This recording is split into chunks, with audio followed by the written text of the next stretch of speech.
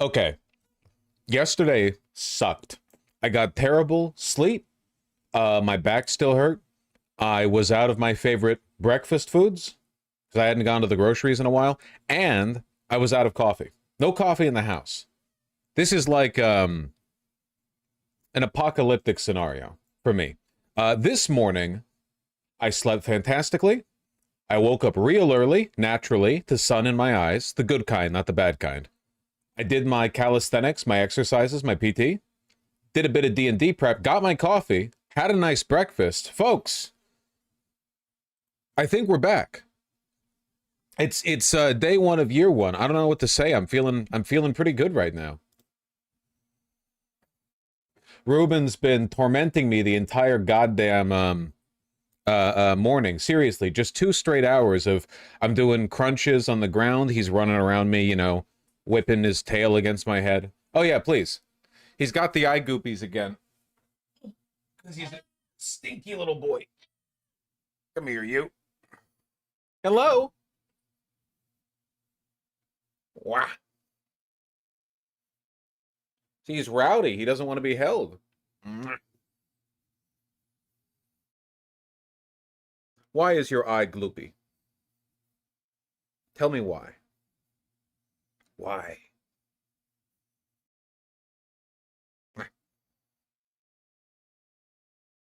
If you want to be let go, then why are you purring?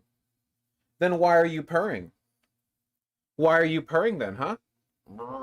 I'm choking you out. Whoop.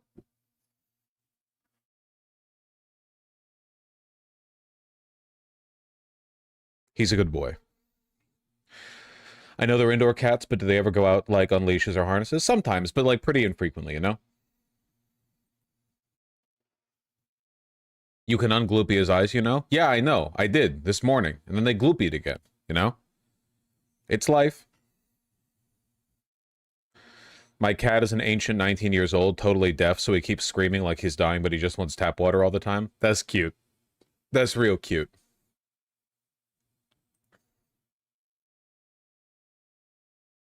Yeah, elder baby. Earn that right. Oh, how y'all doing? I got a little bit of a kick to the ego earlier today. Or yesterday, I guess it was late last night. My favorite pair of shorts, I ran them through the wash. Not an infrequent occurrence. Well, actually, you shouldn't wash pants that often. Pants and shorts.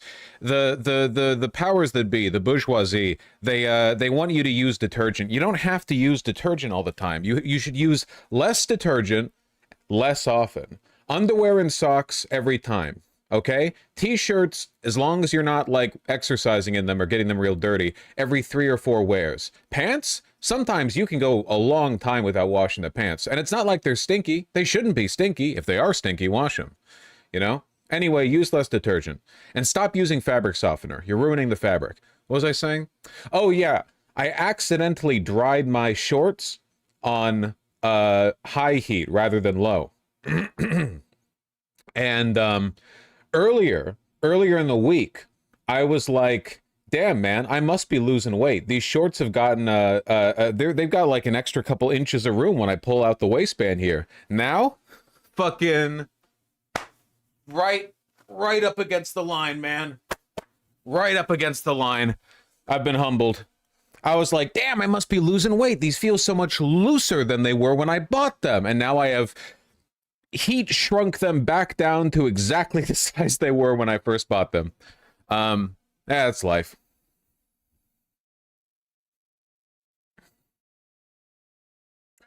Should I wash my clothes at all? It's a free country.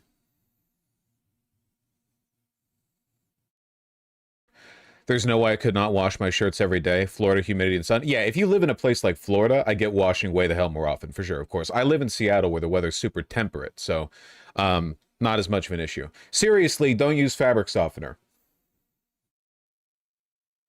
I'm getting PTSD flashbacks from when my wool blanket shrunk to half the size. Jesus Christ. Okay, yeah, and if it's wool, just don't put it in the wash at all. I'm wearing cotton right now, okay? Good Lord. When you do use it, what's the use case? Yeah, dryer sheets are the same as fabric softener. I don't know. I just don't believe in fabric softener. I just don't believe in that shit. Can I use vinegar as a fabric softener? Yeah, you should. You should use vinegar. Pour a bit of vinegar in there, in the fabric softener or the softener tab, so it gets added after the detergent. You want that. Yeah, that's good. Makes it smell less, and it softens and breaks in the fabric a bit. How's wool cleaned? You want to hand wash it with a good detergent, and then you air dry.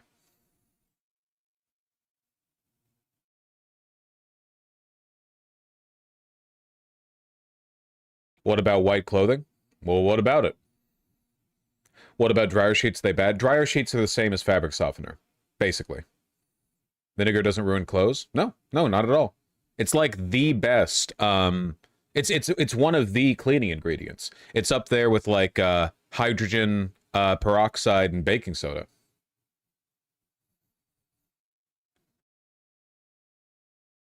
Why no believe in fabric softener? What fabric softener does is it adds a tiny little film of wax to your clothing that makes it softer, in the sense of like if it's scratchy or textured before, it like basically like spray coats it with wax, but it makes the clothes less absorbent and it detracts from their other material properties. You know, yeah, it can give them like a greasy feel to it. Um, and if you're doing towels with it, like the towel will get less absorbent. Does the temperature or speed of the wash really matter? Yes. You generally you just want to do it on low. The more heat you add, the higher the chance of something going wrong. What kind of vinegar? Just white vinegar, you know? Distilled white vinegar is fine, though people who do dry cleaning for a living use like concentrated vinegar, which you can buy, but, you know, it's fine to just get it like distilled, you know? Yeah, cold wash delicate works like 90% of the time, you know? 95? 99? What if it smells? Add vinegar. Seriously, vinegar gets rid of the why delicate, so your clothes don't get banged up. It depends on what you put in there. My clothes don't need to be put in on delicate because I wear like thick cotton twill and shit, you know? And also I don't mind it if the clothing gets scuffed. But if you're putting like lace or like lighter, thinner clothes in there or whatever, like, you know, it's just a care thing. Yeah, zip them zippers and button them buttons before you put it in the wash.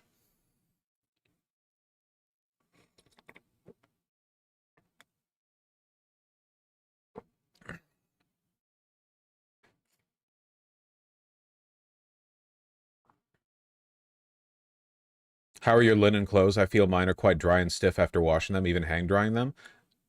I feel like clothes are usually a little stiff after you hang dry them.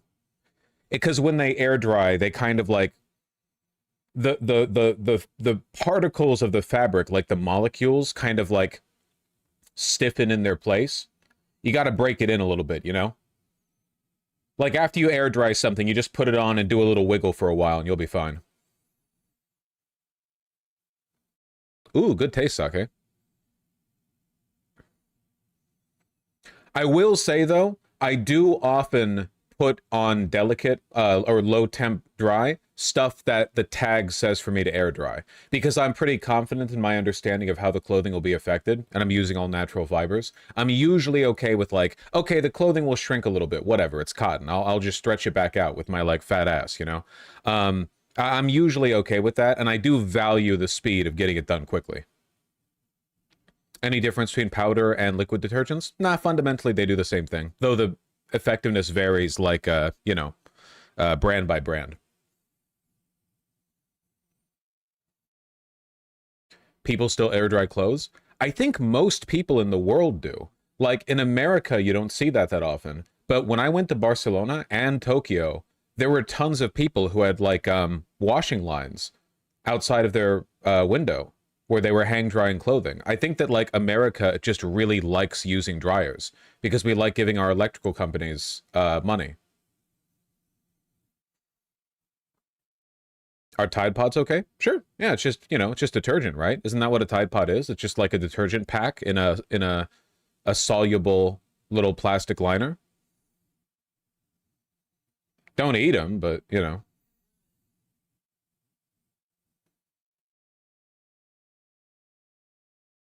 What brand do you use? I don't know. All maybe? I don't know. What if I want to? Well, it is a free country. No, Tide Pods are bad. The plastic liner dissolves and adds microplastics to water. Is that true? Because if it dissolves, how would it... maybe. I can't claim either way. Possibly. That could be true. Yes, it's true? Okay. All right.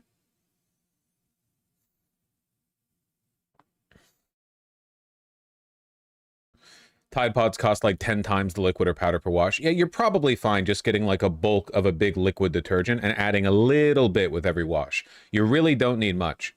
You know how you can put like one bead of dish soap on your sponge and then you can get through like 20 dishes just with the suds from that one little drop of dish soap? When you put 10 items of clothing in the wash, you do not need like a fucking like cup full of detergent in there. Like there's no reason, you don't, it's like an insane amount. That would be like saturating your entire sponge with soap and then going at 3 dishes, you know?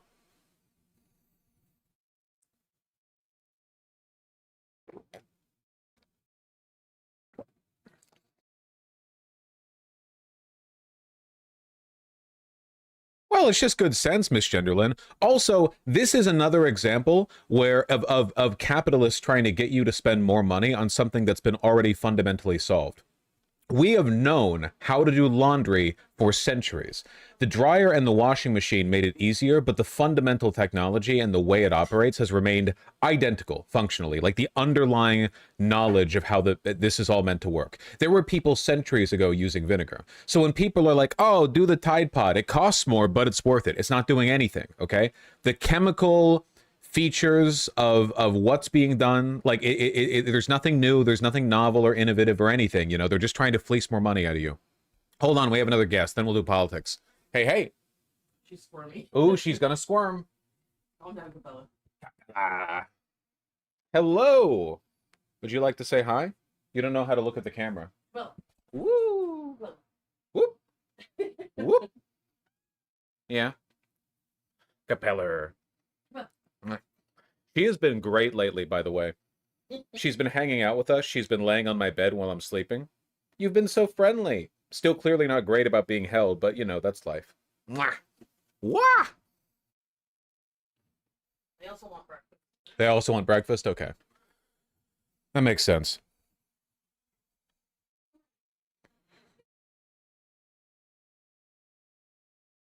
Is that a new baby? Very good friends with Ruben, which is why we got her. Been using vinegar for months ever since Vosh recommended. No, seriously, yeah. Vinegar is the best softener. And it also is a great deodorizer, you know? Just that and a little bit of... Just make sure you put it in the tray in your washing machine.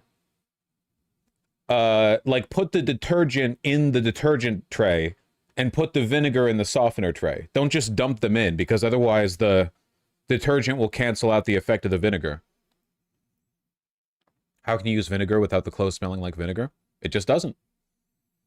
Your washing machine will introduce it at the right time for it to just have its effect, but not leave a smell. No, like she became good friends with Ruben after we got her, but she had a good temperament for that. You wearing the Buck Mason linen blend tee? Love those? No, I've never worn those actually. I'm wearing a Imogene midweight tee, which I love. Unfortunately, I've had a hard time fitting in the Buck Mason tees. Their extra larges are too big for me, but their larges are just a little too small for me.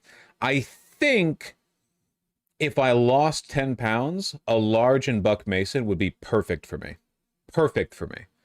But first I need to lose 10 pounds. Your washing machine has trays? Yours should too. Somewhere in it, you should be able to pull out like a little tab or like a drawer, and in it there will be sections where you dispense your detergent and your vinegar. I bet yours has it. You just haven't noticed it. Older ones don't have that. Every one I've ever seen has had that.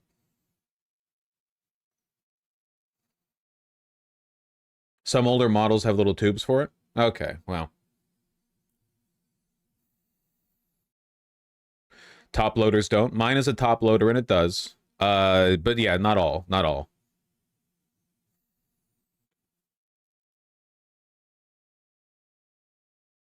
All right. All right, we've had our fun with the laundry science, okay?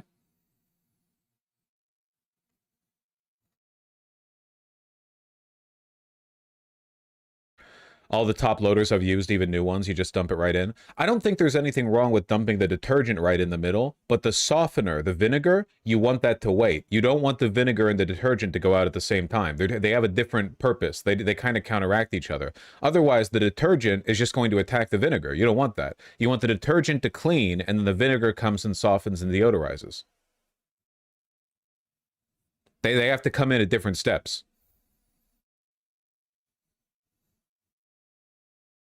Studio the Artisan 5651 Noragi Sashiko shirt blue is sold out, but holy fuck was nice. That's very specific.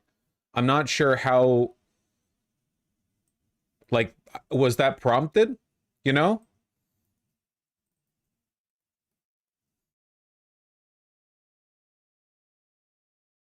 I don't own anything by Studio the Artisan.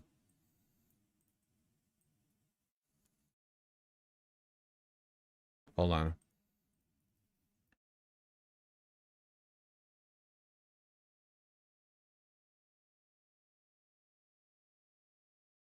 The 34,000 yen one? Holy, look at this thing. That is one loud shirt. God damn. No kidding. That's going to break in beautifully over time, too. That is a gorgeous shirt. Like, that's, this is like an icon piece, you know what I mean? Like, you wear this for a good chunk of your life, and you're just working it in, you know? And after a year, it's got a good fade pattern on it. That's great.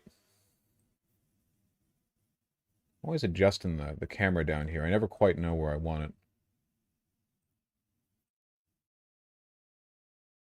That'd be so much work to weave. Oh, God, yes.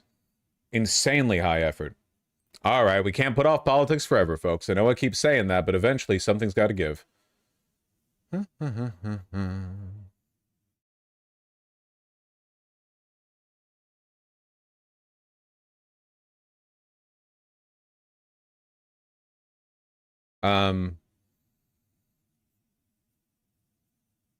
Is Peter Schiff doing all right?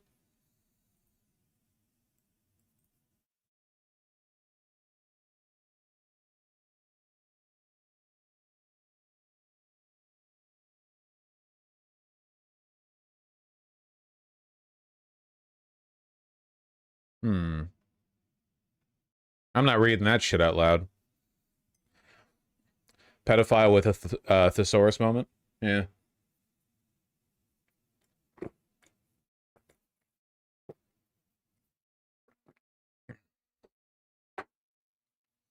I'm watching on 14.4p. Read it. That's your fault. You're watching on 144p. That's your. I'm not throwing myself in the fire for you.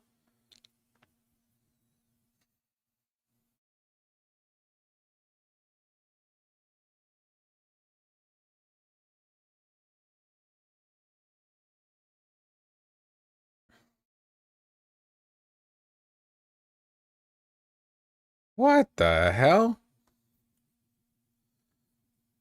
Big conversations happening over here on the right.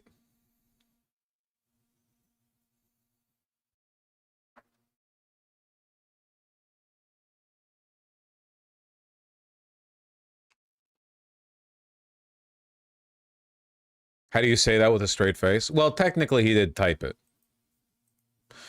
Well, Peter Schiff aside. You guys see this interview? I haven't. I need post NYC mayoral primary polling. I need it. I need it. I need it. I need it. Candidates for New York City mayor took part in the first. To Cuomo because she hates AOC. I fucking saw that. I saw she as recently as March of this year, Ramos was saying, like, Cuomo is a serial sexual harasser, a corrupt person who killed elderly people. He should never be voted for again. And she endorsed him today. Insane how little people believe. Like, I expect this from the Republicans, but within the Democrats, like, I will never not be shocked at how persistently spineless these fucking people are. Thing is, by the way, I'm pretty sure it's been well demonstrated that it's an economic boon for free transit.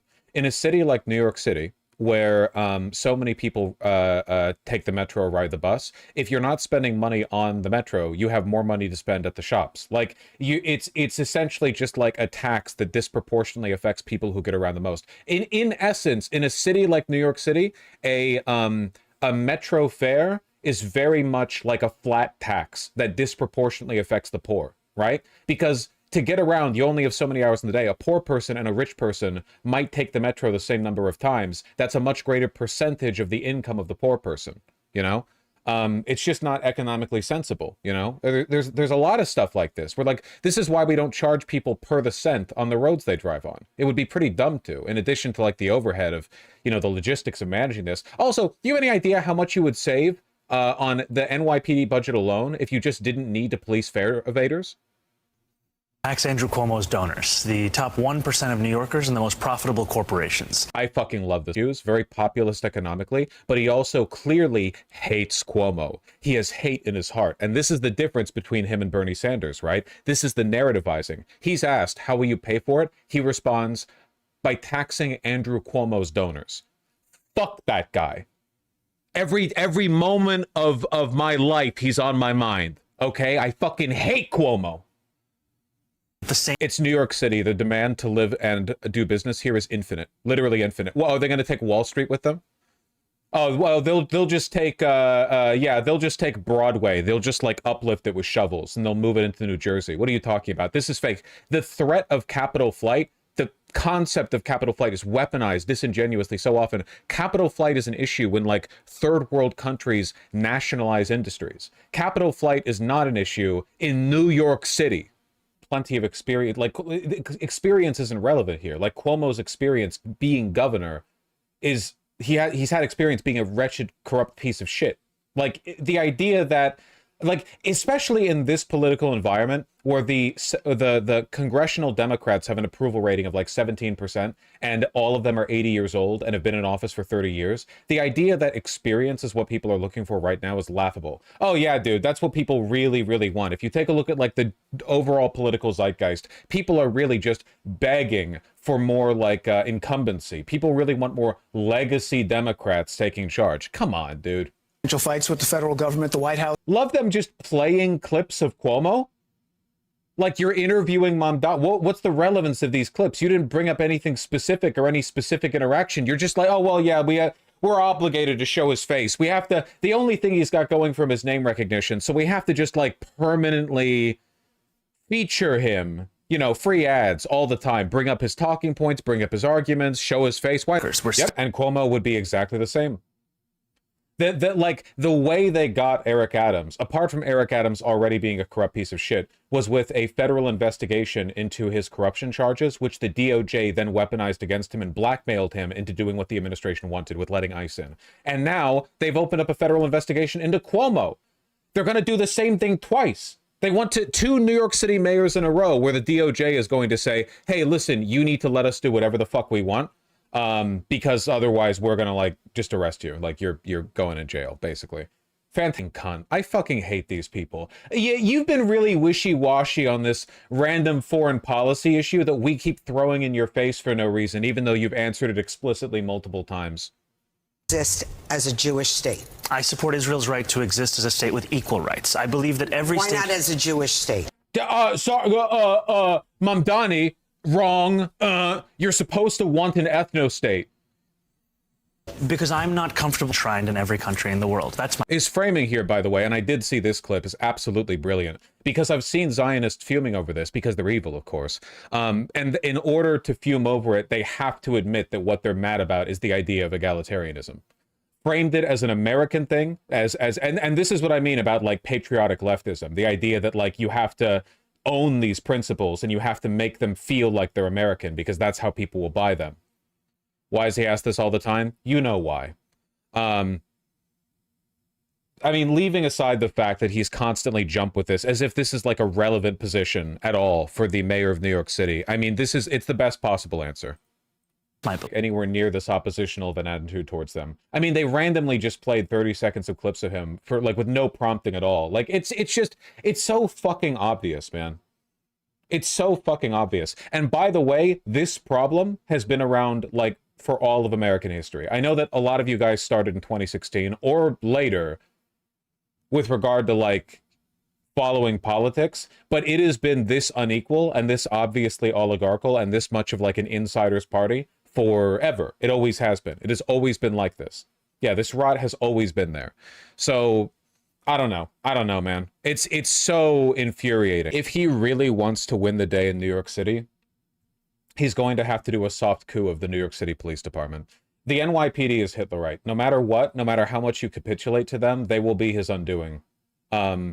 Unless he breaks them and like gets them to fall into line. I'm not sure how he's going to do that, but there needs to be, I don't know whether it's through like pay incentives or whether it needs to be like widespread investigations or just replace enough people until eventually like they're loyal to you.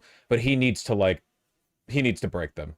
Otherwise, I guarantee you, every fucking week of his mayorship, it's going to be the entire mainstream media listening to the New York City police chief or whatever whining about how like Mamdani doesn't respect his warriors out there on the street, keeping the streets of New York City safe or whatever. It's going to be like that every fucking day. I guarantee you. Nice. He really is fantastic. Somebody in chat earlier said that Cuomo blundered his short interview with the New York Times, and that's how I found out. Apparently, Cuomo did a 10 Q&A with the New York Times. Like, you know Cuomo's not, he's not, like, doing interviews, right? He's not campaigning. He's genuinely not campaigning. He has no sauce. He has no vision. He wants to be in charge because he wants to be in charge, because he's power hungry. That's it. There's no, like, he's absolutely no drive.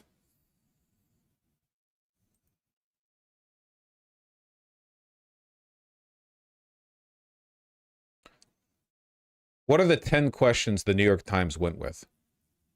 What's the most important issue in this race? Affordability, public safety, President Trump, or something else? Who's the best New York City mayor in your lifetime? Should the Elizabeth Street Guard in Manhattan be closed to build affordable housing? The Brooklyn-Queens Expressway in Crumbling. How would you fix it? If you are elected mayor, would you commit to getting that project done? What's one thing you'd do in your first year as mayor to meet the legal deadline to close Rikers by 2027?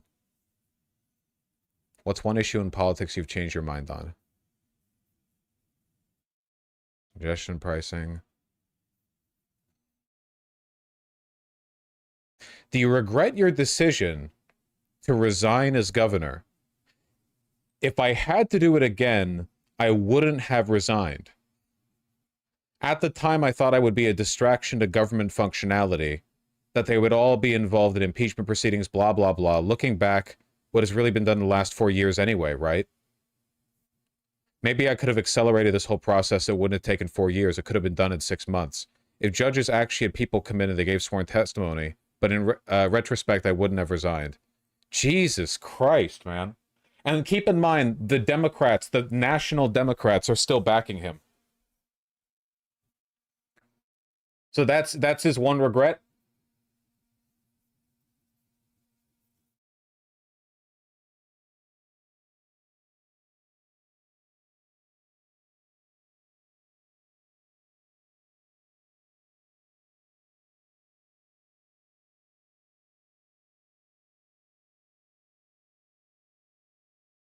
Saying blah, blah, blah to sexual harassment allegations is insane.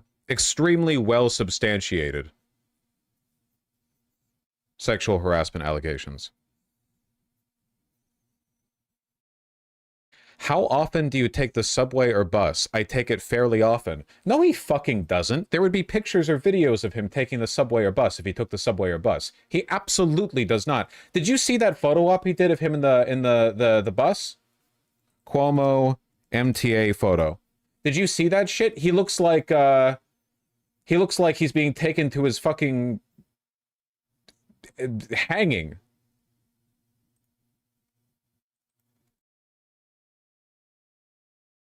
Oh, where the fuck is that photo? He looked incredible, really. No, he does not take the train. If he did, people would have photos of it. Maybe by bus he means limo.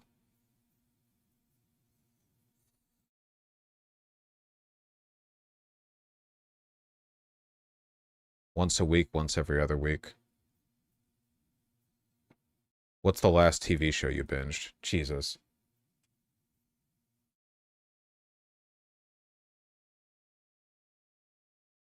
So the last time you lived here was from 0 to 32-ish? Wait, what does that mean? Where does he live? He says he lives in Manhattan. How much is your rent or mortgage? I rent. Why do you want to know how much? Apparently he lives at his brother's $22 million mansion most of the time. In Westchester. Gotcha.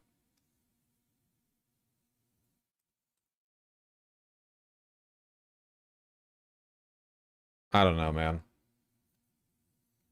It's so fucking blackpilling that, like, even when the stakes are this high, even when the divide is this obvious, the national Dems still won't actually, like, take a side. Cuomo threw Ramos under the bus after she endorsed him. She committed political suicide for nothing. Good. Maybe it won't be the only kind.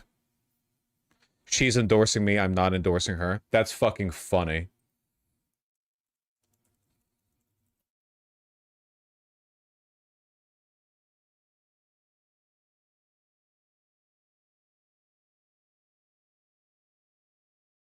State Senator from Queens, odds with their frequent criticism of Andrew Cuomo, including comments questioning his mental acuity. Did she really just endorse Cuomo because she doesn't like AOC? Is that seriously the reason why?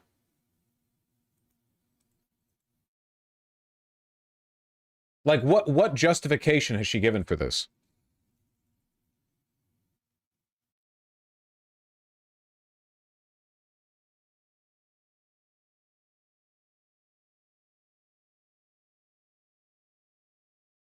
In the race for New York City mayor, State Senator Jessica Ramos says she is now endorsing former Governor Andrew Cuomo, but she says she will remain on the ballot in order to keep having a voice to advocates for her cause. Ramos is still running to lead City Hall, but the move is in acknowledgement she won't win the election. The progressive senator who represents parts of Queens has been critical of Cuomo in the past. Raising the minimum wage, building truly affordable housing, delivering for workers and immigrants, those still need a champion. And I know that with Andrew we can deliver. Jesus. Meanwhile, protesters in Lower Manhattan disrupted a press conference this morning held by Cuomo's closest rival in the polls, Assemblyman Zoran Mamdani, a demonstrator in a Make America Great Again cap, confronting the lawmaker about his views on Israel. Afterwards, Mamdani reacted to Ramos's endorsement of Cuomo. I'm disappointed to see any endorsement for Andrew Cuomo, because ultimately Andrew Cuomo is the best example of the kind of leadership that has failed New Yorkers and brought us to this point where we are. I wonder who bought her out. Here's her talking about Cuomo in March. People may want to be courteous to Cuomo's face, but they don't forget the people he sent to die, the women he touched, or the people he left in our streets needing mental health care and housing. She absolutely got a quid pro quo. My guess, I bet Cuomo said that if she steps back and endorses, she might get some kind of prominent position within his government. She wants a job. That's it. Thankfully, her endorsement shouldn't mean that much, but Jesus. I fucking hate... Local politics are so fucking nasty, dude. Why would they buy her out of all the others? I'm sure when it comes to, like, buyouts like that, you have to judge how valuable someone's word is versus how susceptible they are to your bribery, right?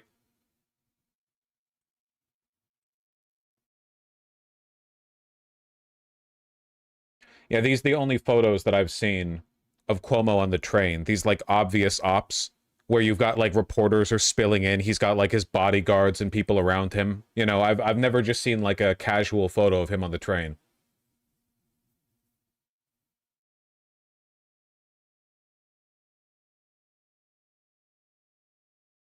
What the fuck is this?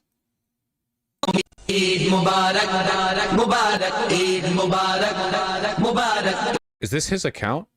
Yep. Eid Mubarak, Mubarak, Eid Mubarak, Mubarak. God, I wish he could be president.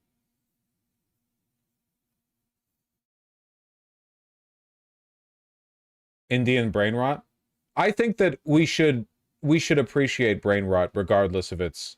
Like, listen, okay? We can be aracial about this. Did you see his video in Hindi? I think so.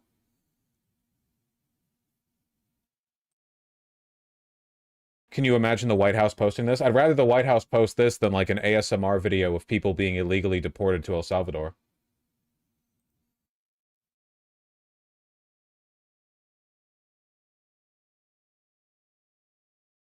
Jessica Ramos responds to Lindsey Boylan and others who say she's betraying them by endorsing Cuomo. Is out there saying she completely flipped on this. Coming out and sharing very personal details of what happens to us as women takes tremendous courage. This today is not about forgiveness or about forgetting anything.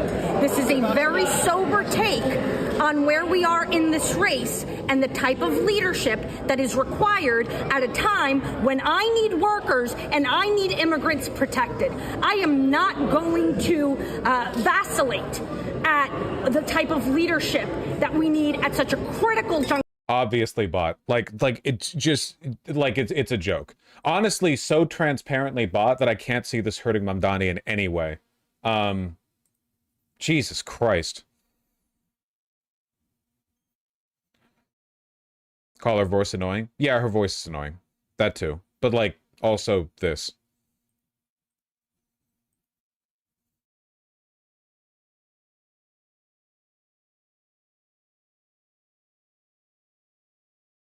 Per the New York Times, Jessica Ramos is endorsing Andrew Cuomo for New York City mayor today. Here's what she said about Cuomo in March. We saw that. In April, she said his mental acuity is in decline and that New Yorkers cannot afford a Joe Biden moment at City Hall. Here's what she said weeks ago to me. If that's the case, what do you do? I stay in to take Latino and some others from Cuomo. Okay, so yeah, bot. So she's even said before, like, if I have no chance at winning, I will stay in just to deprive Cuomo of some voters.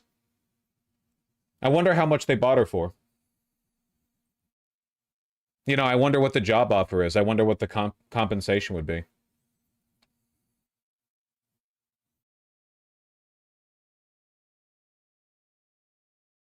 No coincidence, of course, that this is coming out the same day that Cuomo got an enormous PAC donation from New York City landlords.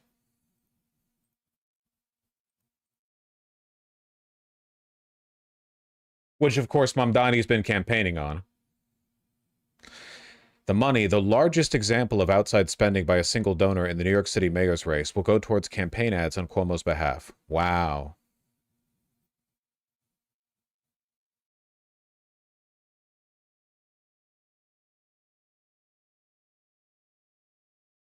Landlords in New York City have apparently picked their champion in the mayor's race, Andrew Cuomo. Honestly, this reads like an ad for Mamdani. New Yorkers do not like landlords.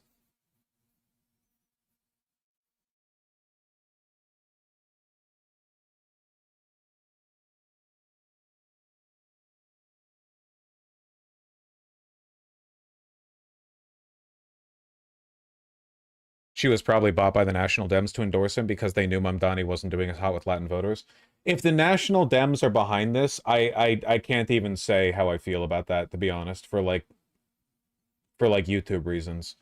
It was probably Cuomo's team, but like the extent to which the National Dems might be helping out Cuomo, like it just sickens me how much of an insider's party it is. You know what I mean? Like they just do not care about you at all.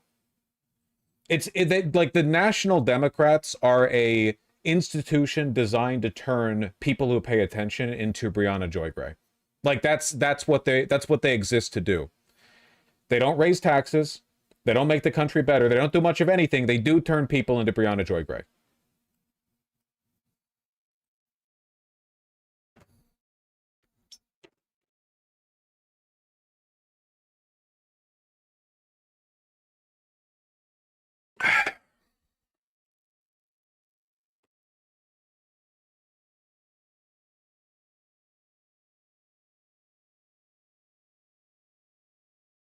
She didn't deny being promised anything from Cuomo. Does anyone have a full video of this interaction? Did you and Cuomo discuss the possibility of you working in his administration? Is it possible you could be deputy mayor? We have had conversations Oh my God. about what I expect from his administration, and And I know that there are going to be people working there who will have the best interests of New York City at heart. Okay, so yeah, oh, Jesus Christ. Oh my God. Like, come on, like at least lie a little bit. You can lie. It's fine to lie. No one can, it's not illegal to lie.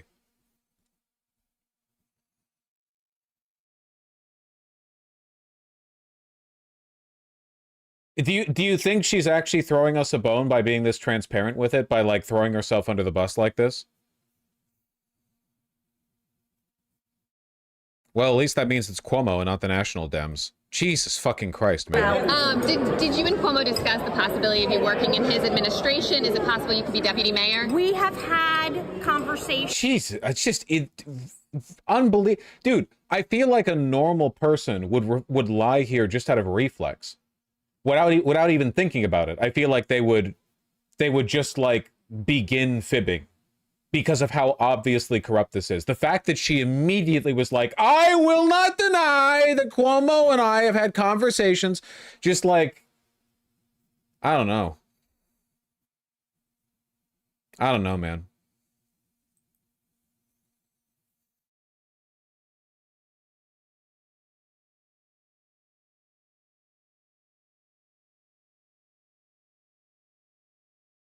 Anything. This is a very sober view of being 1 week away from early voting and understanding that there are two clear people heading the race. And I want to make sure that we have a mayor that understands how government works. And Mamdani's not that guy. That's why I'm here. Question for Emma. Hi. Yes. Hard to explain how much of a betrayal this is. She's literally first ran for state senate to break Cuomo's alliance with Republicans back in 2018. Yeah, well, you know.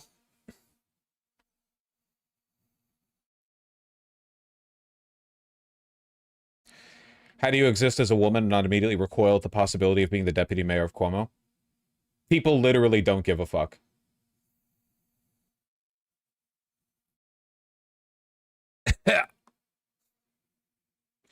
I asked Senator Ramos if she was happy to make this endorsement. She heard my question but did not respond.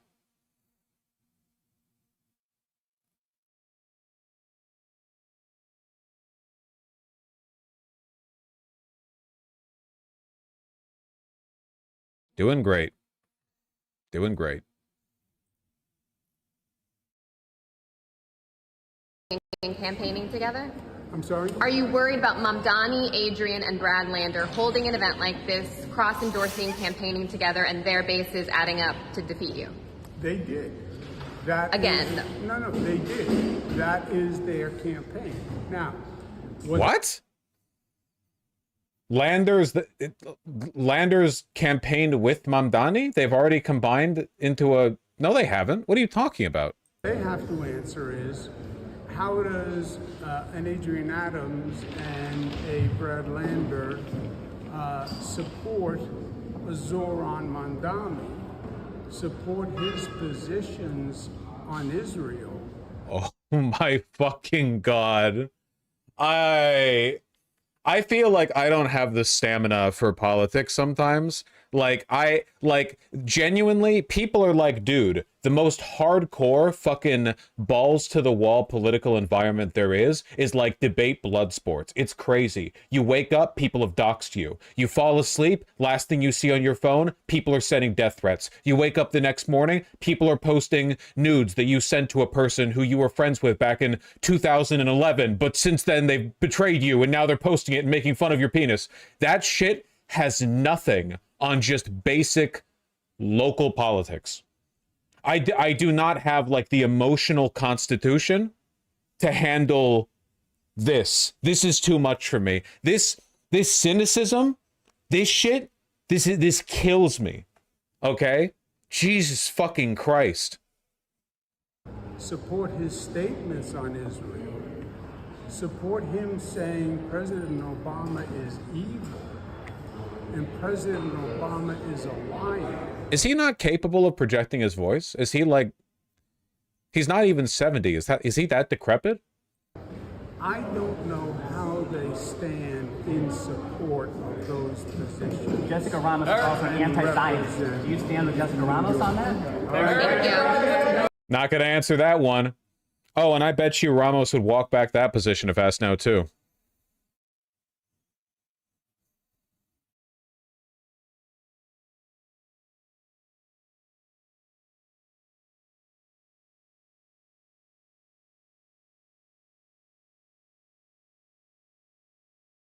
Cuomo and Ramos hug on stage. Oh, she seems real enthusiastic. This is big for Cuomo. Cuomo's proving like, look, I can touch a woman and it like I'm not even like touching her genitals or whatever. She looks like she's really enjoying the hug though. The only happiness I derive from this event is the fact that Ramos is going to be engaging in like some very serious depressive thoughts tonight, which she deserves. She's clearly miserable. Like what they may have offered her a job, but they also threatened her. Like there is no way she's this transparent and this obviously upset without some kind of threat having come out, you know? Carrot and stick, yeah.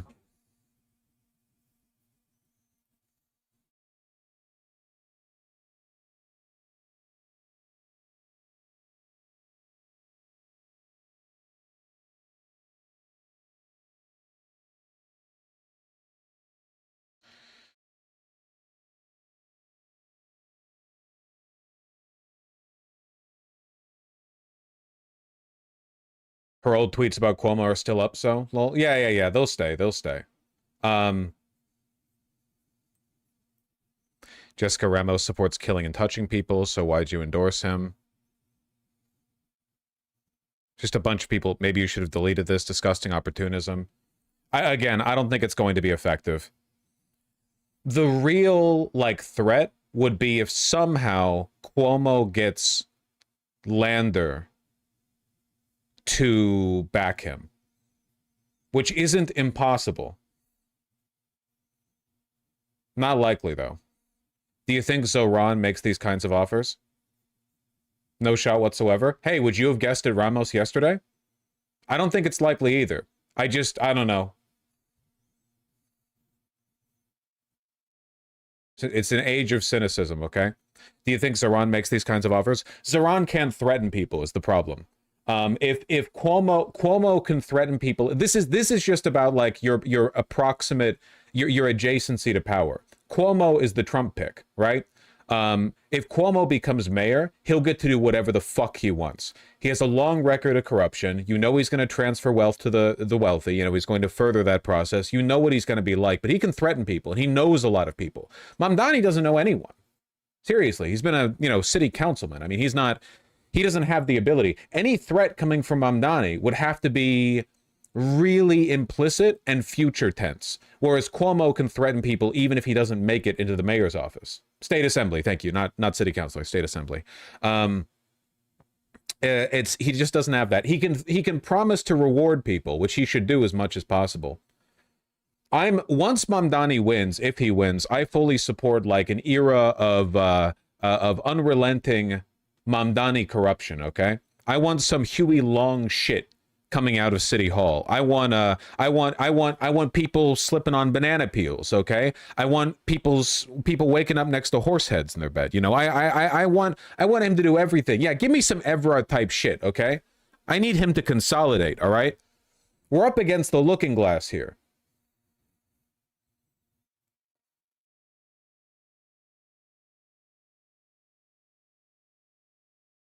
Bunch of landlords falling out of windows. Ramos attacked Mamdani in the debate while Lander never did. That's true. And I don't think that Lander would be as easy to buy. I'm only saying that would be a serious threat. Whereas I don't think that Ramos is being bought is a serious threat.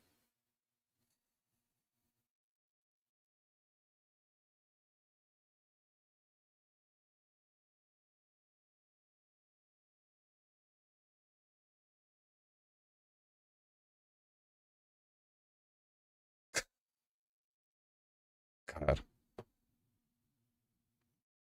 Okay.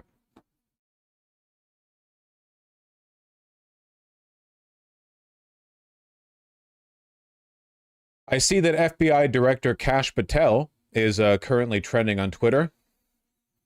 Now, I wish I was more of a liar. I wish I could lie to you. What I wish I could do is say, what is he doing? Has he publicly announced that the FBI has no info on Epstein, so everyone has to drop it? Unfortunately, I've already clicked on the tab, so I've already seen that is, in fact, exactly why he's trending. I said this the other day, but like, yes, the FBI has a fuck ton of intel on who fucked kids in Little St. James. No, they won't release it, Republicans or Democrats, because it would implicate a huge number of very powerful, wealthy people who, if they ever went to trial and testified, would then implicate a bunch of other wealthy and powerful people to save their own skin, which means, like, you'd bring the whole system down. So no, the whole thing has to be covered up, right? That's why you have Epstein and Ghislaine Maxwell get arrested and, you know, suicided or whatever. And even though you've got a little black book that names hundreds and hundreds of people, like Donald Trump, there are no follow-up investigations. They have the intel, they won't use it.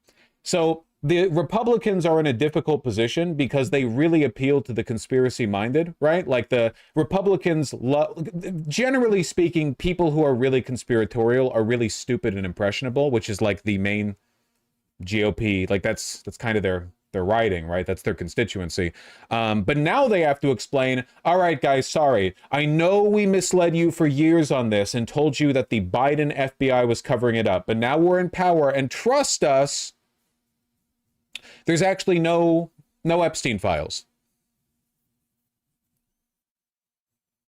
Remember that just the other day, by the way, Pam Bondi was on TV saying that for months, just the other day we saw Pam Bondi on TV saying for months she and her team have been investigating the info they have on Epstein. So they've been kicking this can down the road for a while. Anyway, sure, explain to Joe Rogan how there's actually nothing. How the FBI, the federal government, went to Little St. James, a place where we know for a fact there was child sex trafficking, sex parties, etc., where we know they confiscated enormous amounts of information from a person, Jeffrey Epstein, who fastidiously logged details of his contacts because the way Epstein accrued power was by making connections and blackmailing people, oftentimes, presumably, with evidence of their criminal impropriety, right? Explain to me how after raiding that island, you have no evidence on anyone. Again, we're going to give you everything we can, and people have to remember, we're not going to re-victimize women. Oh yeah, I bet you're really concerned about that. Yeah, I'm sure. You would definitely refrain from persecuting your political enemies, because you wouldn't want to reopen these cases for the women involved. I'm sure. We're not going to put that shit back out there. It's not happening. Woke excuse. Because then he wins. Not doing it. You want to hate me for it? Fine. Again, logical play out. If there was a video of some guy or gal committing felonies on an island and I'm in charge, don't you think you'd see it? This is a very professional way for the director of the FBI to talk about this, by the way. Again, director of the FBI. I know he's like a cocaine-addled podcast freak. He's also the director of the FBI. He's not even denying it. If you have access to it. If I have it. Period. Right. If I have it. So. Sniff. Where else would it be? Right. If you have it. Right. But you can't say that you have it. No, we're giving you everything we have. So far.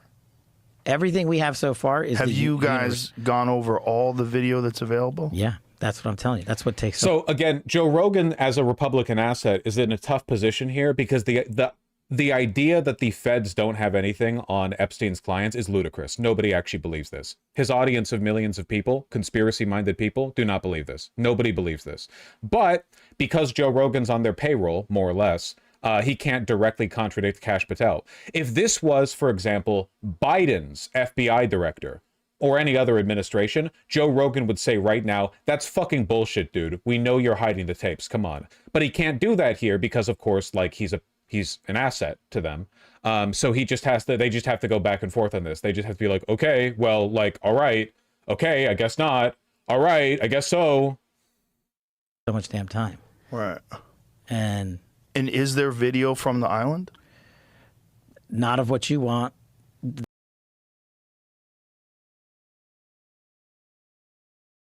Okay. The people out there have filled the void with can't wait to see X, Y, or Z. Right, speculation. And I'm like, here's the other thing I've been asking for, right? Openly. If you have information on this, call us. Tell us. The best resource we have is the American people in the world. Phenomenal. Yeah, call us so we can kill you. You're the FBI!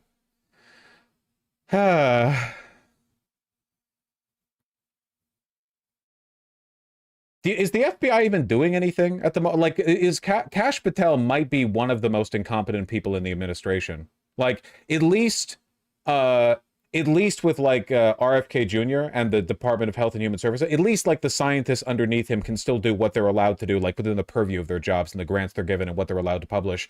But with the FBI, I feel like Kash Patel might genuinely all have them like picking belly button lint out from under their shirts. I have no idea what the fuck they're doing.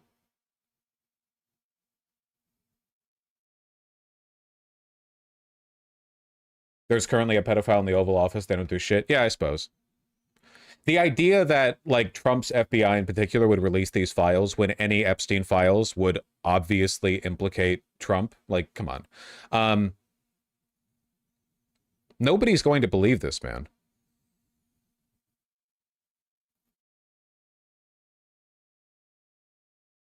I'm sorry, wait. There's a bunch of clips from this. What the fuck? And as director of the FBI, I have a responsibility. I'm not just going to bring a case because somebody hurt me. They did. And they continue to do it. Shit, my house just got swatted yesterday. What? Yeah. But... What? You got swatted? Oh, yeah. The head of the FBI gets swatted? Yeah. I don't believe that. Yeah. These people play... It's the ultimate height of hypocrisy. They have two... I don't for a moment believe that. Not even remotely. Are you fucking kidding me? Swatting is done by local police. You're telling me local police went to the head of the FBI's house because somebody called them and said, bro, there's someone running around here with a chainsaw. He's got hostages. And they showed up with a SWAT team.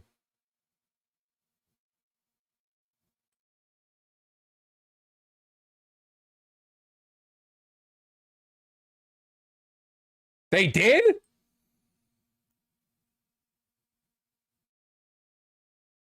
Oh, no, wait, it doesn't count as a swatting if they call you and clarify. That's not a swatting.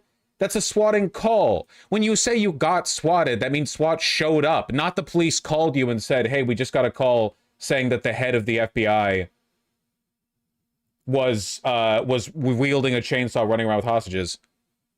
Come on. Yeah, stolen valor. Come on.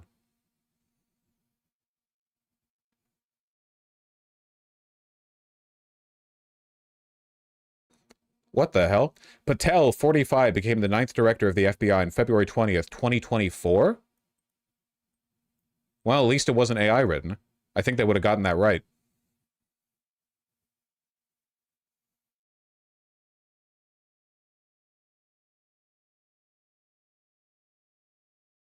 About fake news, this is going to come up because it's been going on since we've been recording here. Elon and Trump seem to be in a bit of a spat, Joe. You want to check the tweet that Elon just put out a little bit ago? Time to drop the really big bomb. Donald Trump is in the Epstein files. That's the real reason they have not been made public. Have a nice day. Jesus Christ. Yeah, I'm it's not pretty funny. participating in any of that conversation What is between he? Elon Have a and Trump. nice day, DJD. Someone should take his phone away. They're going back and forth about different things. And Yeah. Listen, Well, he said he was disappointed in Elon. yeah, they told him to leave.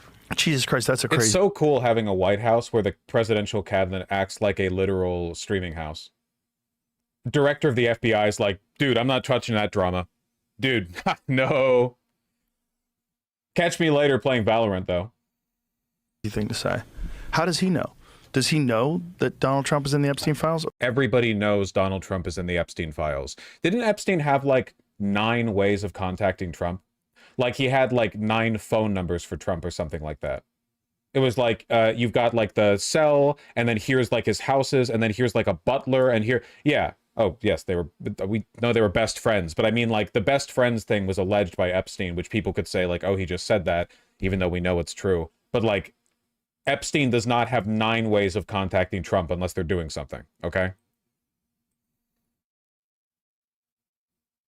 Does he have access to the Epstein files? I don't know how he would, but I'm just staying out of the Trump Elon thing. Dude, it's a fucking streaming house, dude. Jesus Christ. I don't know how he would. Didn't you just say the Epstein files didn't contain any information that implicated the people in it somehow with a thing that nobody believes? You're the FBI. Yeah, you're the FBI director. And now you're like, dude, I don't know. Did he get access to that? Bro, I'm like not even part of this. I'm not involved in this shit, man. I think that's way outside my lane. Are they? That's way outside my lane.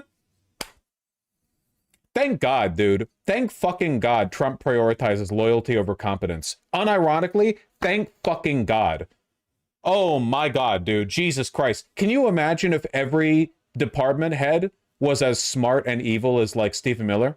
Can you imagine? The country, we would already be in actual hell. They would have already built like a Full Metal Alchemist-esque alchemy circle around the country and sent us straight down the fucking 9th circle, okay? Thank fucking God for people like Kash Patel. Oh, he would, but I'm just staying out of the Trump Elon thing. That's dude, I'm sorry. Like, yeah, that's crazy though. Way outside my lane. What are they doing? You were referring to Black Clover, weren't you? No, I was referring to Full Metal Alchemist Brotherhood, which is why I said Full Metal Alchemist-esque alchemy circle, a thing that features in Full Metal Alchemist, the anime Full Metal Alchemist Brotherhood, based on the manga Full Metal Alchemist. I know my lane, and that ain't it. I just don't. I mean, I understand he owns Twitter. You are the FBI I think it's director. bad for your mental health. Ultramethylene blue. Oh, Jesus Christ. Oh my God, we were watching an Alex Jones clip. Alex Jones, do you put 20-second ads at the end of clips of other people's content too? That's crazy. I gotta get on that. He's such a good businessman. I mean, he's like $1 billion in debt or something, but he's such a good businessman.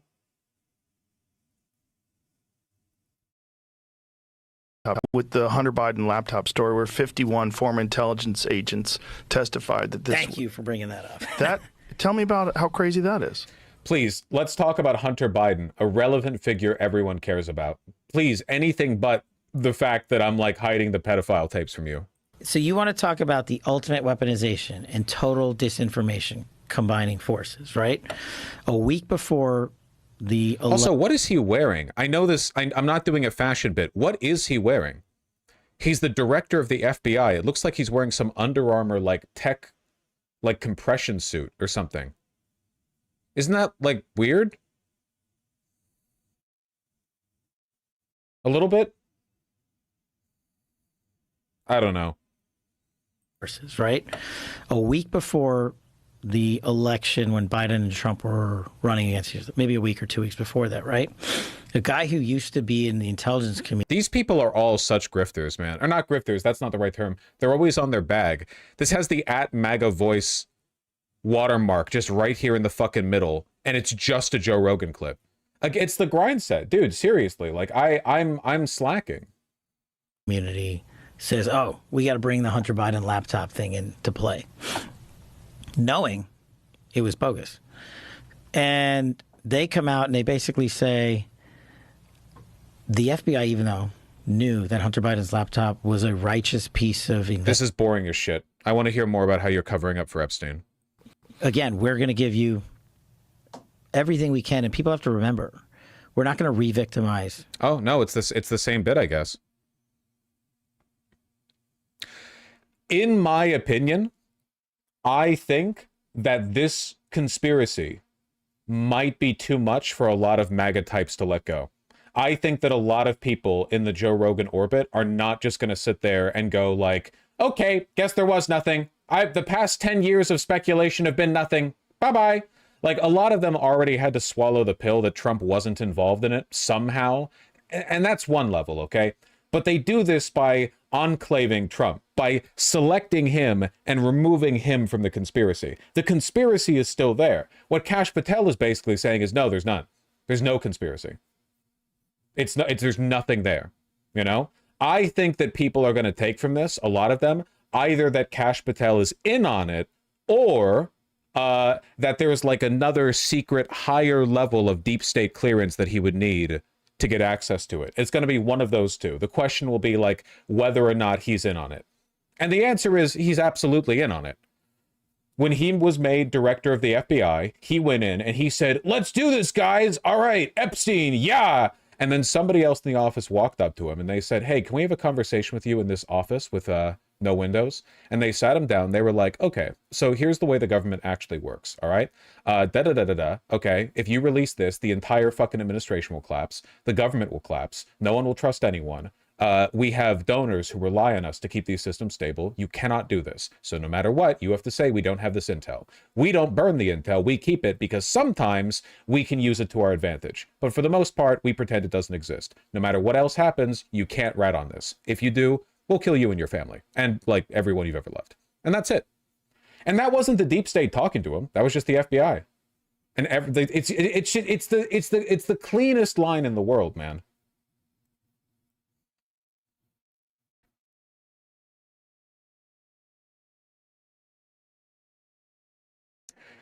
Isn't this all just vague JQing? It's always vague JQing, but the truth that the FBI doesn't prosecute like super wealthy, powerful people when they're known to have committed crimes, that's not like, that's a conspiracy in the technical definition of the word conspiracy, but it's not untrue. That's known to be the case. We know that's true. What kind of clearance would the FBI director not have? There are some things that are kept on more exclusive need-to-know bases than that, but I guarantee you he knows about it. I'm telling you, they have tons of dirt on tons of people over at the FBI that they don't follow through on just because it would just open up so many problems. It wouldn't benefit them. What happens if they open up the books? Well, for one, Trump is gone because Trump is there because Epstein absolutely has like 40 hours of HD footage of Trump raping kids, okay? So like good luck with that, I guess. You can cut out that information and like only go after the other stuff. But what happens if you implicate and then send to trial like 200 super powerful, wealthy people, politicians, bankers, VCs, whatever, like very well-connected people? It's not just random wealthy people. These were people who were invited to Little St. James. So these would be particularly well-connected people. What happens when they go to trial? Well, they go there up to the stand and they're asked to testify. They're asked to give their account, and it takes years and years. It's this prolonged process for all of them, and they all do what? They implicate each other, and they implicate more people. It would be senseless. It literally wouldn't. It wouldn't work. It would bring down the fucking government. Sounds great. Yeah, to you and me, not to them. Yeah, it sounds fantastic if you're like a schmuck making $42,000 a year with an outstanding car payment. It doesn't sound great if you run the government.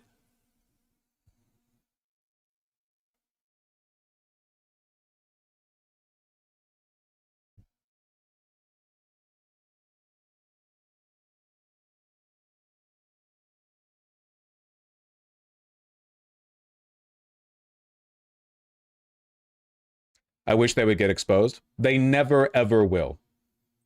There is no administration that would allow that. The only administration that would allow that information to be like publicly disclosed would either be one far enough in the future that everyone implicated is dead, or would be one that is so revolutionarily opposed to the system as it exists today that they would be willing to do something that disruptive.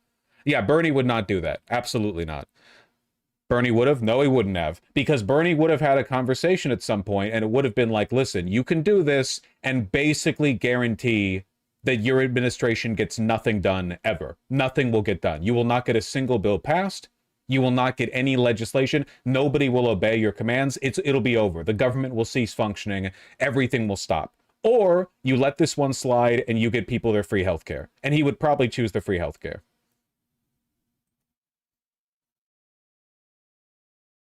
Just a guess.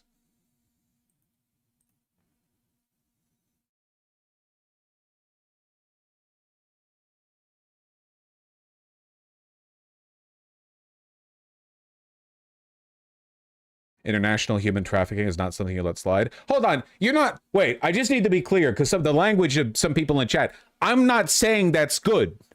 I'm only explaining why the info didn't come out, okay? Epstein's impropriety has been known through multiple presidential administrations. It was known through Clinton, certainly. He was there on the fucking island. We all know that, right?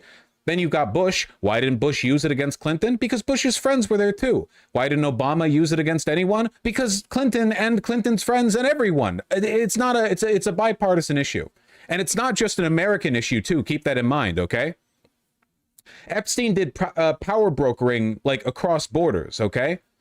It would implicate people in Britain and France and Italy and Germany and Israel and Mexico and Canada. A ton of people would get wrapped up in it. And there would be people, envoys from other governments saying, listen, I know you want to be the good guy in this one. I know the FBI has got a lot of bad intel on us, okay? But like, you don't want to do this. This will cause an international incident. I'm not saying any of this is good. I'm just explaining like this was the point of what Epstein did. He wasn't just a random sex trafficker. Sex traffickers get arrested all the time. They're just criminals. They get arrested. They get put in jail forever. Maybe they get stabbed to death in jail. I don't know.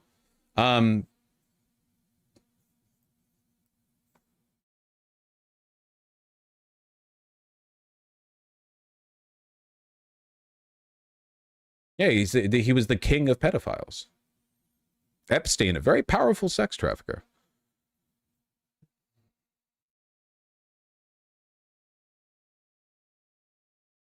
What's the psychology of rich people liking kids?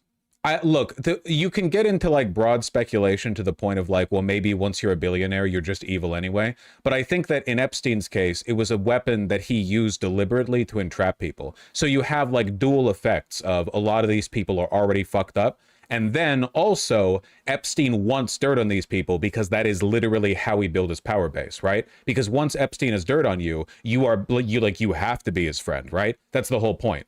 So yeah, I think part of it is the fact they feel untouchable. They feel like they can get away with anything. A lot of them have no care for like the happiness of other people, right? But a lot of it was also like Epstein took advantage of that in an effort to build up his own relations, which I mean, he did clearly. I mean, he was very successful at being a power broker. And that's the reason why even after his death, he is so powerful that nobody can go after him. Question: if Epstein died, why didn't his dead man switch activate? He probably had one that would activate under some conditions, but honestly, my guess is that he just didn't want everyone who was associated with him being super paranoid all the time. Like, think about it. What if Epstein died of a heart attack, like a regular heart attack, okay? And then suddenly the news breaks, Epstein dead, and every person who ever went to Little St. James suddenly goes, holy shit, I've got to run. And everyone flees the country because all of them think that they're about to have intel dropped in them. It would be destabilizing. Arrangements like this have existed for a long time in like criminal circles, right? It's not new to Epstein. I'm just saying, like, you know, that's why this is going to continue being one of the big. Look, maybe if you guys live to 90, you'll be around when eventually this stuff gets declassified. But I wouldn't expect that to happen anytime soon. Why would that matter to him if he's a goner anyway? Well, it would matter to the people associated with him who he also had to work to appease in order to maintain his relations with them, right? Like, he was very wealthy. If he wants, like, it's not all blackmail. Like, it's tit for tat. It's favor exchanges, right? It's also possible that whenever somebody, or when he was spoken to in his cell, in that conversation, he did provide some information that would have allowed for you know, him to sort of die quietly, as opposed to it being an issue, you know, any kind of like dead man switch activation. But that's all speculation. I have no idea, of course. I do know the FBI has implicating Epstein docs. That is true, though. That is definitely true.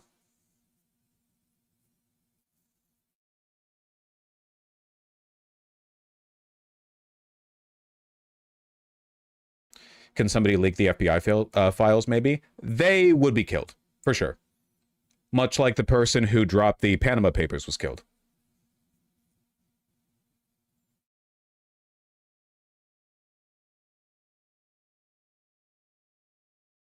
Can't a MAGA judge force the FBI to release the files? No. Also, they wouldn't do that. That would be insane. But no. And a judge can't randomly just decide that the FBI needs to release a bunch of suspected information. That's not within their power.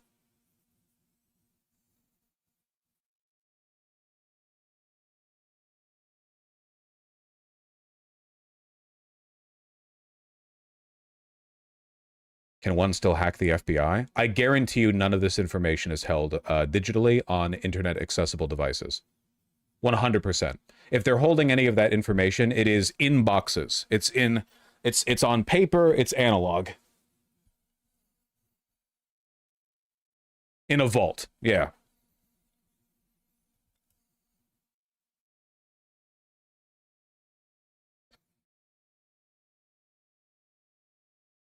Anyway, I strongly encourage everyone to keep up the Epstein conspiracism because it is incredibly funny to see Kash Patel go up there after like an entire career encouraging conspiracism and just go like, I don't know what you want me to say, dude. I don't know what you want me to say. Yeah, there's actually nothing. Yeah, trust me. The FBI somehow didn't get anything. No, you can't see it. But yeah, there's nothing. Yeah, don't like bother us about this, okay? Like, it's pretty funny.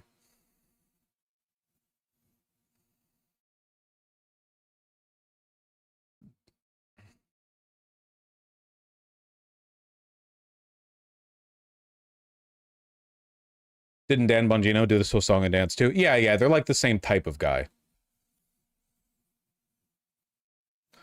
All right.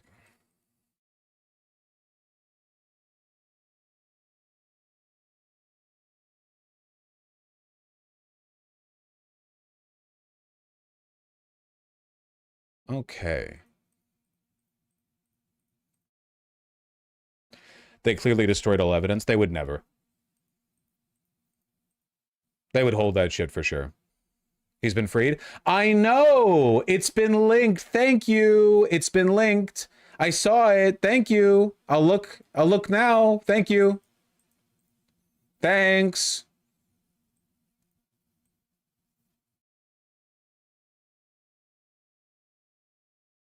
Guess the Elon thing is over? No, the Elon thing isn't over at all.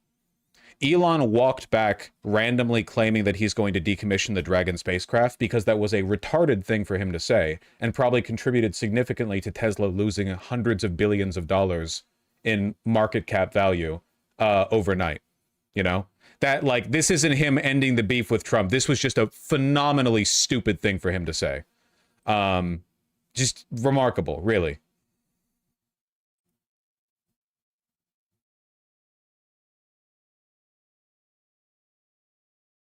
Yeah, that's a ketamine move right there.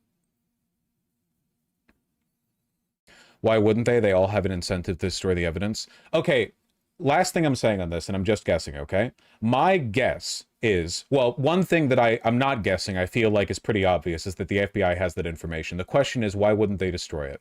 The answer to me is that my guess is that a lot of the people implicated in the Epstein files are people close enough to the government that they could kind of sort of talk with the FBI.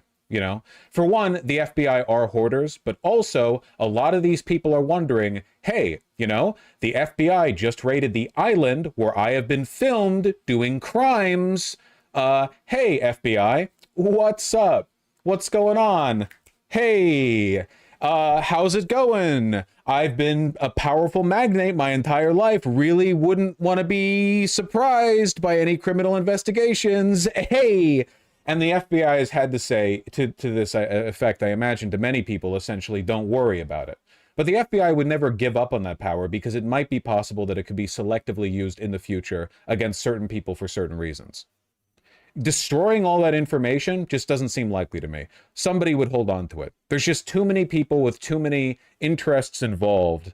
They might destroy parts of it, but there are definitely some people they're holding intel on. 100%. They might have destroyed, for example, the intel on Bill Clinton, because that intel would have existed. I mean, like, under the Obama administration, or under Biden's, potentially. They might have just been like, yeah, get rid of that specifically. There's no reason we'll need that in the future. But my guess is that they're just not touching it. They're just letting it sit like nuclear fuel in a concrete bunker, you know? How come Diddy's case is being allowed? Great question. I think in large part because, for one, the people that Diddy affiliated with and did these parties with, way less powerful than the people Epstein affiliated with. Way less powerful. Also, they're mostly going after Diddy here, right? How many subsequent trials are being opened up against like other really wealthy, powerful celebrities who were associated with him? Diddy's black too. It's not because Diddy's black. Come on. That's not why. It's because Diddy's loud, obnoxious, committed crimes very publicly and was nowhere near as discreet or had as many connections as Epstein. The difference between Epstein and Diddy isn't that one's white and one's black. Epstein is like multiple fucking orders of magnitude more influential than Diddy.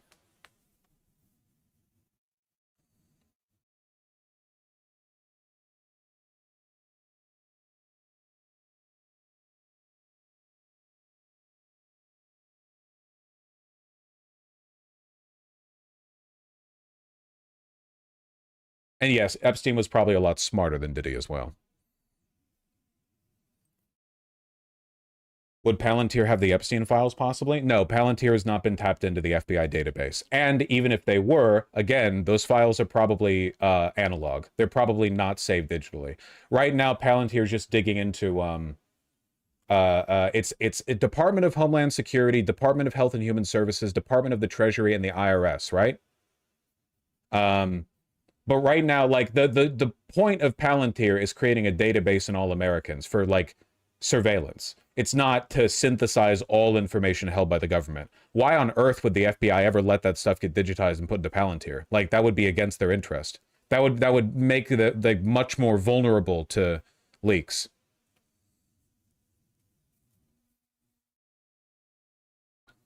Palantir might try to hack them at least. That's no. Why would they? What? No. Palantir works with the government. Why would Palantir hack the FBI? Also, you can't hack analog files. We're trending into like Hollywood movie stuff here. Okay, let's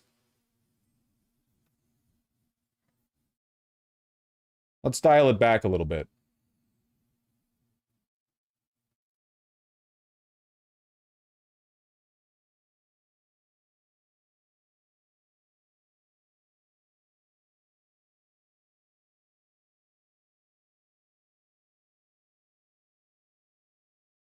Kilmar Abrego Garcia on the way back to the United States to face criminal charges. Nice. This is actually really, really, really good news. For one, this is an admission of defeat on the part of the administration. You know what he's being subjected to now? Due process. For two, a trial brings a lot more attention to his case. For what? Charges of illegally transporting migrants within the U.S. Presumably the charges are bullshit. Even if they're not, it doesn't really matter to me. What matters is due process. They're backing off. This is a hell of a lot better than indefinite detention in a torture prison in El Salvador.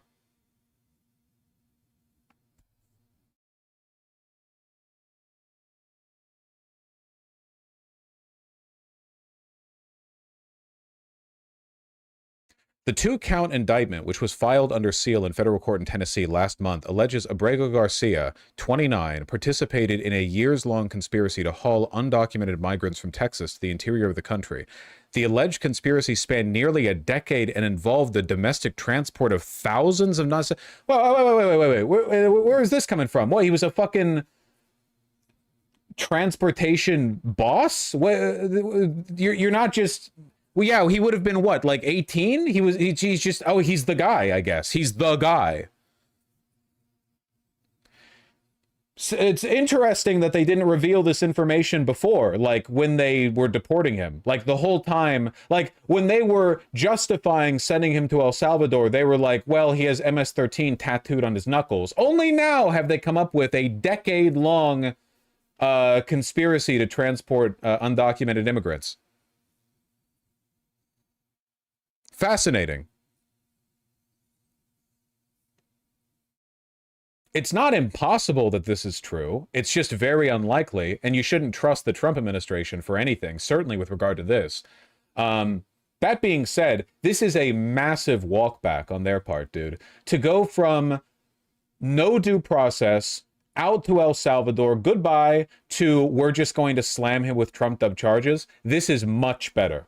And the egregiousness of these charges means that they're not confident in their ability to silence him with accurate charges. If these charges are falsified, which we can only assume they are because the Trump administration has done nothing but lie about this man, that would mean they didn't feel confident like hitting him with lower charges or with none at all. They still feel they need to weaponize the state against him, but this is much more transparent. He's going to be getting interview opportunities like constantly, nonstop. They might deny him interviewer access, but hey, look, you know, look at what happened with Luigi, right? Luigi doesn't get any time with the reporters, and in spite of that, he's held, you know, dear in the hearts of many Americans.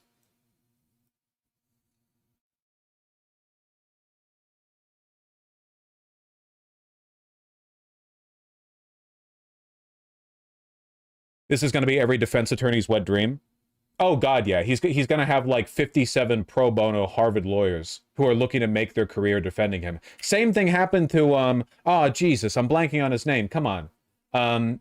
He's the Mahmoud Khalil. Mahmoud Khalil. He hasn't had to pay a cent for any of his legal defense.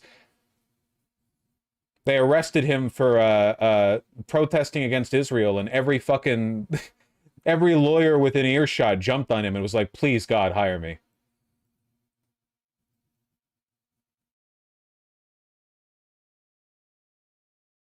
Trump knows from personal experience trials only give you more publicity. Yeah, but that's the thing. And that's one of the nice things about the incompetence of the Republicans, okay? It's actually pretty difficult to silence people in this country, right?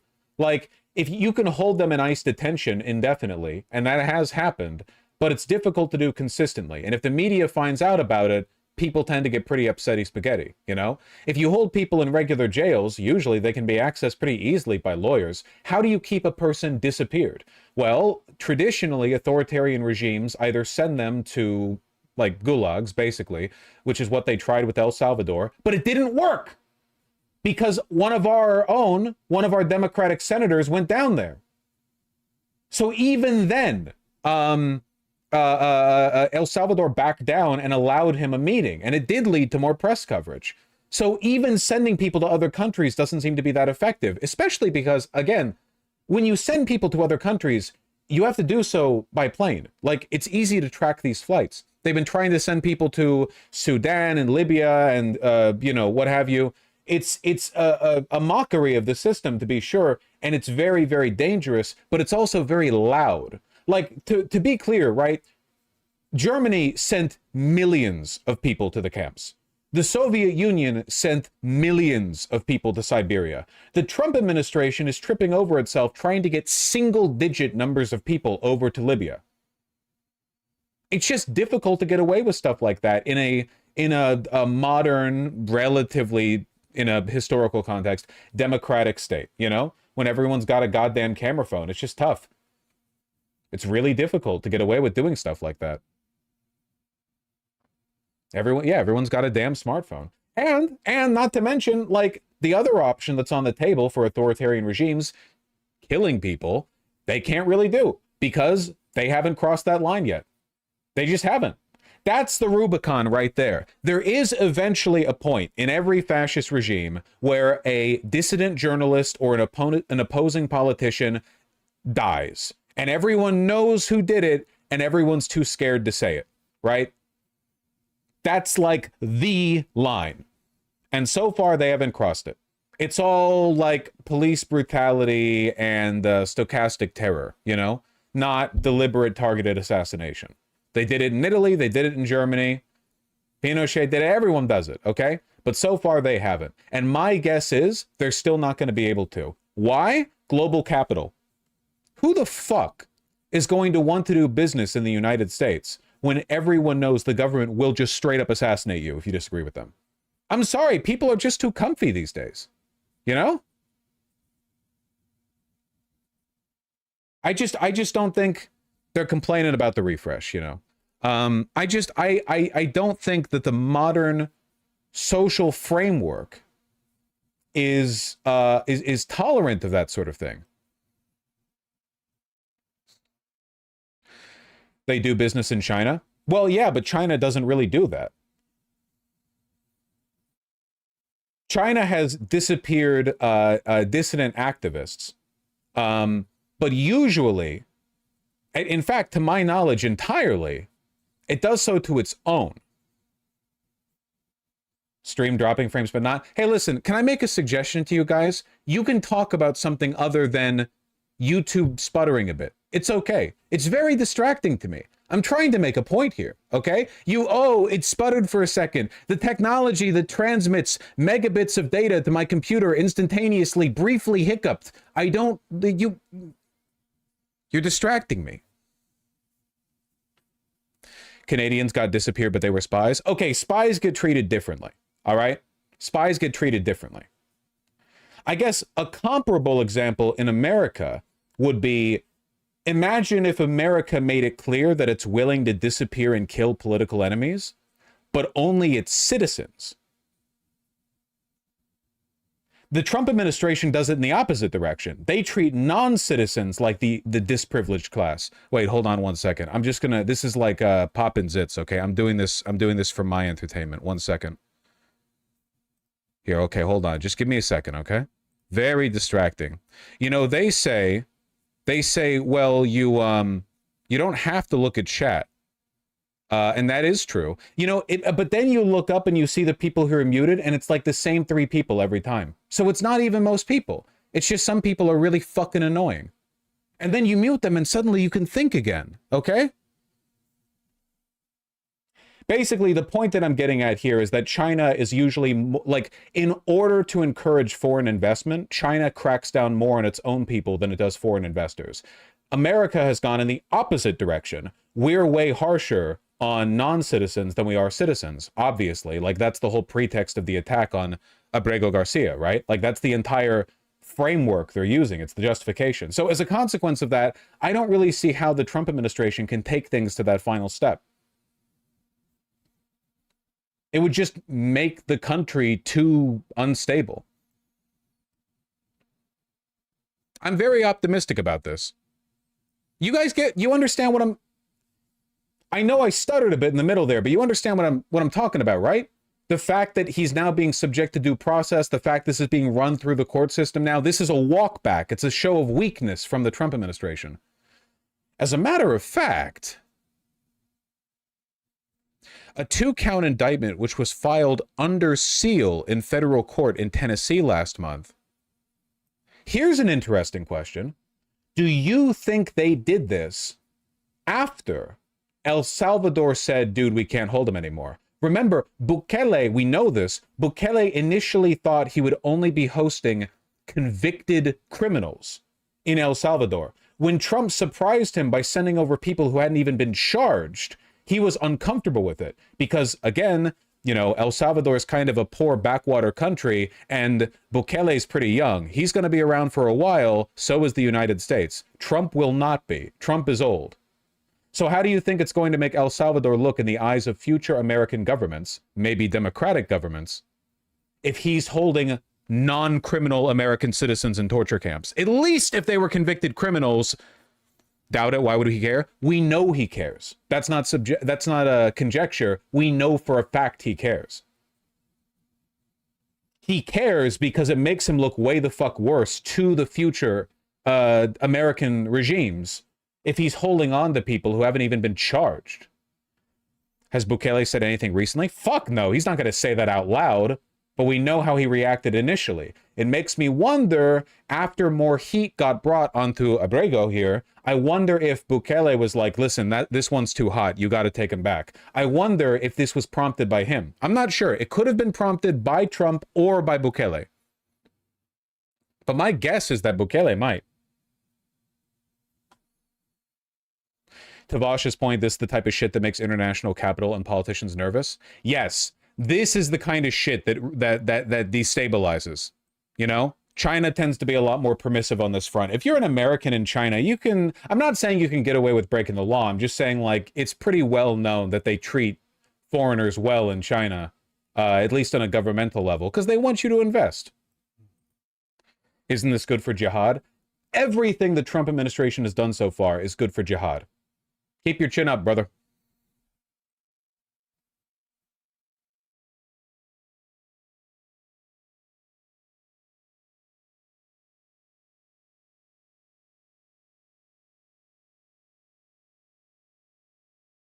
Obama didn't care about Guantanamo, really? Well, Guantanamo wasn't being used that actively, and also it is technically like American soil, right? You know, on indefinite lease from Cuba, even though the Cuban government doesn't recognize the lease. So, I mean, I'm not defending the existence of Guantanamo. I'm just saying there is a difference between Gitmo and El Salvador.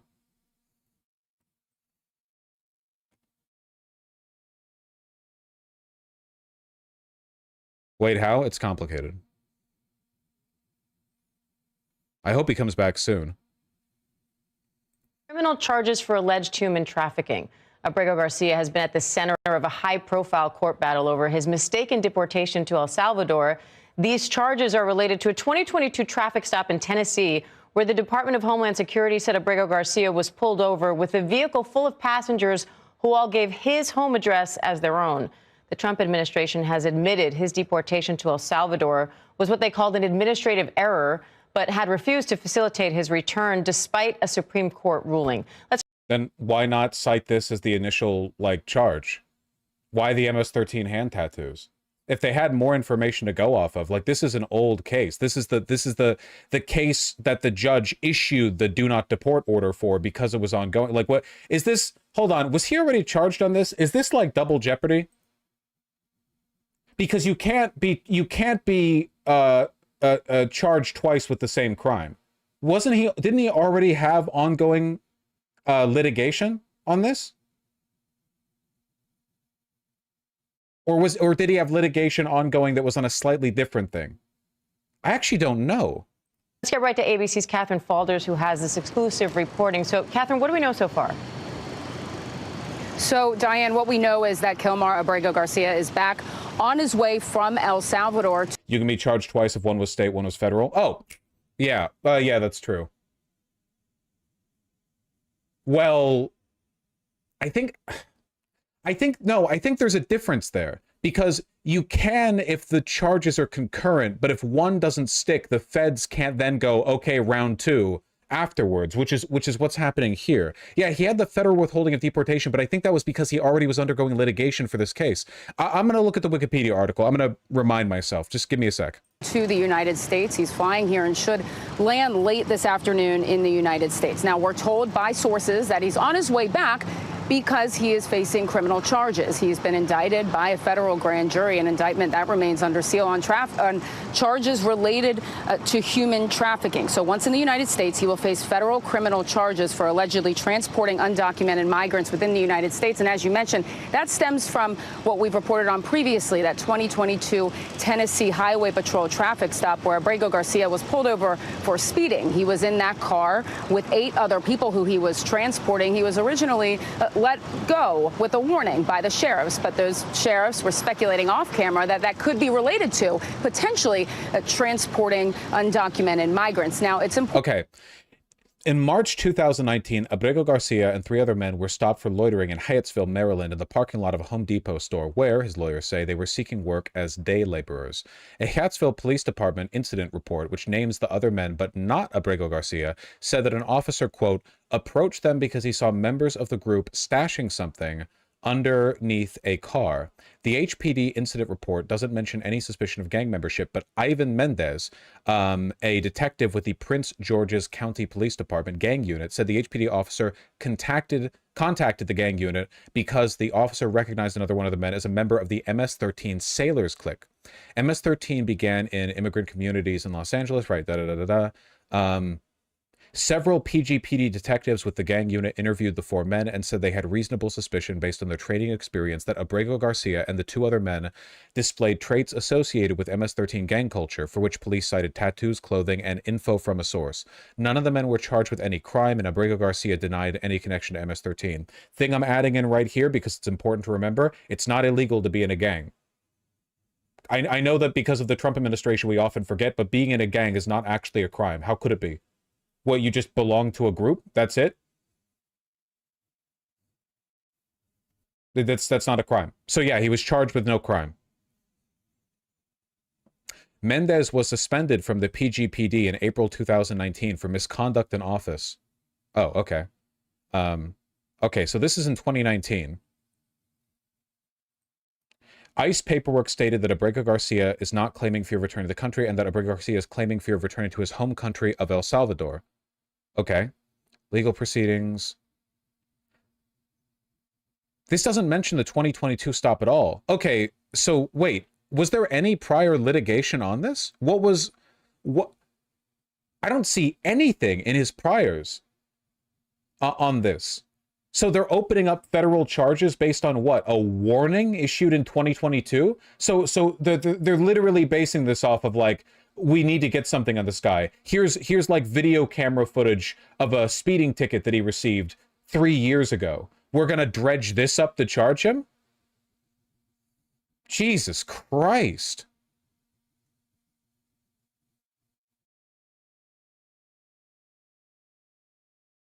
Okay, so yeah, it's not that he has no record then.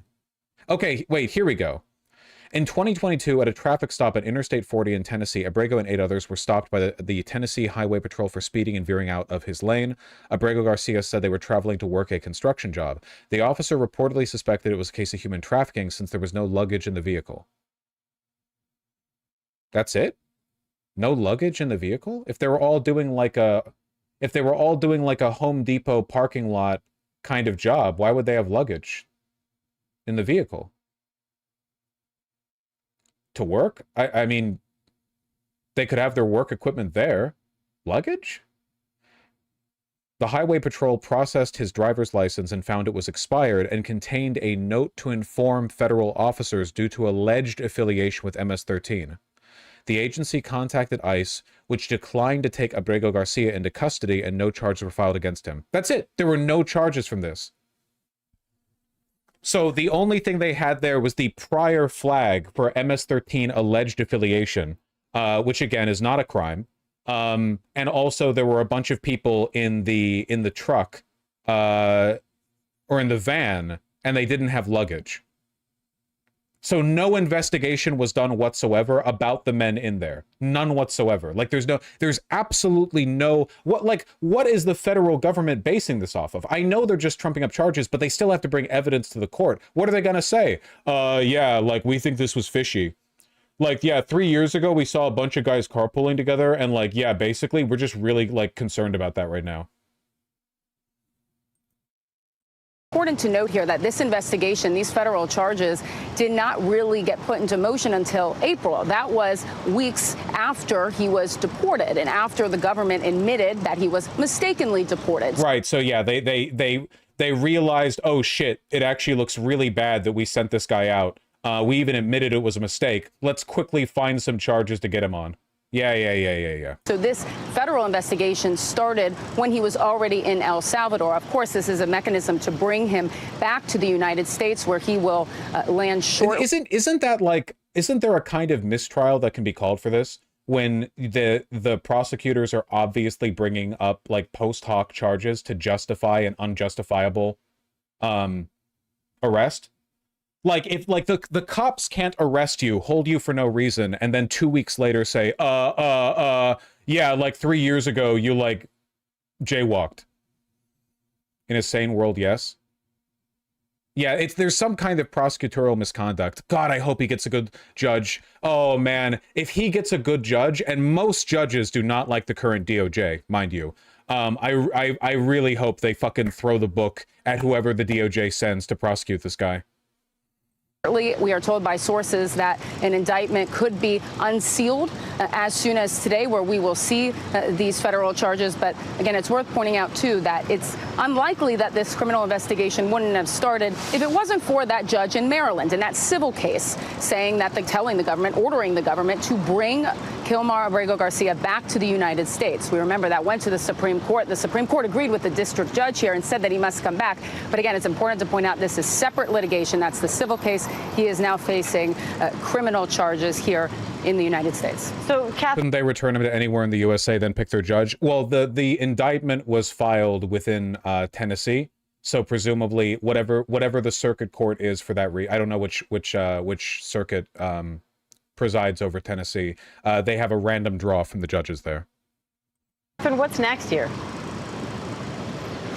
So what would likely happen next is once Kilmar Abrego Garcia touches down on U.S. soil, he will likely either make his way to a courthouse potentially to face these charges. Maybe that's a federal prison. Again, all of this is unknown. Details are still coming in here, but that is likely what will happen next. He will be here. He will likely make an initial appearance. Timing on that is unclear, but he will be told of these criminal charges if he hasn't already been told when he got on that plane from El Salvador. Jesus. All right, Catherine Falders, thanks for that. AG Bondi's about to speak live. Give me the link. Give me the link. Yum yum yum. Give me the link.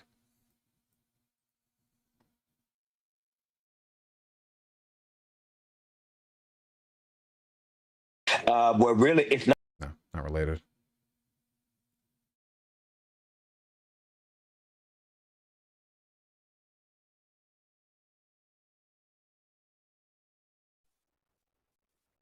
We'll get there when we get there.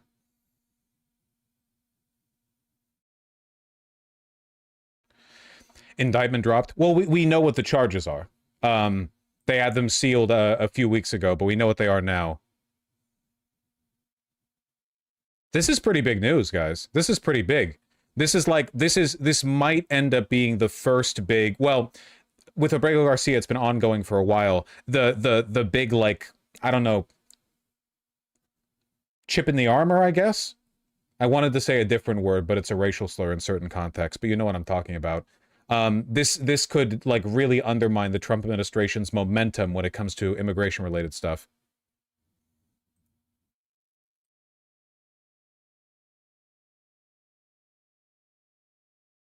Indictment's still worth looking at? Well, then give me the indictment. If they've unsealed it, give me the text. You're allowed to say blank in the armor? Then why did it get censored? That's a slur. Did you guys fucking get born yesterday?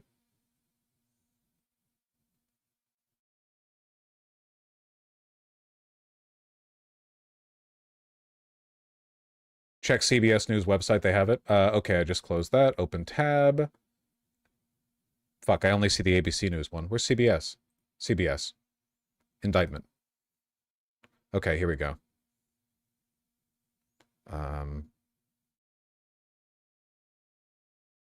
We like full screen? Okay, good enough. Overdue library book? Yerp. From in or around 2016 through in or around 2025, Abrego Garcia conspired to bring undocumented aliens to the U.S. from countries such as Guatemala, El Salvador, Honduras, Ecuador, or elsewhere, ultimately passing through Mexico before crossing into Texas. That is a very vague opener. They might have nothing on him. Abrego Garcia and co-conspirators from those countries and elsewhere communicated with each other using cellular telephones and social media applications to facilitate the unlawful transportation of undocumented aliens without authorization to and throughout the United States. He collected financial payments from undocumented aliens for illegal transportation into and throughout the United States. The co-conspirators then knowingly transferred money between one another in an effort to conceal the origin of the payments. All persons known to the grand jury were co-conspirators with Kilmar Armando Abrego Garcia. All were citizens of El Salvador. All were not U.S. citizens. Was a citizen of El Salvador. Also a member and associate of MS-13. Okay, so they're committing to the MS-13 line. That's great. Not really relevant to the indictment, but got to throw that one in there. Here's a description of MS-13. Saying he trafficked other MS-13 members. Okay. Count 1, conspiracy to transport aliens.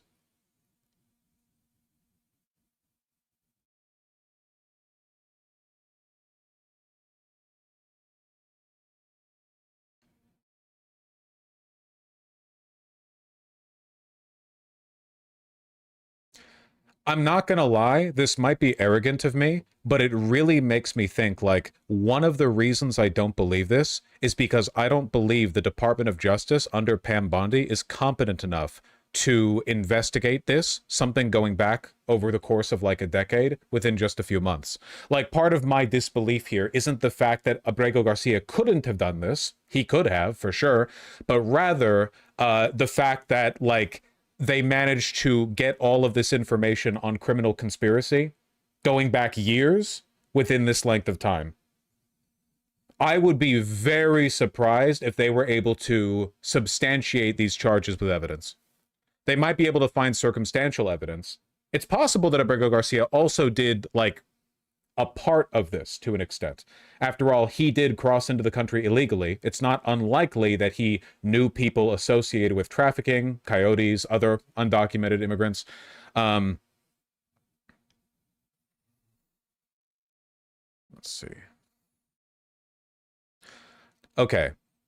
Kilmar Armando Abrego Garcia and CC1, that's co-conspirator 1, ordinarily picked up the undocumented aliens in the Houston area shortly after the aliens had unlawfully crossed the southern border of the U.S. from Mexico. Garcia and CC1 then transported the undocumented aliens from Texas to other parts of the United States to further the aliens' unlawful presence in the United States. During the course of the conspiracy, CC1 was incarcerated for alien smuggling and was deported from the United States. During that period, CC2, at the direction of CC1, began working with Garcia to transport undocumented aliens for profit. After CC1 was released from prison and deported, CC1 illegally re-entered the United States and returned to work with Garcia, CC2, and other co-conspirators to transport undocumented aliens for profit. Like, this is a whole criminal conspiracy they've seemingly unearthed here, and they found that in how little time? There weren't any prior charges against Garcia, so unless the federal government was already working on these indictments before Trump took office, they did a lot of investigative work very quickly that they didn't mention at all when he was deported. In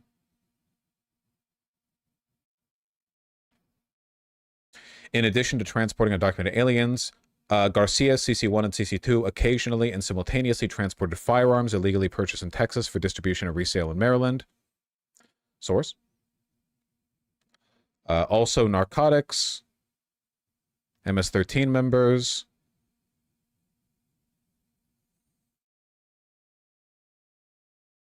Paid cash. Okay, this is just more details on how they did this, his co-conspirators, and the extent to which they exchanged money for the behavior they engaged in.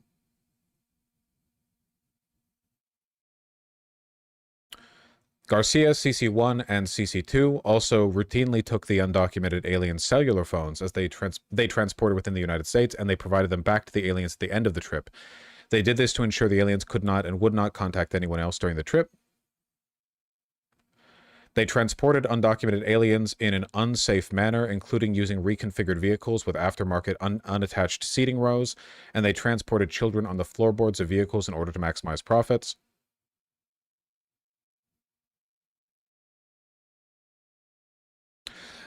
As part of the conspiracy, none of the undocumented aliens transported by Kilmar Armando Abrego Garcia, CC1 and CC2 carried luggage because they had just crossed the border from Mexico into the United States. Ha! This is them trying to tie it to that 2022 traffic stop. This is, listen, look, it all connects. See, it all links together. The reason they didn't have luggage, even though they just traveled from a different country into this one. Seriously? Wait. The allegation here is that people are less likely to have luggage on their person if they've just been smuggled into the US. Wouldn't that mean they'd be more likely to be carrying some stuff because they just brought their lives with them? Like, they're already transporting their bodies across, you know? But this right here reeks to me as a line included only so that the DOJ prosecutor can point to it and go, and that's why it was like that in that 2022 body cam footage. You know? Bondi is live? Oh, shit. Why did no one tell me? Let me finish going over the indictment. Whether or not we cover that live is not as important to me as finishing the indictment, then listening to what she has to say. Okay? The video will be there when we return. Yeah, the indictment's working backwards from their conclusion. That's how it feels to me, but that's just a guess. It is possible he did this stuff. It's just, you know, why would I ever trust the DOJ? Oh, look at this. To conceal their illegal activity, Garcia, CC1, and CC2 routinely devised and employed knowingly false cover stories to provide to law enforcement if they were stopped during a transport. These false cover stories regularly involved the transportation of individuals, such as aliens, for work such as construction jobs. Oh, it's all coming together, man. Just like in that 2022 recording. Oh, man. That's why it was like that.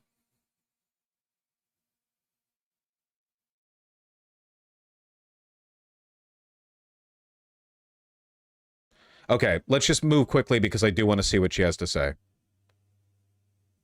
Oh, yeah, look, right here they mentioned the traffic stop. There were 9 additional passengers in the Suburban, all of whom were Hispanic males, none of whom had any identifications. Is that true? Has that been confirmed? That wasn't in the wiki article, but it was said by the ABC Newswoman. Did the ABC Newswoman only read that from the indictment, which had recently been unsealed, or is that general information? Because the Wikipedia article didn't say that.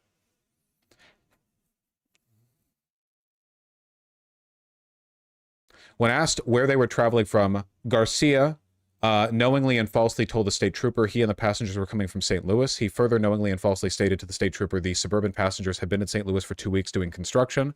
Garcia also offered that the passengers were on their way back to Maryland, which he also then knew to be false because the passengers had been picked up in Texas. None of them had any luggage, nor were there tools or construction equipment in the Suburban. License plate reader data, which can track a particular vehicle's location at a given point at a given time, showed the Chevrolet Suburban Kilmar Abrego Garcia had been driving it up in near St. Louis for the past 12 months. Prove it in court, I guess. Garcia had $1,400 in cash in his pocket. Okay. And count 2, unlawful transportation of undocumented aliens. Okay. There we go. We have the basic information. Let's take a look at Pam Bondi. Has landed in the United States.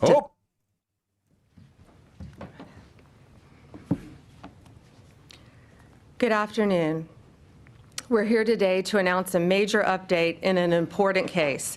Abrego Garcia has landed in the United States to face justice.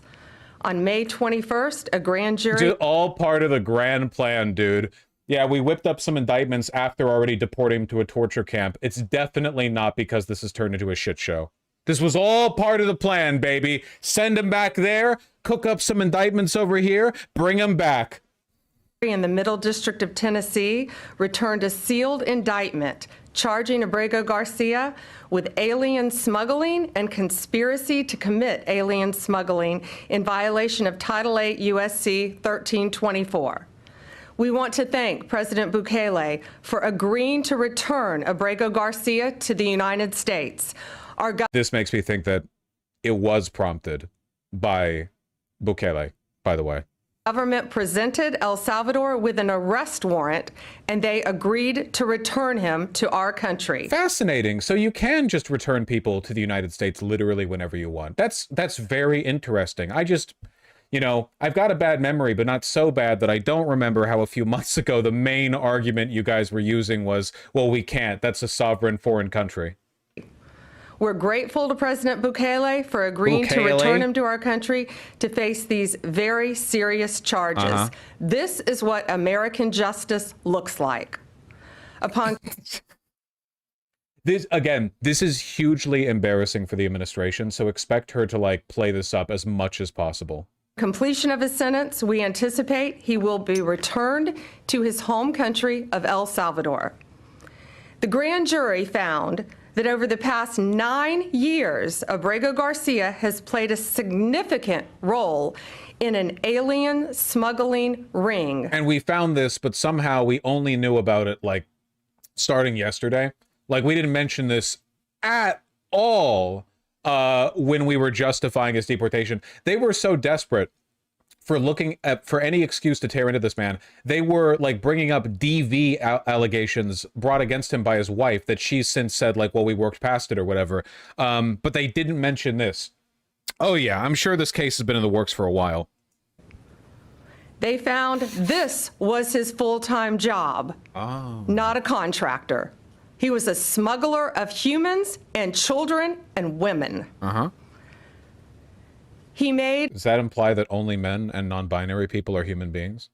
Over 100 trips, the grand jury found, smuggling people throughout our country. MS-13 members, violent gang, terrorist organization members throughout our country. Not beating the these are made up charges allegations with how it's being presented, but I guess she can't help it, right? Even if these charges were real, she would still talk about them like this. Thousands of illegal aliens were smuggled. Millions. This is especially disturbing because Abrego Garcia is also alleged with transporting minor children. The defendant traded the innocence of minor children for profit. The innocence? What? What does that mean? Is she implying he sex trafficked them and not like brought families over that have kids in them?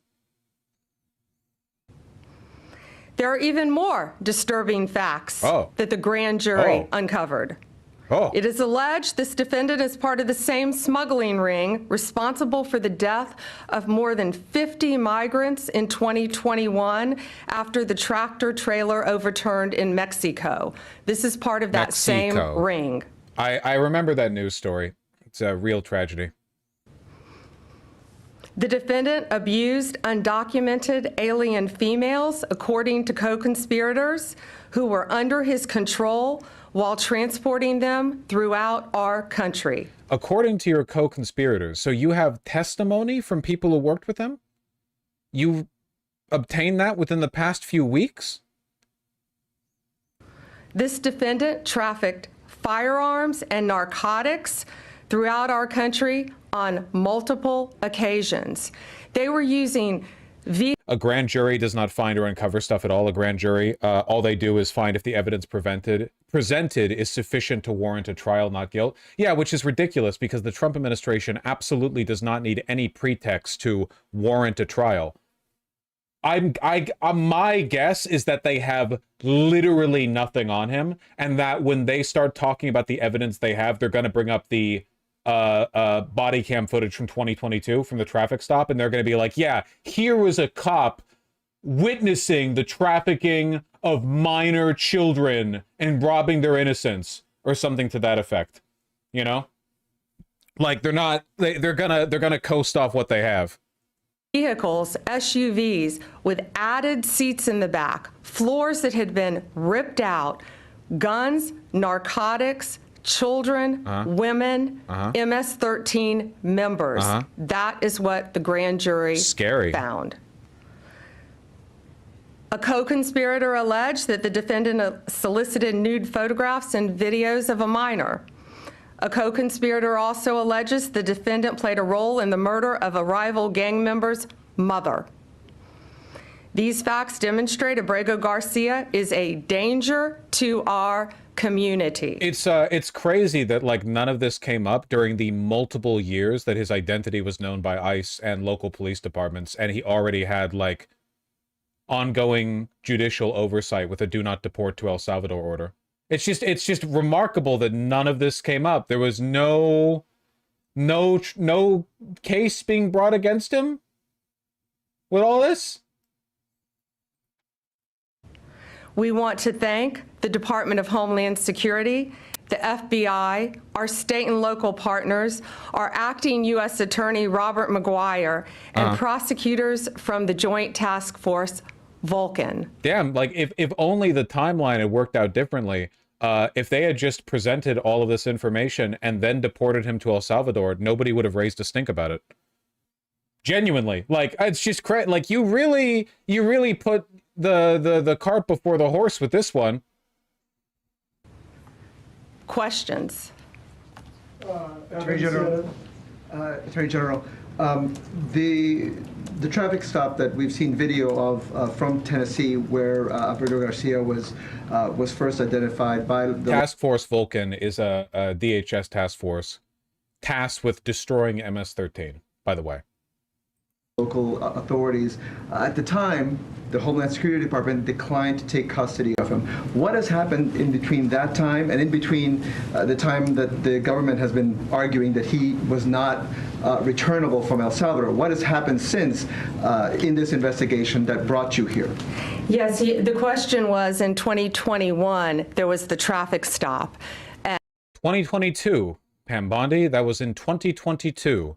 You are giving a press conference on this. You are the nation's chief prosecutor.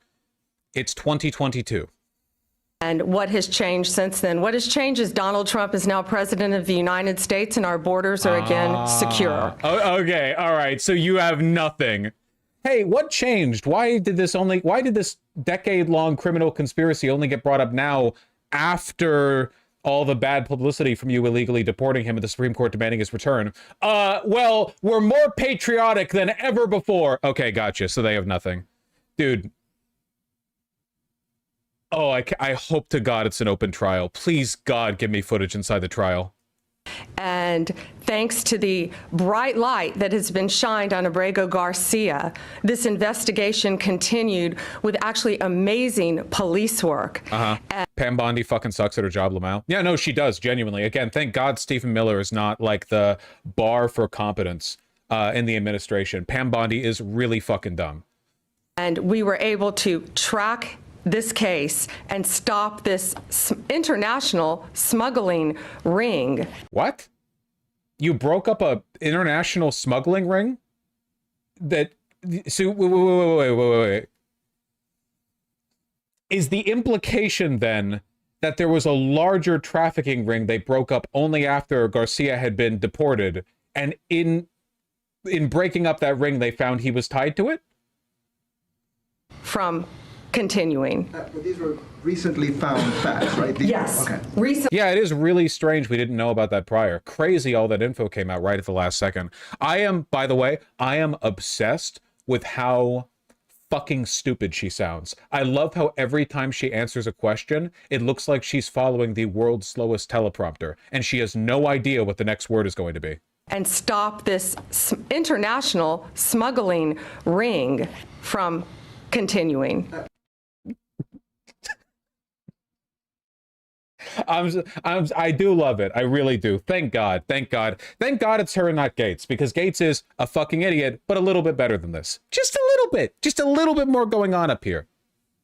But these were recently found facts, right? Yes. Okay. Recently found facts. To that point, can you just explain when this investigation was opened? The investigation in Tennessee. Can you say when that investigation was opened? Well, the grand jury indicted on May 21st. This investigation has been ongoing. So, literally less than a month ago? Ongoing over the past 2 weeks. What? This case has been hotly debated here in Washington. In your mind, does this resolve that issue in terms of his deportation? And should this be seen in any way as complying with the judge's order to return him to the U.S. and the Supreme Court ruling that the U.S. government should facilitate his return? Well, there's hello? Person? I will say this is a kind of smart way of like placating the Supreme Court, because you're bringing back Abrego Garcia and complying with their order. You're just doing it like, you know, in a very Trumpian way, I guess. Also, anyone else get the vibe that none of the reporters are buying this? Like, all the people there are like, okay, dude, wow, you found evidence of criminality for the guy you already decided you were gonna illegally deport? Okay, yeah, sure, lay it on us. Big difference between what the state of play was before the indictment and after the indictment. And so the reason why he is back and was returned was because there's an arrest warrant, which was presented to the government. Out of curiosity, just asking, why would you be constructing an indictment against an illegal immigrant who you said you have indefinitely deported to El Salvador, his home country? Like, why would the United States federal government spend time investigating and creating an indictment against a person who, according to the administration, never should have been here and will never be coming back? Just out of curiosity. That's not typically something the federal government does, just randomly drafting indictments against criminals in other countries. In El Salvador. So there's a big difference there. As far as whether it makes the ongoing litigation in Maryland moot, I would think so, but we don't know that. This, he just landed today. Okay. Jake, dude, look at her. She's like a fucking bird. You know who she reminds me of? The lady from It's Always Sunny. Does she not give that vibe? Both in being like a lost bird, but also in, I don't know, there are some commonalities. Just landed today. What? Jake, CBS. I just want to confirm what you said earlier, that you're intending to prosecute him and keep him in an American prison if he's found guilty, and then would remove him after his sentence is over. Correct. Yes, he will be prosecuted in our country. Why? If he's an undocumented immigrant after he's been convicted, you have every legal right to deport him.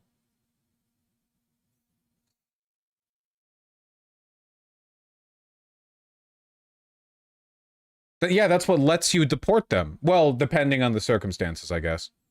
No, that's actually normal. It's fairly normal for countries to extradite criminals to other countries based on an arrest warrant. Like, those circumstances depend, right? But if you've already deported someone and said you're never coming back to the US, to then say, never mind, yes you are, yoink, and pull you back to the US just to draft an indictment and charge and so on, that's contradictory. Sentenced in our country if convicted, and then returned after completion of his sentence. Last one, Sadie, Wall Street Journal. Okay. I have two. One's on topic, one's off topic. Okay. Maybe I misunderstood you, but you were mentioning, that he had some involvement in a murder, or was connected to groups that had, involved with this. Yeah, other he's like was like El Chapo's right-hand man, single-handedly murdered 14 guys in a bar argument. Yeah, he's a pretty nasty dude. Yeah. Probably found one of the lost nuclear weapons that the US dropped into the ocean back in like the 60s, and he's been using it to hold Maryland hostage. Yeah, it's a big deal. Smuggling ring, but to be clear, the only charges he's facing right now are the human smuggling charges. Just that's the one offense. But the other things that you have talked about are not actually in the indictment. No, co-conspirators allege that, and we were clear to say that he is charged with. It's not only very serious charges of alien smuggling. And again, there were children involved in that. We are charging him with smuggling aliens illegally. Also, allegedly, he is a rapist, murderer, pedophile, piece of shit, El Chapo's son, worst human being alive. But the charge is on the smuggling. Gotcha. Human trafficking, not only in our country, but in our world, is very, very real. It's very dangerous. And as you saw recently in Virginia, the arrest... Also, there is, by the way, a bit of a semantic inflation here, because while human trafficking can technically describe both, there's an enormous difference between human trafficking, i.e. you kidnap and force people to go to different places against their will, which is very, very bad, or human trafficking when undocumented immigrants come into America and want to make a life here, so you offer to help bring them somewhere. These are treated differently, obviously. They're different things. They're very clearly different. The similarity in this case being only that you are moving people, but you are not kidnapping people if you're just moving them to a place they want to work. Now, there is often an overlap between these two, as in there are groups that will facilitate your entry illegally into the United States, but then once you're in the United States, they will kidnap and traffic you, and that is a serious issue. So I look forward to them proving that in their case against Garcia. We made of the MS-13 member unrelated to this. We learned at that press conference, that's where they bring young children into our country and they start grooming them at middle school age to become MS-13 What the fuck are we talking about? Full-fledged members, commit violent crimes throughout our country. It is highly organized. It is very dangerous. And they are living throughout our country, but no more, because they are being arrested, they are being prosecuted, and being convicted and deported when appropriate.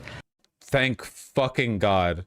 Stephen Miller is the exception and not the rule, dude. Such a blessing. Such a fucking blessing, genuinely. The fact that this administration is full of actual retards, thank fucking God, dude. That's all for today. Yeah, I Thank bet. you. I bet. Holy shit, those pumps. I didn't realize. Look at her heels, dude. She is such a Barbie, and I'm standing. That's queen shit, okay? Those are like, what, 4-inch heels? Damn, bitch, you fucking draft, just the indictments like that?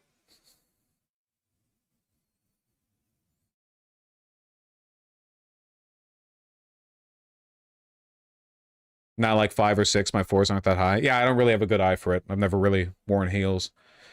I had to take a shit. What was the TLDR?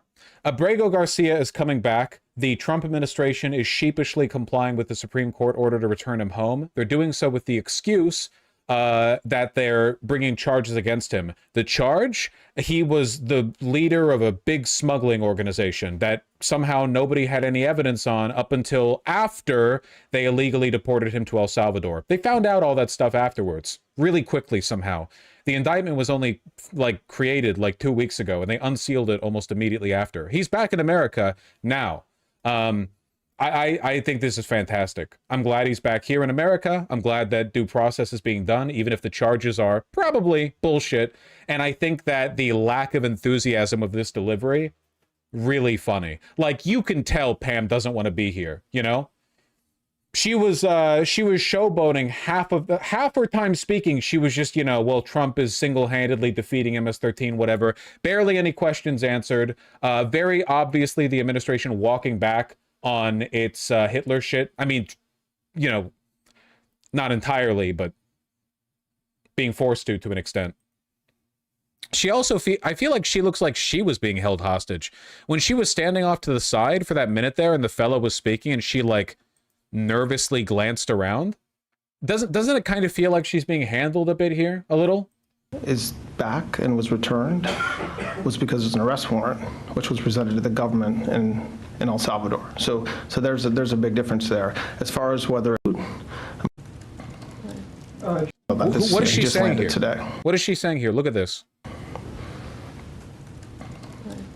Jake, CBS. I just want to confirm what you said earlier. She's the attorney general. Is there really somebody on like off to the side of the stage directing her? Can she not handle herself in a press conference that she's calling? She's the top prosecutor. She's the attorney general. Who's she like nervously glancing to? My guess, she has no idea what she's doing. She wants to go back to I don't know, making paper airplanes or whatever the fuck she does, practicing her model walk, you know? She did the legally required minimum, and that's that. She wants to go home. Her feet hurt. Her feet probably do hurt. Anyway, wow. Bit of good news, huh?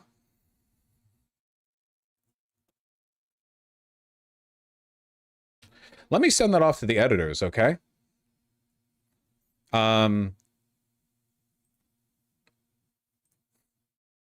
She's 59. Is she really 59? She looks fantastic. Maybe she's stealing 59, yeah. She's stealing youth and vitality from Carolyn Levitt.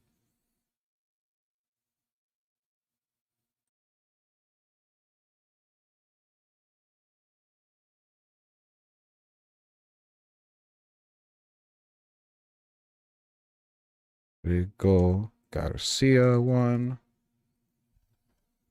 What's good for that? What's good for that? I think just like all caps. Kilmar Abrego Garcia is back in America. Right? I feel like that's good. Like it feel like that implies quite a bit, doesn't it?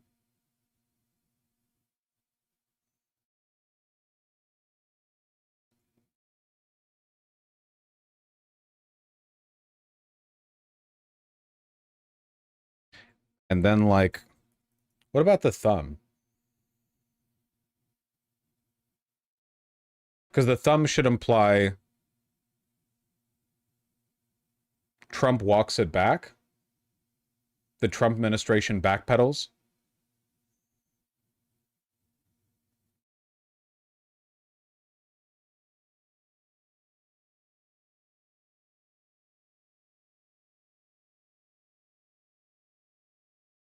Use taco? What? Oh.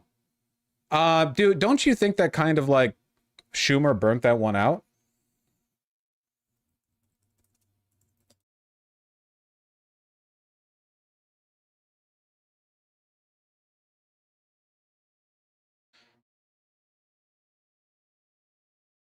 Honestly, Taco Trump backpedals is probably a good one. That's probably fine. A significant like percentage of the people who watch the YouTube videos as opposed to the stream go crazy for that stuff. We might call them like coworkers, coworker viewers, you know. No hate, no hate. Sure, some of them are in YouTube chat right now.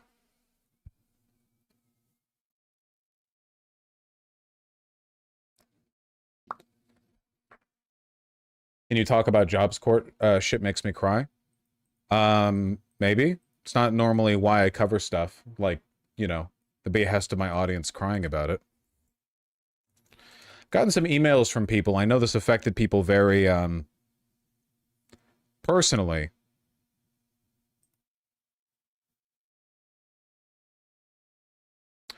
The government-funded program provides free career training, housing, and meals to low-income students. We need to get this to everyone.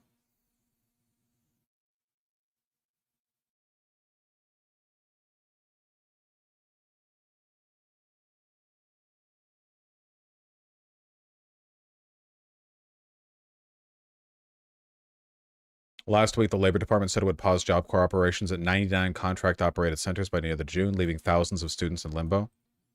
Yep. Well, my commentary is that it's bad.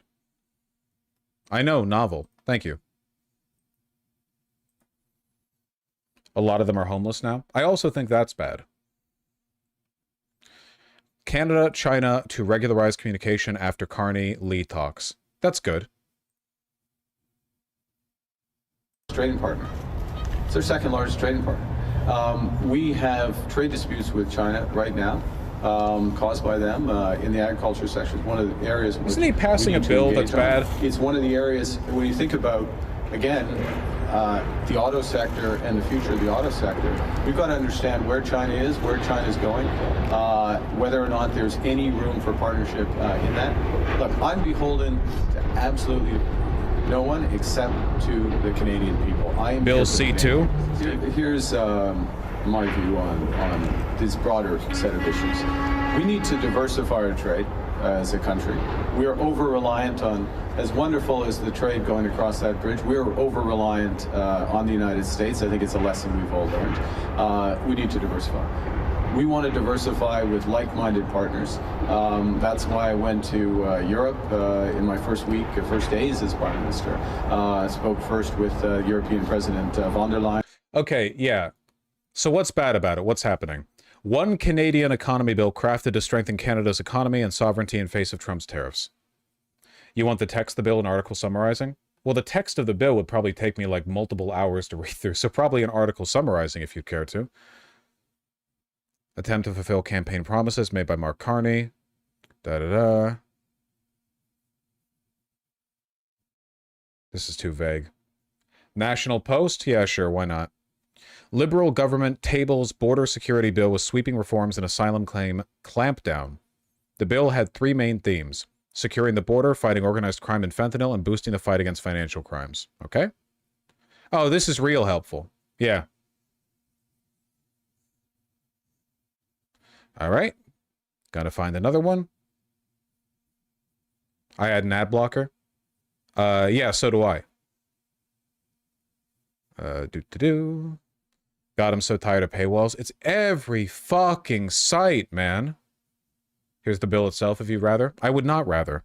Canada Bill C2 summary.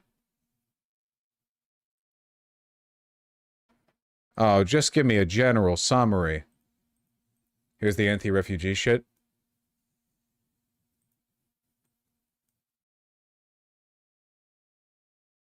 michaelgeist.ca. This is a blog, or like a podcast or something. Experts warn of Bill C2 is anti-refugee and anti-immigrant, giving Canada unchecked powers like the United States. Bill C2 gives power to pause, cancel, and suspend immigration documents. Okay.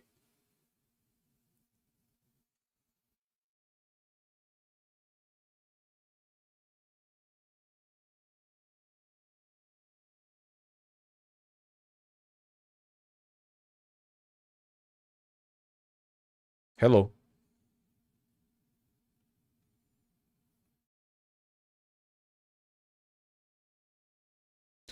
The bill allows officials to cancel, suspend, or change immigration documents immediately, pause the acceptance of new applications, and cancel applications already in process if deemed in the public interest. Okay. Asylum claims would also have to be made within a year of entering the country. That seems fine. Take this hypothetical. An Afghan international student who came to study here in July 2020. When the Taliban takes over in August 2021 and things become uncertain back home, that student could have applied for asylum, but with this bill, the 1-year time period would have lapsed and they'd be ineligible. That doesn't sound fine. Okay.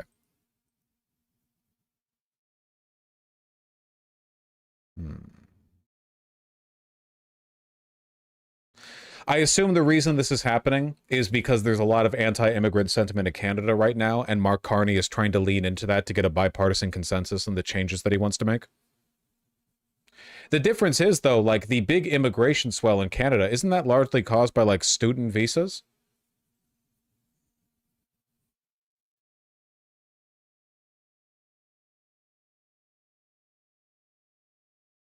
It's entirely to appease to Trump or the libs. I don't think Trump cares whether or not Canada has, you know, cracks down on migrants within their own borders. They care about, Trump says he cares about people coming down from Canada with fentanyl.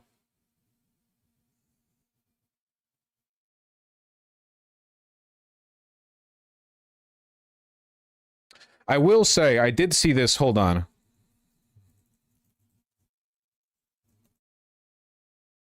The number of immigrants that Canada took in, like, skyrocketed in recent years. The net international migration. This isn't permanent residence. A lot of this is temporary residence, right? Like, post-COVID. But there was, like, a massive spike. And I think that there's been a lot of there's been a lot of pushback against that. A lot of student visas, you know, a lot of,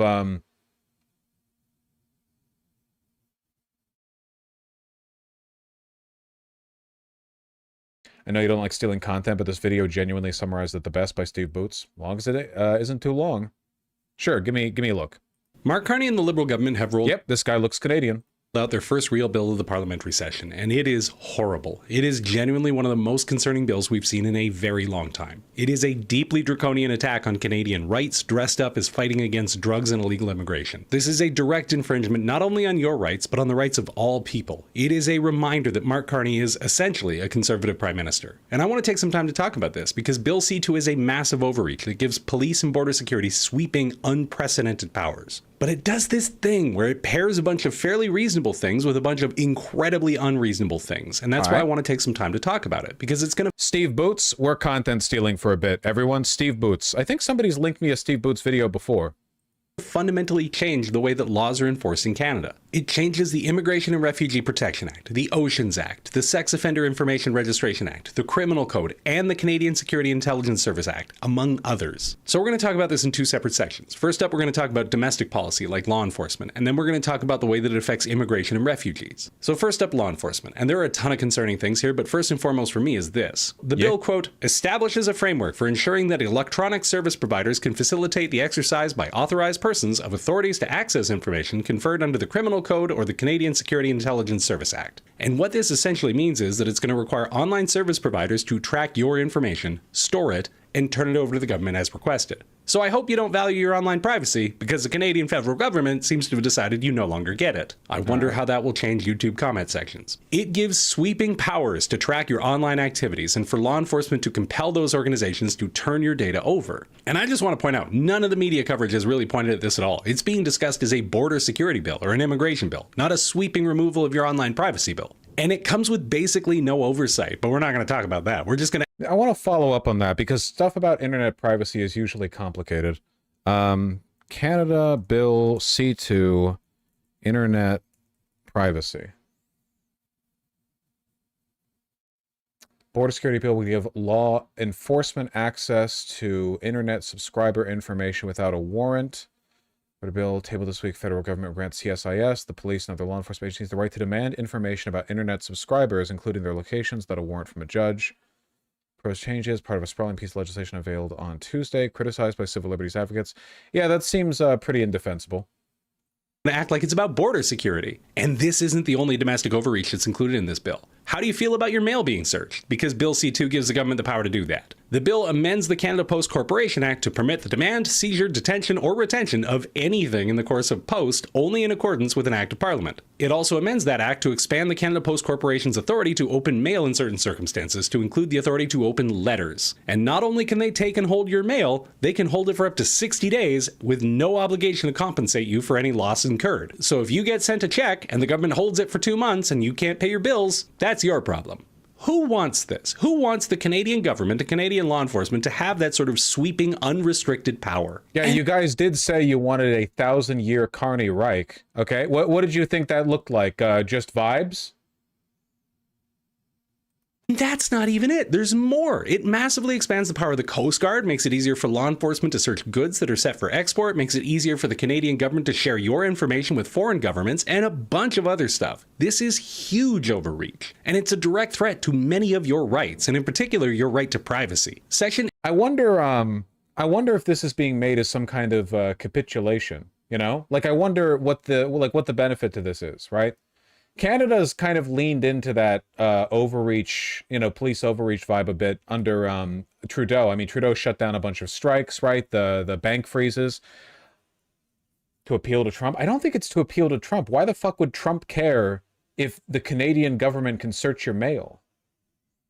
8 of the Charter of Rights and Freedoms provides protections against unreasonable search and seizures. Does the government being able to compel companies to store your online information and then turn it over to the government feel unreasonable? Feels unreasonable to me. This is incredibly draconian, and we haven't even gotten to the stuff targeting the border, which is even worse. Honestly, this is one of the worst bills I've seen in a long time, in no small part because it's so massive. But they've mixed in some reasonable stuff so that they can pretend that it's entirely reasonable, even though it isn't. For example, there's one section that talks about the precursor chemicals to drugs like fentanyl, essentially making it easier for law enforcement to hold someone to account if they haven't yet made fentanyl but have acquired the necessary supplies to do so. So if there's a chemical that you need to make fentanyl and you're ordering large amounts, it allows the government to take action. And that's not necessarily unreasonable, but it's mixed in with a lot of unreasonable things. Which brings us to the border controls, because the fentanyl stuff specifically might be to appease Trump. New changes to immigration, refugees, and more are absolutely appalling. So for starters, it creates a 1-year limit on applications for refugee status. What that means is if you've been in Canada for a year, you can no longer apply for refugee status, no matter what circumstances have changed. So for example, if you were a person from Ukraine who was in Canada on a visa when the war broke out, even though circumstances have changed, if you've been in Canada for more than a year, you just can't apply for refugee status, automatically disqualified. It also gives the immigration minister sweeping powers to revoke visas, reject claimants, and more. It gives the government the power to cancel, suspend, or change immigration documents, pretty much whenever they want. They can also pause the acceptance of new applications and cancel applications that are already underway if it's deemed to be in the public interest. They also make it substantially harder to apply for asylum by putting a 14-day restriction on it. And they make it easier to deport people whose asylum claims are rejected. So essentially, it gives the Ministry of Immigration the power to revoke somebody's status and deport them, pretty much whenever they want, as long as it's deemed to be in the public interest. Who determines what the public interest is? The immigration minister, without oversight. Seems perfectly reasonable. They also want to make it enormously harder to claim. Yeah, I guess my default assumption on this then, just based on the way it's laid out, is this is the same like it's like the Palantir shit, right? Like the Democrats were in on that too. It's the general tendency for governments to move towards like power outreach and surveillance. It's not even like a conservative or liberal thing necessarily. And I said that with Palantir. I said like, yeah, the Trump administration might be doing it like really openly, but the Democrats also worked with Palantir and will continue to, in all likelihood. Institutions exist to continue their own existence. That's the main thing they want to do. And governments are aware of the fact that, establishing a surveillance state sort of entrenches their long-term viability. I don't know. Refugee status. And this is all under the guise of making it harder to put in false claims, or to prevent Canada from being faced with a surge of claims. And when you look at the coverage in the media, you'll often see charts like this that show a shocking rise in the number of refugee claims to Canada, particularly... Oh, well, I just showed a chart that looked very much like this. Starting in 2022. It's almost as if there was a major international war. Almost. The Ukraine war led to a huge increase in the number of refugees, and there are a number of ongoing conflicts leading to further increases. And more than that, climate refugees are becoming increasingly common, as are people seeking to flee from persecution in places that Canada normally considers to be safe, like the United States. But ask yourself. That's true. I think a lot of it was largely like student visas, wasn't it?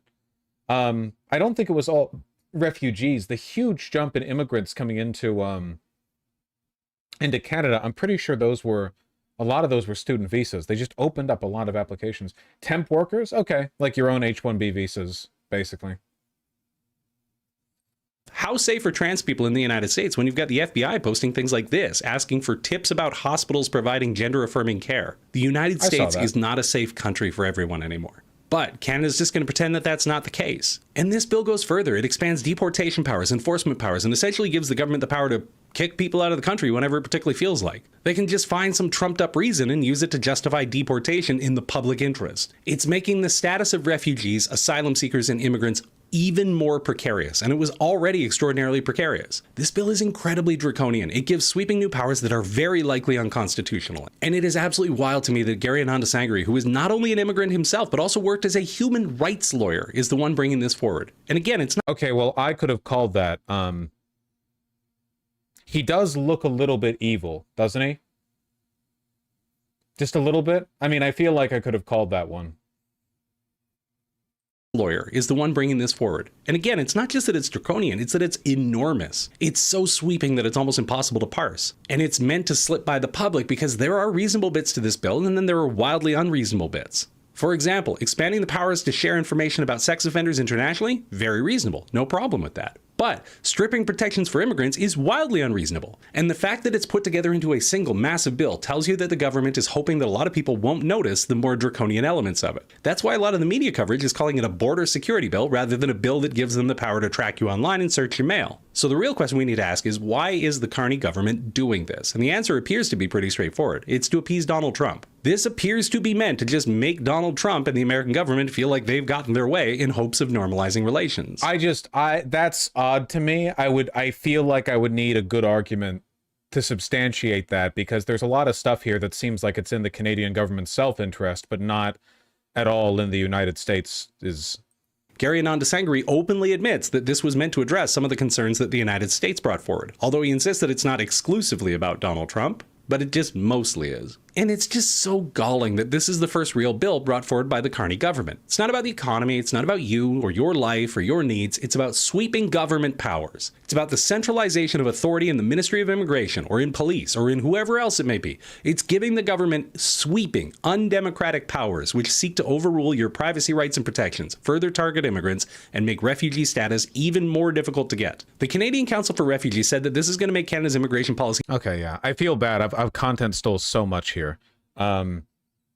Yeah, my guess is that this isn't really about America. It's just about the Canadian government doing essentially the same thing that the American government's been doing under bipartisan leadership for a while. Pretty bad, though. Seems pretty bad. I don't know. Seems pretty shit. Yeah, Steve Boots. Steve Boots.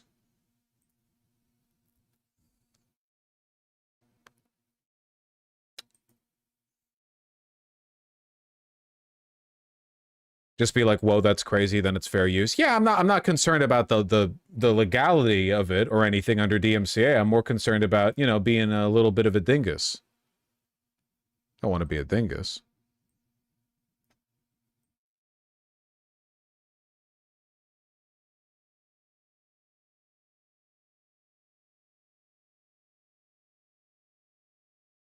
Steve Boots is Canadian? Wow, really?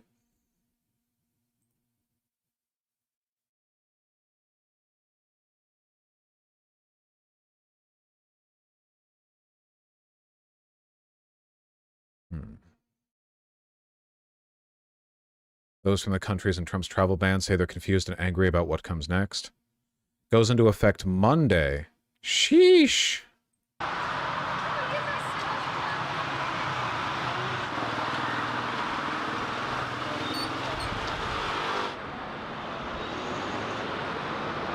والا چراشو که من نمیدونم، میگم جدیدن سیاست‌های آمریکا رو اصلا متوجه نمیشم، ولی خب تبعاتی که این موضوع داره، تحریم‌های بیشتر، فشار اقتصادی بیشتر، هزار تا آرزویی که قراره از بین بره و تبعات دیگه‌اش. به نظر من آقا این راه اشتباهیه، به خصوص برای ما ایرانی‌ها که صحبت از ایران هم بود و اسم کشور ایران هم دیدم. من میخوام با آقای ترامپ صحبت کنم. آقای ترامپ هدف چیه؟ برنامه چیه؟ چرا میخوای این کارو بکنی؟ میخوای به کجا برسی؟ They looked so American. Iranians are spiritually American. Vraiment touché par cette décision, car nous aussi nous aimerions venir dans son pays pour étudier, pour faire du tourisme. Mais on ne peut rien, car c'est sa décision, en espérant une suite bonne favorable pour nous jeunes Togolais. Et nous qui touché personnellement. Et là parce que après rêve ni tout ban les niveaux en Amérique que Itama odo ne mati sowa de famille atole kuheome. Well, if it's any consolation, I doubt the ban will stay in place for long. 19 countries get a travel ban applied Monday. Just for funsies, I suppose. Partial restrictions in 7 others.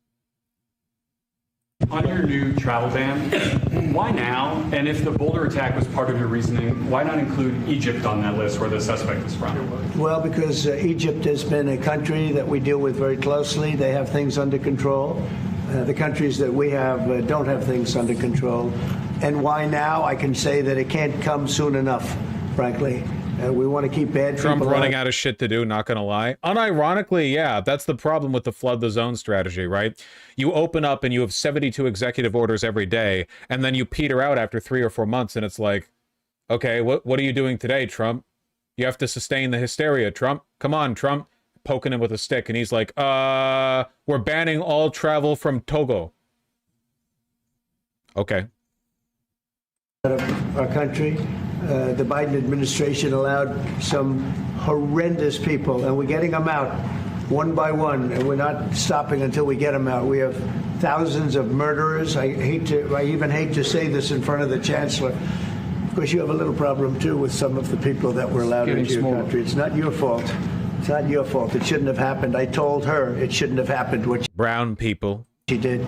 But you have your own difficulty with that, and we do, and we're moving them out, and we're moving them out very strongly. But it can't come fast enough. We want to get them out. We want to get them out now. We don't want to have other bad people coming into our country. But using the word bad, I'm being nice. That's great. Nationals of 12 countries will be barred from entering the U.S. Afghanistan, Myanmar, Chad, Republic of Congo, Equatorial Guinea, Eritrea, Haiti, Iran, Libya, Somalia, Sudan, and Yemen, with additional suspended visa programs from Burundi, Cuba, Laos, Sierra Leone, Togo, Turkmenistan, and Venezuela. Curiously, all the affected countries are pretty near the equatorial belt, so...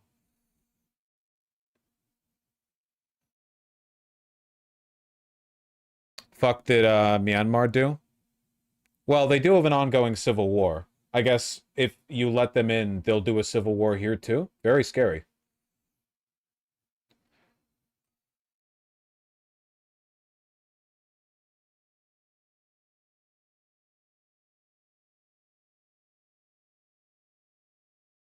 The proclamation includes exemptions for any lawful permanent residents of the United States, recipients of Afghan special immigrant visas, diplomatic visas, immediate family member immigration visas, and visas for ethnic and religious minorities in Iran. What?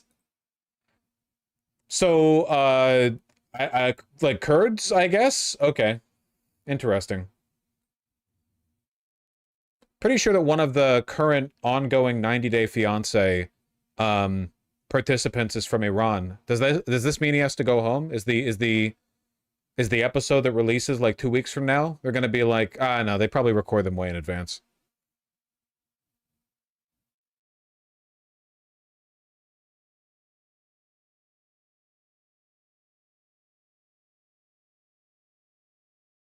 There's a reality TV exemption, I'm sure. Maybe. Trump respects reality TV.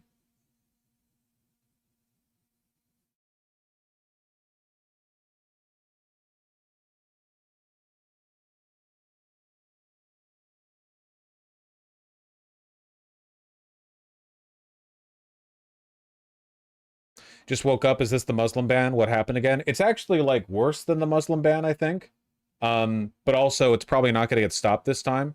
But even the Muslim ban was allowed to continue in like what? Its third iteration or something? Like the first two got struck down by courts, but then the third one they ran with. They finally found like a way of phrasing the Muslim ban that That settled in the courts?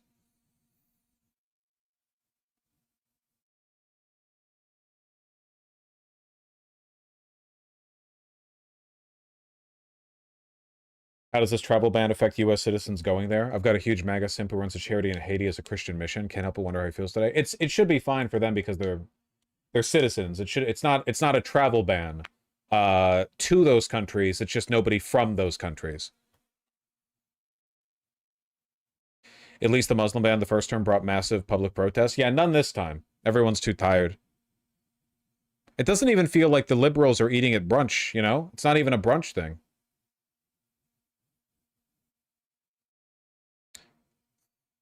In the 2023 fiscal year, the U.S. issued nearly 140,000 travel visas to visitors from the countries named in the president's executive order. Who's got the most? Yeah, Venezuela has the most, which makes sense. Iran, Burundi, and Haiti as well. Basically none from Eritrea and Somalia, which makes sense on account of them being, you know, Eritrea and Somalia.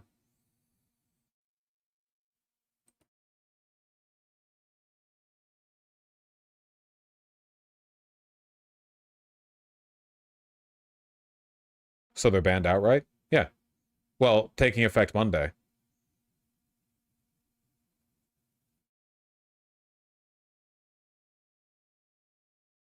Edward Kuchya, an immigration attorney in New York City, said that blocking the latest ban could be tougher now than in 2017. Trump got smarter this time, he said. I don't know about that. Explaining that the mix of countries makes it harder to argue the ban is discriminatory.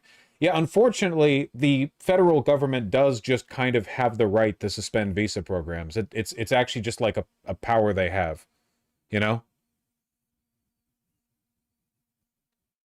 Like, the only reason the Muslim ban was challenged was on the grounds of it being, like, discriminatory. It wasn't like an issue with the power of the president to do this.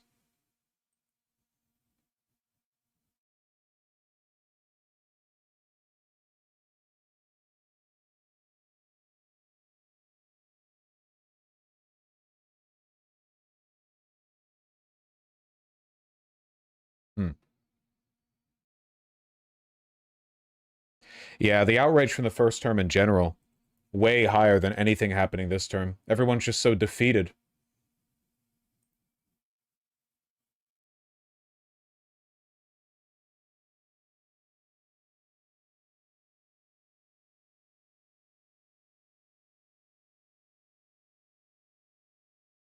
Give me a cap off. Among the long list of countries, community members have made their concerns known about the ban.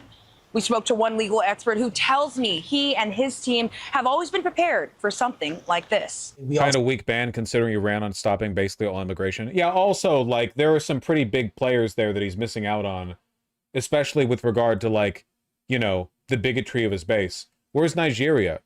Where's Egypt? Where's Saudi Arabia? Yeah, you know? Can't get away with the big ones. Only issuing travel visas to countries with a GDP of 15. Yeah, they didn't even put Syria there, probably because, you know, the Syrian president shook his hand recently.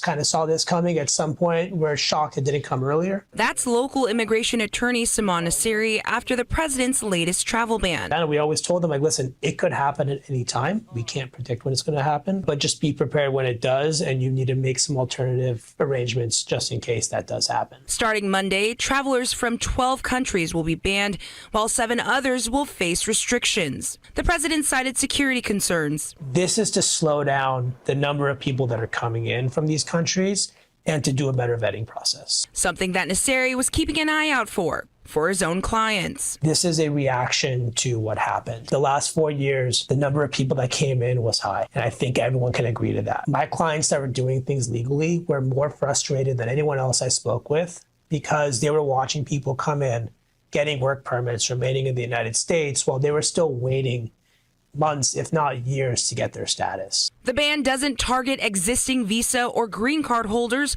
or certain visa categories. It also allows exceptions when the Trump administration determines U.S. national interests are at stake. But the concern still lingers. We have clients that as soon as Trump got elected who come from some of these banned countries, they were a little concerned pending petitions for family members out of these countries or other applications, people here on visas or students. Something that local community members are noticing, including Gerline Joseph, the executive director of the San Diego-based group Haitian Bridge Alliance. Those people may not even be able to continue to travel to the U.S. for the fear that they will be turned away at the airport or be potentially even be put in detention when they try to enter the U.S. on a valid U.S. visa. Meantime, Nasseri says he'll keep his clients prepared for however this shakes out. It's going to be a lot stricter, and I think they're going to push it to get as strict as they possibly can until a court tells them they can't.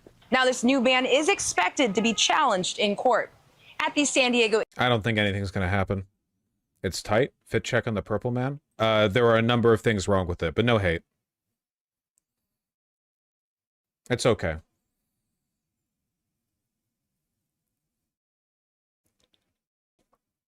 I like the color. Yeah, I don't have an issue with the color.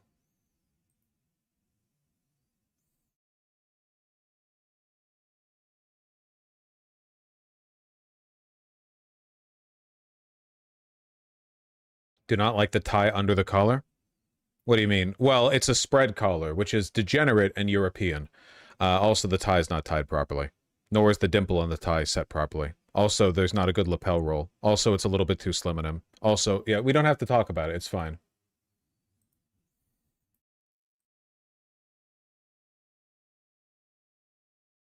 Should have clipped on. Just learn how to tie a tie. It's not difficult.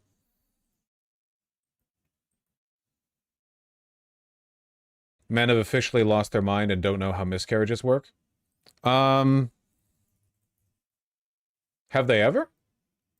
A West Virginia prosecutor has warning women a miscarriage could lead to criminal charges. Don't you guys remember that like collage of Republican state legislators who were saying shit like, if it's a legitimate rape, the body knows to shut it down and not cause a pregnancy? Like this is like a time-honored tradition, you know? See, some of you don't remember that, but this was like big in like what, 2012 politics? I mean, that's like an old one. Yeah. Wait, hold on. Republican legislators commentary on rape and pregnancy. Do I have to add old to that?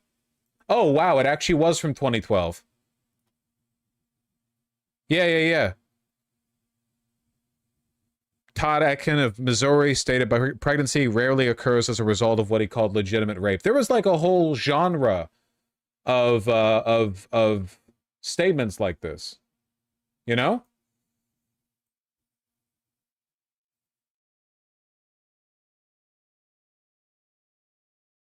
Atkin was eventually denounced by politicians in both Republican and Democratic parties, most prominently by Mitt Romney and Barack Obama. That's funny. We need to bring back Reddit atheism.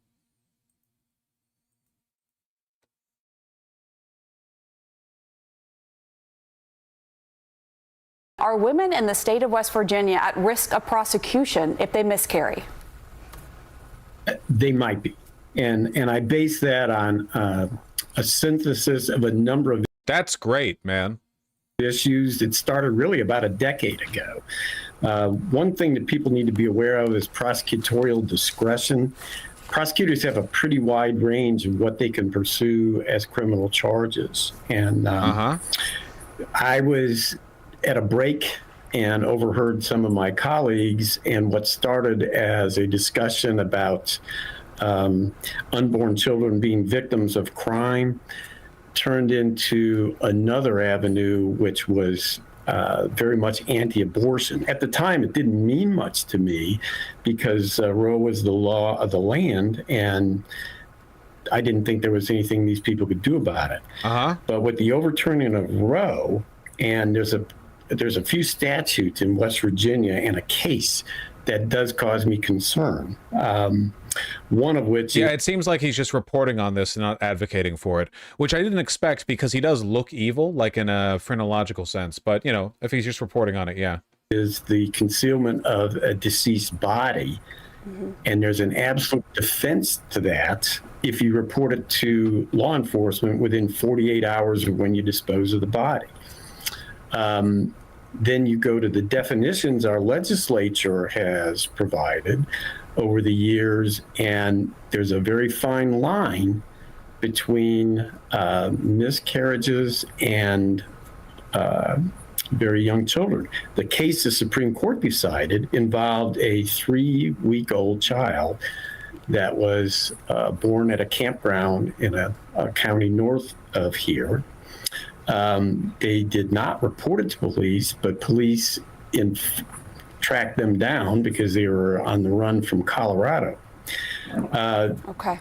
There was evidence the child was missing, and this guy is the making Supreme Court said, a very important subject very boring, I'm afraid. no, you didn't affirmatively report that to police, so you are stuck with the conviction for that concealment charge. So I'm going to get to a police question in just a second. I just want to make sure I just follow up with you specifically to better understand. So you say there could be a situation where a woman who miscarries in West Virginia could be prosecuted. Do you believe there is any scenario in which a woman who had a miscarriage deserves to be criminally charged? I can think of none. We wouldn't do Not that. advocating, yeah. But again, the problem, of course, is that any ideologically anti-choice prosecutorial team will do that if they can get away with it. Because, of course, a miscarriage could have just been an abortion. If your state prohibits abortion on the grounds that you're killing a human, then a late-term miscarriage under some circumstances would be viewed as suspicious, and they might bring that charge. It's not the only time. I mean, women have been getting charged with, you know, murdering their fetuses while having a miscarriage for quite a long time, you know? prosecutorial discretion allows for some room to maneuver around those things. And even though I personally wouldn't do that, I can't say that that couldn't happen here. My message is that you need to be aware of your surroundings and the philosophy of the prosecutor in your jurisdiction. What is... He's saying miscarry wisely.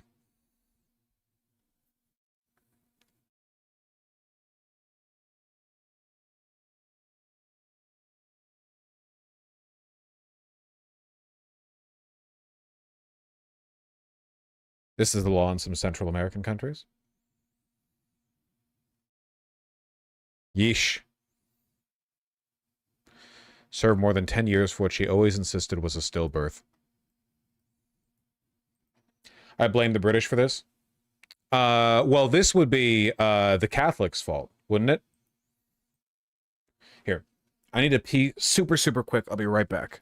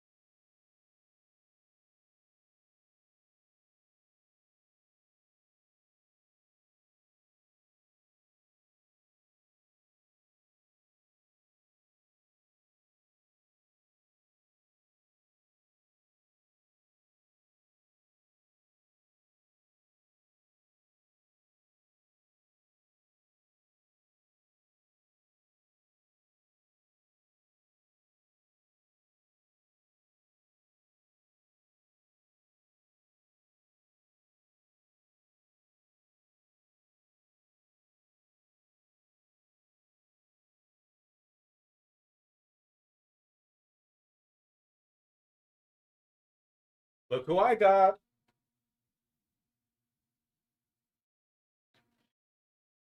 Little guy. Ooh. Little guy. Little. Wow. Let me get your feet. Get your feet. Gotcha. Little bread loaf. No.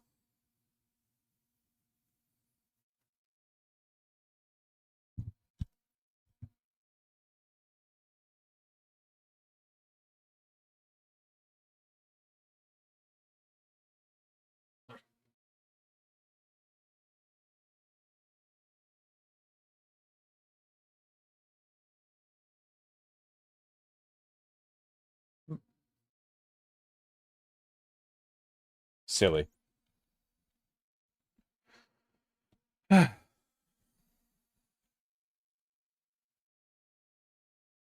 You hear that we're getting close to curing HIV? Actually, I have heard that, but I haven't looked into it.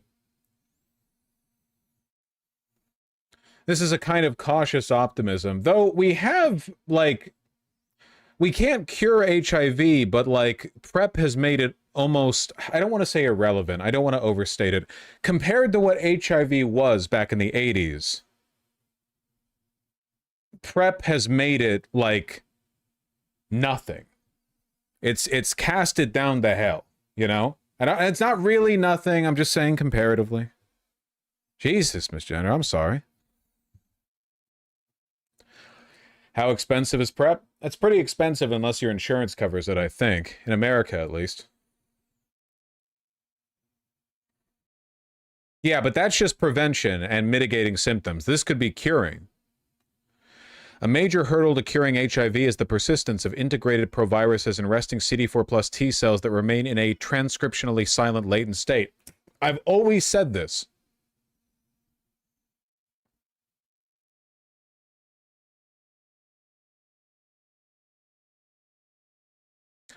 One strategy to eradicate latent HIV is to activate viral transcription followed by elimination of infected cells through virus-mediated cytotoxicity or immune-mediated clearance. We hypothesized the mRNA lipid nanoparticle technology would provide an opportunity to deliver mRNA.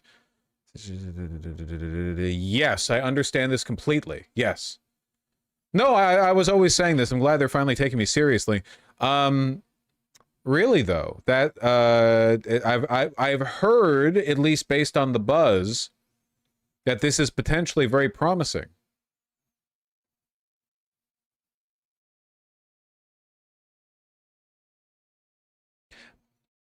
There's no guarantee that a disease is going to be curable, right? Like, there are some conditions we're probably never going to be able to really deal with. I don't know if we'll ever be able to treat radiation sickness that well. I mean, you know, if your helixes unravel, sometimes that's that. HIV, but not full-blown AIDS, right? Well, okay, I'm sorry for being a fake gay. I could be retarded, but isn't AIDS just when you have HIV and then another disease comes in and destroys your immune system? Or not destroys your immune system, destroys you because your immune system is so compromised. Like, AIDS is just a general term for what happens to your body, to regular disease after you have HIV.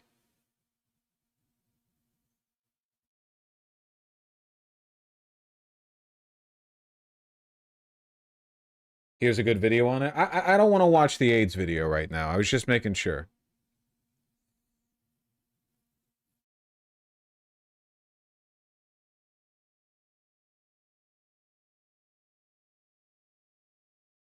AIDS is the condition, HIV is the virus.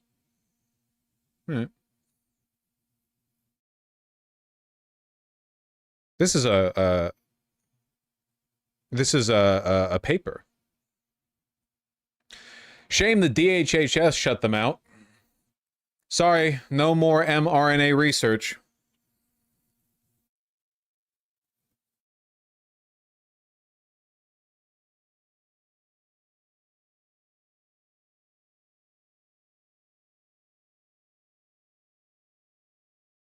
A lot of people on this paper, too.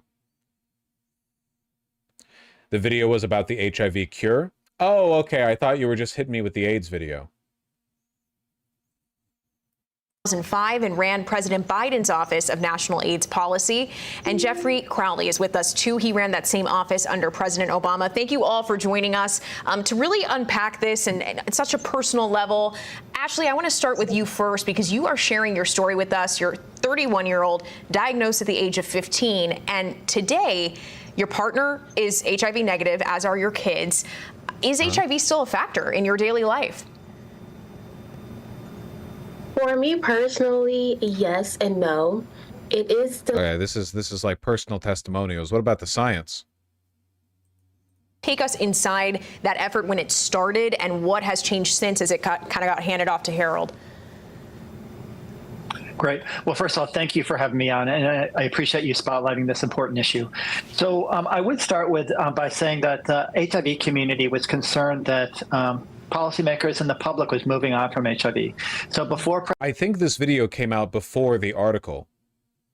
This article is from 2025, but this video came out 9 months ago, so it must have come out in 2024. I don't know why I said that. That's obvious if it came out 9 months ago.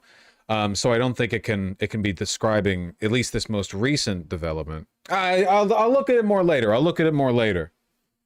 Did you see RFK Jr. killed funding for an HIV vaccine? Yes, I referenced it like 30 seconds ago.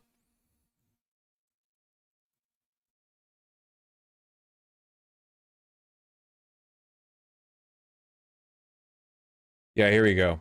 Trump and RFK Jr. mark Pride Month by killing funding for HIV vaccine research.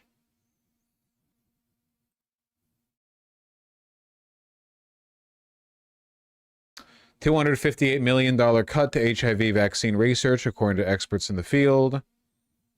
The HIV pandemic will never be ended without a vaccine. Okay. HIV came from, like, monkeys. Like, somebody ate monkey meat or whatever. And now we have to deal with this shit. Like, a lot of our persistent viruses come from, like, an outside source. If we got rid of all AIDS... in all people, no one had AIDS, and then we just didn't eat the dang monkey meat, would we then be fine? Like, we wouldn't have to deal with it anymore. It came from God punishing the gays? That might still be an issue. Until someone ate another monkey. It's the same with COVID? Yeah. Okay, wait. But COVID mutates. That's a thing about COVID. It mutates, right? You have, like, variants. COVID, it's a type of virus, but it alters. Yeah, viruses alter, right? But HIV is basically the same, right? Like, HIV, whether it's a guy in China, America, Africa, whatever. I named 2 countries and a continent. I know, I'm a white boy. Thank you, I'm aware. It's the same HIV, right? HIV is very stable. HIV mutates, no. I've never heard anyone say, oh, this guy has HIV type 2 or whatever. I've never heard, because with COVID, it's like, here's 57 strains or whatever. I've never heard anyone say, like, yeah, here's like the 50 variants of HIV.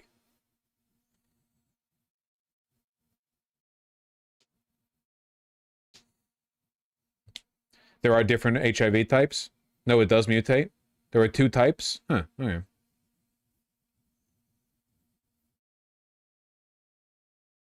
Can we just get, like, an mRNA, can we just get, like, CRISPR tech injected into us so we just don't get viruses anymore, like, at all? We need a cure-all, okay? We just need, we need to inject a genetic information into our white blood cells or whatever that says, listen, stop fucking around, okay? Quit. Cut it out, okay? Seriously. Do your job. That's called a vaccine, dumbass. Yeah. But we're doing it for all disease. Because I know when I'm sick. But does a white blood cell know if I have AIDS? No, they're busy dicking off or something. I don't fucking know.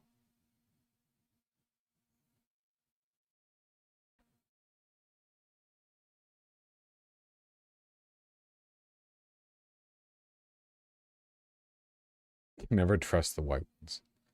True.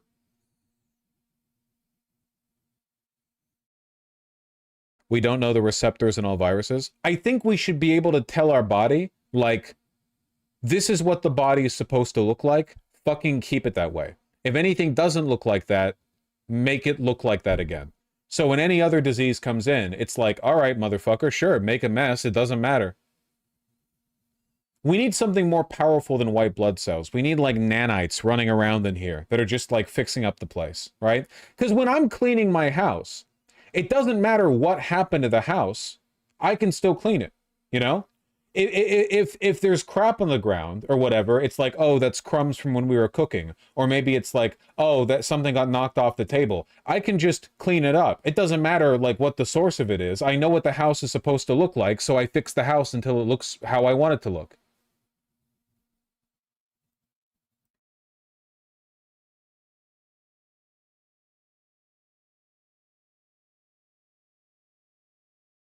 I think you're very smart and big doctors should hire you. Thank you. I agree. There's just too much happening in the body at once. It's not feasible. I disagree. I think it is feasible, and people are thinking too small. I saw a YouTube short the other day on an extremophile microorganism. You know, the ones that like thrive in difficult environments. And it's one that like is immune to radiation damage. Like, radiation damage is bad because it's like light rays hitting your shit. And it's fine if the light ray, if the decaying alpha particle or whatever hits like, you know, a skin cell or something, like a molecule of skin. But if it hits the DNA, it can just unravel the DNA. And there's no fixing that. But then there was this like microorganism that had some active process for DNA regeneration in its body.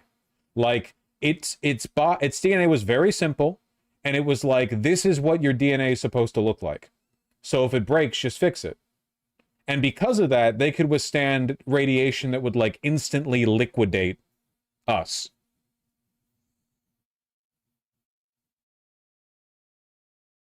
They're working on a snake venom panacea. Yeah, I heard about that guy. The guy who has been letting himself get bit by snakes for like decades, and his body is literally like evolving an anti-venom that is a catch-all against many different types of venom. Because right now, if you get bit by a snake, the doctors need to know what snake it was, because the anti-venom is specific. It has to bind specifically to the type of venom in you, right? So there's like a million types of snakes. I hope you were paying attention to it when it bit you and it scurried off or whatever. But his body, because it's been bit by so many snakes, there's so many types of venom that's been in, his body's been developing a way to fight against them broadly. And it seems like it's working. See, he did my thing, but it works. The doctors are saying they can use his blood to synthesize an actual general anti-venom. Which is crazy. Like, wait, they might like fix, like, for all humanity, like, oh, like 1,000 years from now, yeah, we just have like the cure to all snake venoms. Just one idiot, like 1,000 years ago. What was his name? I'm not making this up. Snake bite anti-venom guy. Tim Frieda, self-taught herpetologist, intentionally exposed himself to venomous snakes over nearly 20 years, undergoing over 200 bites and administering over 700 venom injections to build immunity and aid in the development of a universal anti-venom for snake bites. His blood, containing unique antibodies, has been instrumental in creating a new anti-venom that protects against multiple snake species. This is a CNN video from 1 month ago.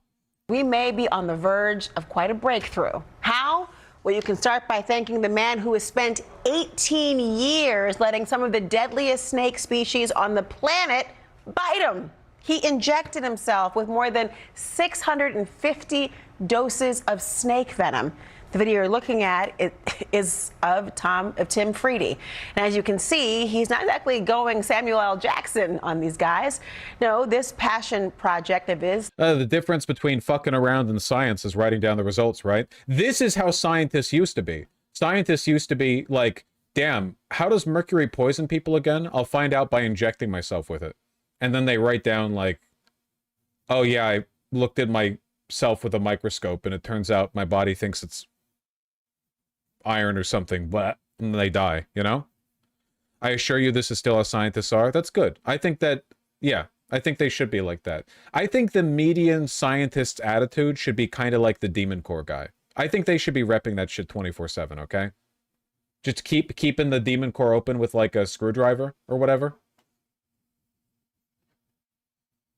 By the way, you know the Demon Core did that twice? I always thought it was one time. Like they had one time where they kept that core from the Manhattan Project and the guy had the screwdriver. There was another guy who did the same thing and died also before. The guy with the screwdriver, that was the second time. There was a guy before him. And after the first guy melted himself with radiation poisoning and died horribly in an agonizing death, they were like, we'll keep it around. Next guy, don't do that shit. Don't let the thing close. And he was like, yeah, sure, I'll keep a screwdriver to keep it open. Started when he was bitten by a snake at 5 years old. And now scientists are saying that the antibodies in Freedy's blood could potentially lead to a universal anti-venom that could save thousands of lives each year. Well, Tim Freedy joins me now along with the science. Could you do this with like snake bites as well? Like you could potentially, like this is a general anti-venom is like one of those things that's been around in like video games for ages, but has had no real life basis basically. But until now, like we were literally like working backwards from fiction with this one. Could we do this with bullets? Probably. Scientists researching the potentially life-saving capabilities of Tim's blood. Jacob Glanville, president and CEO of Centevax. Tim, I am just so intrigued by you and what you are doing. I mean, this is the stuff of science fiction movies. Tell me, what was your goal in actually starting to take the venom? Well, the main goal of, first of all, thank you for having me. The main goal was to beat snakebite death. I didn't want to die or use antivenom or lose a finger or miss work. So I basically became the horse. I replaced the horse and I used myself as an experiment. So I didn't have to use antivenom. When you would do that, I mean, I can't imagine having a snake and I'm afraid of them myself and having one of them bite me, let alone microdosing in the way that you did. What was it like to have these snakes bite you and how did it feel afterwards? Hurt? Well, it's painful because venom is very inflammatory by nature. And like when you get a bee sting, you get 1 or 2 milligrams, but in the case of like a black mamba, you can get up to 200 to 300 milligrams of venom. Wait, really? Okay. I didn't know that. That's a lot. So it really overloads your system. So it's very inflammatory. Overwhelming feeling I'm getting with these little videos is that as dangerous as they can be, snakes are extremely cute. Like spiders are just terrifying. But snakes are very, very cute. That makes it difficult, but it's still very doable. So walk me through, and this is a classic do not try this at home moment for people out there. Yeah, but walk me through this process of how exactly you would dose. Well, what I do is I dry venom out very specifically, right to the microgram. And I have a lot of notes in Excel files where I hit these particular windows to where I know I can boost up before a bite. I don't just take the bite because that can kill you. I properly boost up and methodically take notes and weigh the venoms out very specifically. That's very important to do. My goal is always to do 6 milligrams. That can achieve the highest titer level possible, IgG. And that's exactly how I did it. I've used pure venom too, but I like to dry it out for the stability reasons. So I can't imagine. And yet what you are doing and the imagination and the note-taking and the methodical approach, Jacob, you say that Tim's blood could potentially be life-saving now. How? Yeah, so there's 650 different species of venomous snake around the world, and snake antivenom hasn't really changed much in the last 125 years. It's made by injecting horses with a bunch of venom, and then you take the horse's serum, and that's basically antivenom. And so I work in the area of universal vaccines, and in the process of doing this in 2017, I wondered whether what if we could get broadly this same kind of biology that creates universal vaccines? What if we could apply that to antivenom? Like genuinely with CRISPR. Okay, so my understanding, in order to create an antivenom, you need to have particles in your body that attract to the venom and connect to them and make them inert. Like the way venom damages you, the way anything in your body damages you, basically, is it has a shape and the shape like connects to something in your body and then doesn't do its fucking job, or it like grows, like if it's a disease it can grow and spread or whatever, but like it binds to something in your body, lock and key, yeah, and then it fucks up that process, right? So you need to send something into the body that locks with it before it does that. Yeah, like the antibody, right? But like the reason you have to be specific with the antibodies is because like actually getting the right lock and key like approach, it's very, very specific. It's very difficult. But with CRISPR tech, couldn't we like extrapolate from the antibodies that we develop in the horses with the anti-venom or whatever, and eventually like work to kind of like build out artificially the ultimate anti-venom or whatever? Because if his blood has been learning, the antibodies in his blood have been learning to get better at dealing with like the venom generally, right? I don't know. I just wonder, like, it's because it's really cool. It's really, really cool. Wouldn't be impossible, just expensive? Yeah, I mean, I don't know. It just seems like the direct gene editing technology has really opened the door to the potential for cure-alls, right? Because if you get really good at like addressing the underlying mechanical features that you would need for an antibody or for any other kind of cure, you might be able to produce it ahead of time. What does that have to do with CRISPR? As genes haven't changed? Well, couldn't you use CRISPR to like alter antibodies, or am I a fucking retard? Like antibodies are produced by a process, like an iterative, like they learn and they change, which is why, right, you only get the chicken pox once, I guess. Like, doesn't CRISPR allow you to do that? Or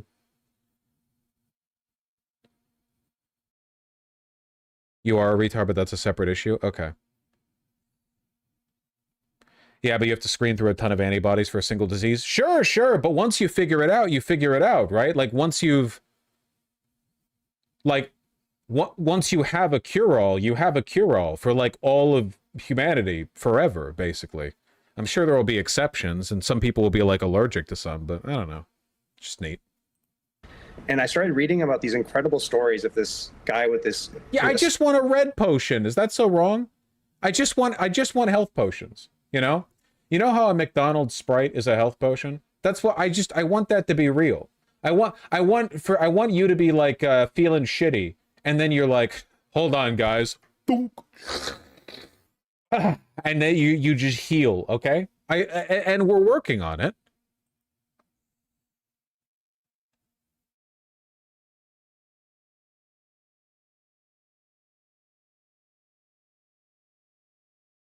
That's called morphine? Yeah, I guess. Astonishing immune history of all these snake bites. And I felt that if anybody had created universal immunity, the antibodies that could recognize the shared parts of the toxins of all snakes, it would be Tim Friede. And so I managed to contact him, and we began a research study together. Are you a transhumanist? Yeah, there are like probably some pretty obvious improvements you could make to the human body. Look, leave aside the boring socioeconomic, well, only the wealthy people are going to get to live forever shit. We know. But just like looking at the human body as a template, I like allergies for one. I feel like we don't need allergies. I'm okay if we can skip that, personally. I don't know. There's a lot of stuff. Very basic disabilities could be corrected for pretty easily, I imagine. And then after that, I always thought, like, why the fuck are our muscles so shit compared to like chimpanzees? They say like chimpanzees will rip your arm off. Why? I'm bigger than a chimpanzee. Why the fuck is it stronger than me? Oh, its muscles are better? That's fucked up. I want better muscles. Oh, but then you need to eat more calories to sustain them. Then I'll eat more calories. That's like a double bonus. I get to eat 4K calories a day and I'm stronger with like no effort just because my muscles are better genetically? Please sign me up.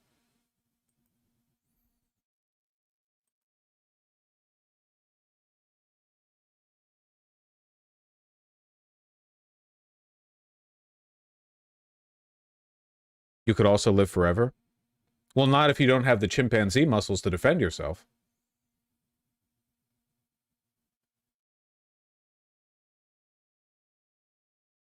What's the timeline for developing something like this? I mean, to go from, obviously his blood to then being able to develop this universal antivenom.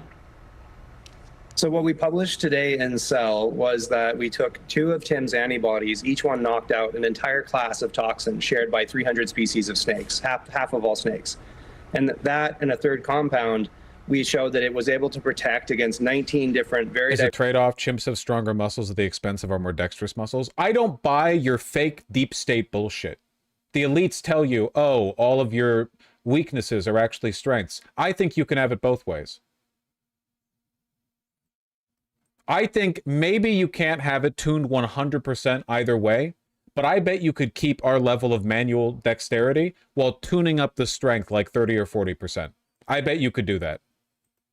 Diverse species of these neurotoxic snakes. The World Health Organization's Category 1 and Category 2 snakes, the most medically significant snakes.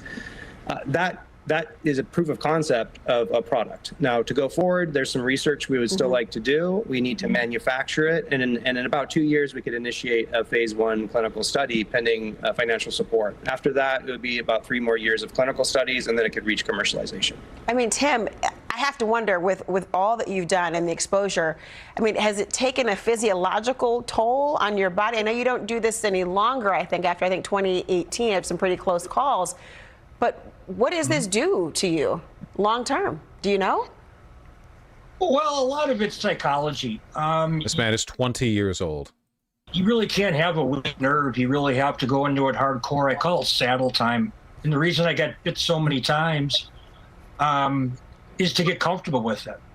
And one of the reasons I took Black Mamba and Taipan, he does look a little bit like Jim Carrey, is I became more comfortable with it. I had to live really closely to it. I just didn't want to inject once in a while or get bit once every couple of years. It became a lifestyle for me.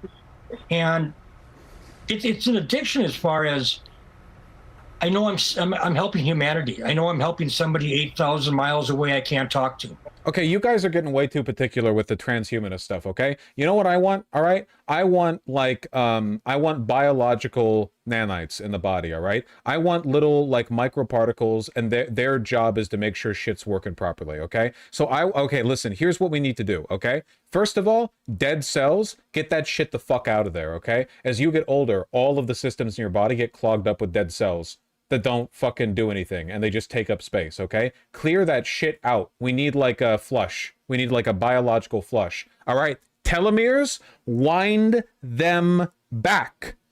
Extend the telomeres, okay? Get a little bit of telomere paste, a little bit of glue on there, okay? You know?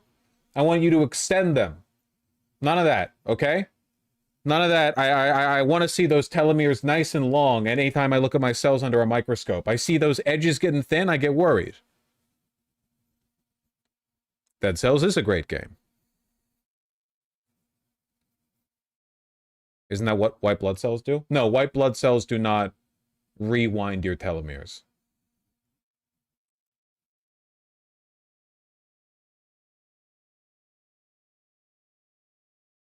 Telomere degradation is only 1 out of hundreds of types of senescence. Yeah, well, we can get the major ones. The problem with telomere extension has been linked to cancer. Well, then get rid of the cancer.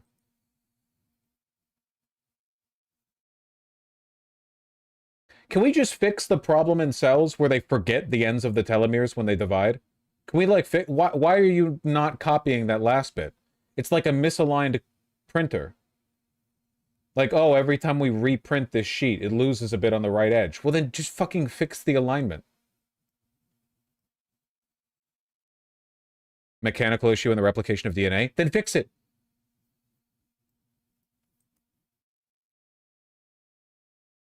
You know, you're describing magic, right? That's what you would have said if 20 years ago this guy said, I bet I can synthesize a general snake antivenom by getting bitten by snakes for 20 years. That's what you would have said. You would have been like, you're an idiot. You're describing magic. It doesn't work that way. And now he's famous for getting bitten a million times, and you're in the private site chat of a YouTuber.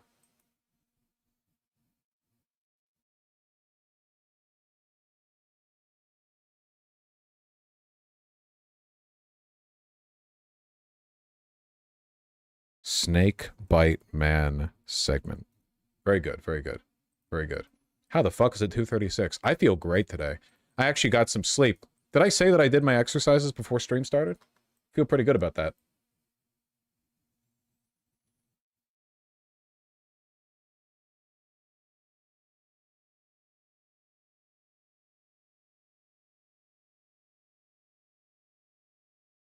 Supreme Court allows Doge to access Social Security data. Great.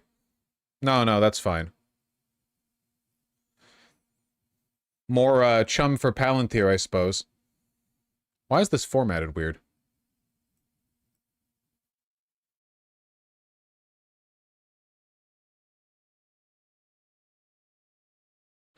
Supreme Court on Friday allowed members of the Trump administration's Doge to access Social Security Administration data. The conservative majority court, with its 3 liberal justices objecting, granted an emergency application filed by the Trump admin, asking the justices to lift an injunction issued by a federal judge. Right. An unsigned order, access to the agency records in order for those members to do their work.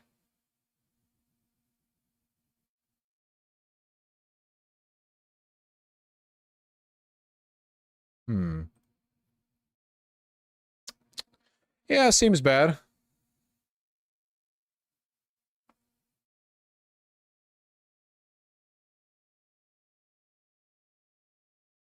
More chum for Palantir.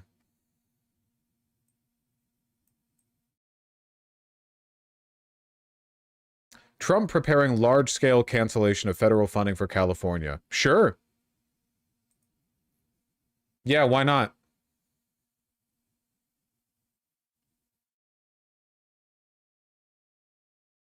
I mean, Gavin Newsom is already basically a Republican. I mean, why?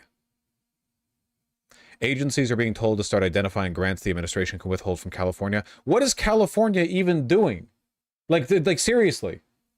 Gavin Newsom made a podcast where he brought fucking Steve Bannon on to jerk off and talk about how smart he is and how much wiser the Republicans have been on their, you know, attacks on transgender people. He's like, what has California done?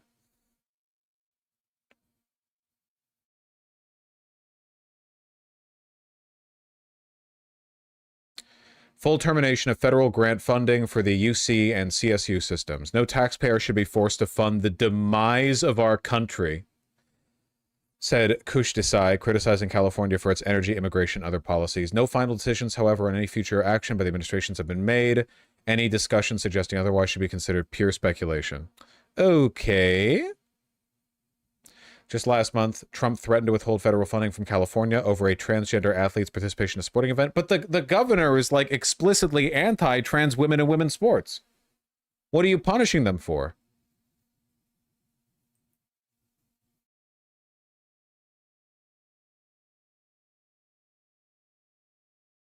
Yeah, but they're not mentioning that nuts. You know what I think this is? I think this is more Trump being bored and running out of stuff to do. Things are petering out on the attacks on Harvard and Columbia, so he has to, you know, just find a new thing to do.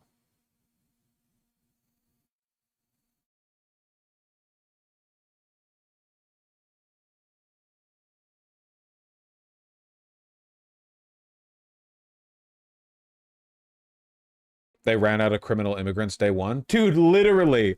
Like, it took no time at all for ICE to just start, like, waiting at immigration court hearings and arresting people who lawfully show up for their appointed, like, court-approved meetings. Like, they ran out of shit to do so fucking quickly. It's crazy.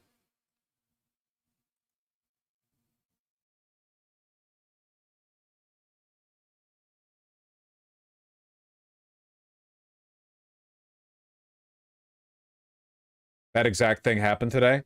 Oh my God. Wait a minute. Jesus. Get off, guys. You're obstructing a federal arrest. Obstructing a federal arrest. Get on the ground. Get back. Get back. Get back. Stop fighting. Fighting? Stop resisting. Stop fighting. Stop resisting. Stop resisting. Hey, arrest this. Hey, get the fuck back. Get back. Get the fuck back. Back up. Look at this Logan Paul looking motherfucker doesn't have a mask on. Full beard, so you know, no cop restrictions. Just showing up at a immigration court hearing, just plain clothes, just nothing. Just why not?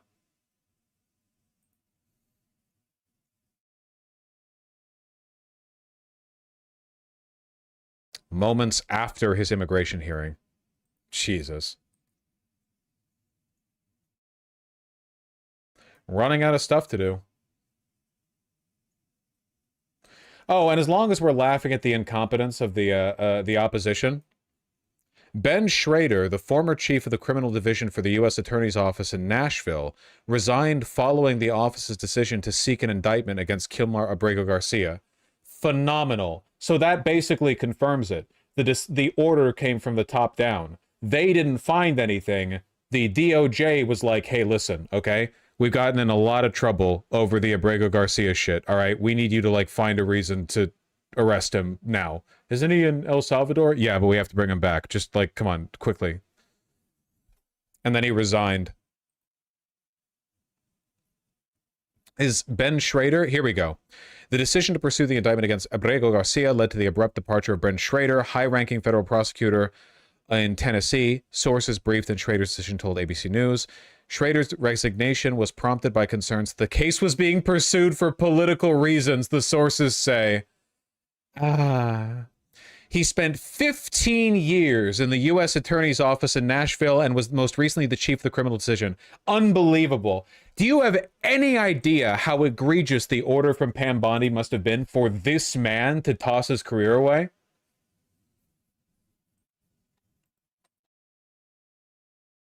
Literally sent him a note in fucking crayon. Yeah, you need to, like, get this guy now. It's just like, no. Jesus Christ. Well, that basically confirms that they don't have anything on him. If the order came from the top down, which it would have had to be for him to have resigned like this, and the federal government wasn't making any of these claims prior, it wasn't their investigation, right? They basically just said, yeah, find some dirt on him. Well, that's good for us because it means they're not going to have jack shit in court. Keep in mind that as much power as the Trump administration has expressed, like broadly, federally, so far they're on like a consistent losing streak in all of the court battles they're fighting. In the first administration and in this one. Every time they get like in a court, you know, it either leads to an immediate federal injunction or the judge brings in the DOJ rep and the rep is like, please don't make me take this seriously. I don't know why I'm here. I'm literally a lawyer. I'm sorry. I don't want to lie to you.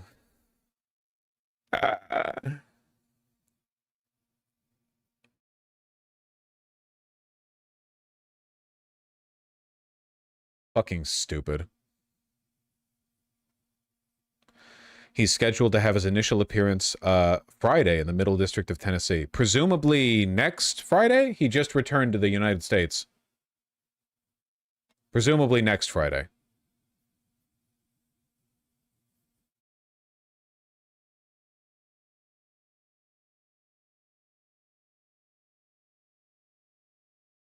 Well. Lamau, one might say.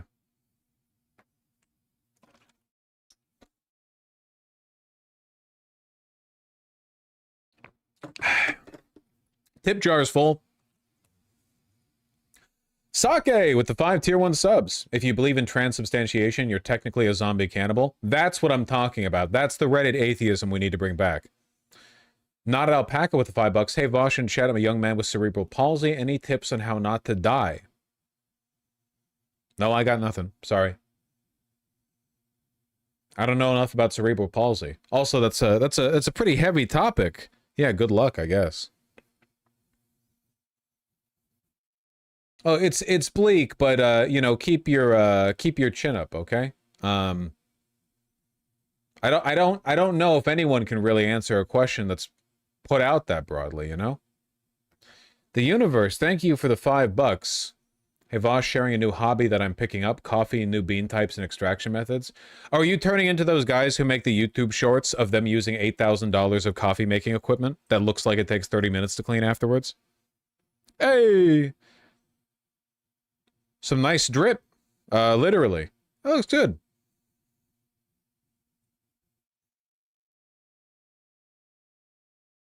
I'm still just using Keurig cups, but I am a bit of a snob about coffee when I'm going out. When I have coffee at home, it's utilitarian. When I have coffee going out, I'm like, these beans are slightly burnt. So, you know. Horizon, thank you for the $5. Feel free to hack the planet. Not an Alpaca, thank you for the 5 again. I'm getting the fuck out of here. I'm in no position to fight. I won't let them kill me. Yeah, if you can leave the United States, that would probably be a good idea. Dr. Oz on Medicaid cuts. People should, quote, prove that you matter. Yeah, that sounds about right.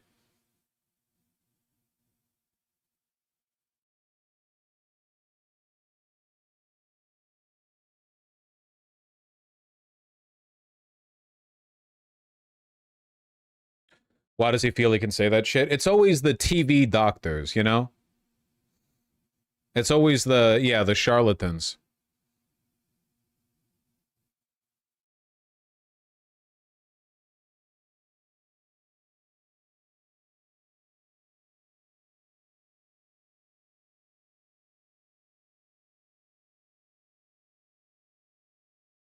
Yeesh.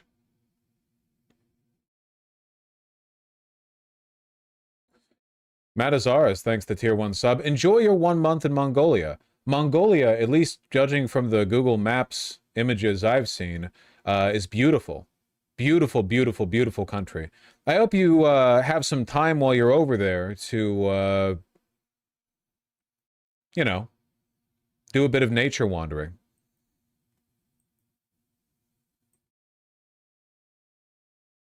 Try the beef? Yeah, try the beef. Don't they have yaks over there? Like big, they've got like big shaggy bison, basically. Give one of them a pat on the head. Unless it's dangerous. Don't do it if it's dangerous. SamFan155, what'll be the biggest or most epic moment of June 2025? How the fuck will I know? I can't answer that. I don't even have a prompt for that. Lady of My Cats, thanks to the tier 1 sub. Help, I accidentally voice trained myself into the submissive Mormon housewife voice. How do I reverse this fast? I'm going to be charitable to you and assume you're not being annoying and horny. Because if you are, I don't respect that. I'll assume you're being serious. And I understand that can be serious. My understanding, and I'm not a trans chick, you know, people have alleged, but I'm sorry, I'm just not. But I do think I know the answer to this, based on what I've heard other people say, okay? Which is that if you want, voice training isn't like putting on an accent where you have a specific framing, you know, you have a specific line or a read in mind that you're using to guide the voice or whatever. Voice training is about shifting your voice. And what I think a lot of ladies make the mistake of doing when they're voice training is they settle on a voice and then they really narrow their range of vocal expression so that they're always in line with what works for that voice. But what you have to understand is that when you're speaking conversationally, you can be all over the place in how you talk. You can laugh, you can do whatever, you can vary your tone. So if you just settled on a voice and you're just running with that line, you're probably speaking in a pretty stilted way. What I would suggest you do is find online communities where you can speak freely and people don't know you, and you can talk more freely and try to land on a good voice that you can express in a wide range of situations, vocal tones, moods, attitudes, whatever, you know? That way you're not just like settling on the nice voice you like, but you're naturally developing an affinity for speaking in a way that's comfortable to you in a wide range of situations.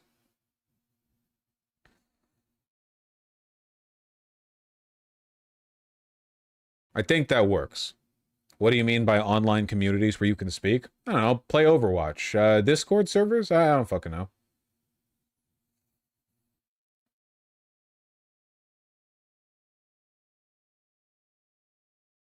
That sounds like too much work. Just give me nanobots that alter my vocal cords. I gotta hit you with a difficult truth, but it is true, okay? Vocal training is not that difficult. You think it's difficult because it's emotionally taxing. But emotions aren't real, okay? You pussy, all right? Mechanically, it's just not that difficult. You just have to do it, okay? You have to overcome what is essentially the same reflex embarrassment that a fat guy gets when he goes to the gym for the first time. Oh, everyone's looking at me. Everyone sees that the underside of my gut hangs out of my shirt a little bit whenever I do the shoulder press. Nobody fucking cares. Nobody cares. Nobody who goes to the gym regularly gives a single shit if a fat guy comes in and his shirt's too short. Okay? Nobody cares.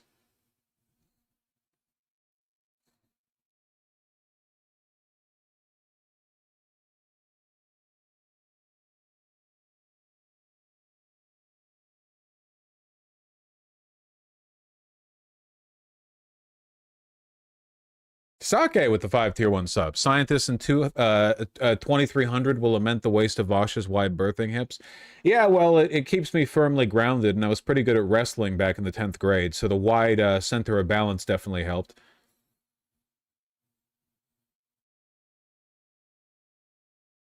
I do have wide hips. It's true.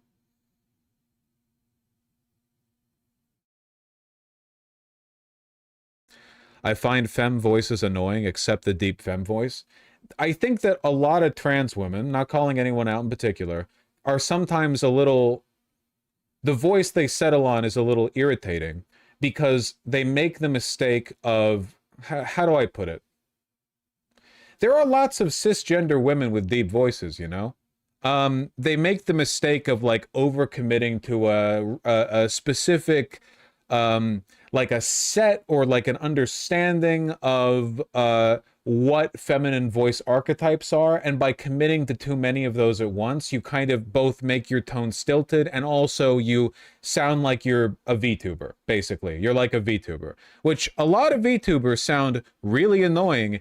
You know, it doesn't have anything to do with what their gender or vocal cords are like, right? Like you hear a cisgender woman and she's a VTuber, but then because she's a VTuber, she's talking like this all the time, or not necessarily like that. I can't do the voice, but you know what I'm talking about, right? And that's annoying. And it has nothing to do with whether you're cis or trans or your vocal cords or whatever. It's that you're overcommitting to these femme adjacent like markers with how your voice sounds.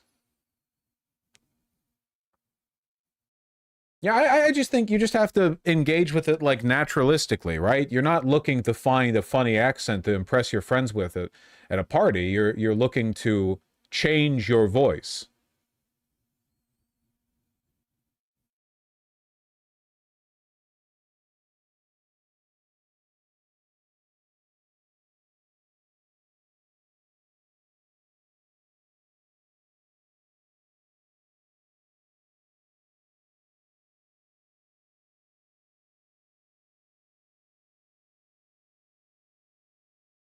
Like, at the end of the day, 99% of what you hear when a woman talks isn't the vocal cords. The differences in how a man and a woman talk in a stereotypical sense, like in the archetype sense, right? It comes down to socialization, not the vocal cords themselves. If you took, I don't know, Marilyn Monroe, whatever, just like a well-known pretty lady who people like, and you elongated her vocal cords so that they were more typical of a male's vocal cords, right? After, her voice would sound different. It would still sound like a woman's voice. Easy it would, 100%. The difference is significant in the intonation, right? The depth of the voice, but what we hear when we hear the gender of people's voices isn't really like the depth, right? Like somebody just posted a link, I assume, was it Jessica Rabbit? Jessica Rabbit has a super deep voice, right? Lots of women do, but you don't hear Jessica Rabbit as female because of how deep the voice is. If you only took the tone, like the way you get a note on a key, like from a piano, like where's Jessica Rabbit? Like maybe, like I don't know. I can't even do that. I don't have a musical ear. Jessica Rabbit's voice is fucking down here. Tons of guys. The pitch. Thank you. I'm struggling with the terms, but you know what I mean. People, you don't hear the pitch, only the pitch. Wait, what's the pitch? What does that tell you, right? It's a bimodal distribution. Males are going to have a lower pitch on average, but you know, whatever. What you're hearing is how people learn to talk. And that's society. That's living in a society. That's Joker shit.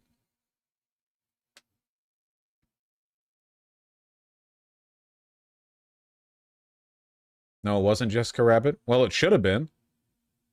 Oh, it's the Venture Bros lady. See, I don't think that works because you're posting a character where the joke about her is that she has a guy's voice, right? And she's a queen. I'm not hating on her, but I'm trying to make a point here. If you're talking to a trans lady and you're like, well, here's a woman who sounds like she has a deep voice, this is fine. You'll probably, you know, she'll be upset with you, rightfully so. Yeah, that's the joke. Well, right, but I'm trying to be sympathetic here, okay? Ooh. I have been invited to an event with a dress code. The dress code is cocktail. Get ready with me because I don't know what the fuck that means. Now, I don't often turn to GQ for advice, but this is actually a very helpful article. It's like, just gotta look presentable, I guess. I think when you're stuck, start with the stuff you do know. And I know that I want to wear my Cartier because that's so it fits me perfectly. It's designed Western shirt. Vintage HRC Western suit. What am I doing? Momo. Coat loafers. My belt with the gold buckle I lent to a friend. I need to find something. Now I'm late. I have. Yeah, it looks good. Not my favorite look from him, but looks good. The stash is so back. If I had darker hair, I would have a stash, for sure. Can I just get Jessica Rabbit's voice? Hold on. I hope you're proud of yourself and those pictures you took. I feel like that was even relatively high-pitched compared to a lot that I've heard from Jessica Rabbit. Because that's from the movie, but I was thinking from the original animations. Anyway, you can tell, like, the pitch isn't what you're hearing. You're hearing, like, the way she speaks. That's normal woman's pitch. No, first of all, Esmilia, pretty sure you're a transgender. Normal woman? What are you talking about? Second of all, no. Jessica Rabbit has a deeper voice than most women, I imagine. That's Kathleen Turner. Well, that wouldn't have been the voice actress for the original animations, because Jessica Rabbit's like, what, like 90 years old or something?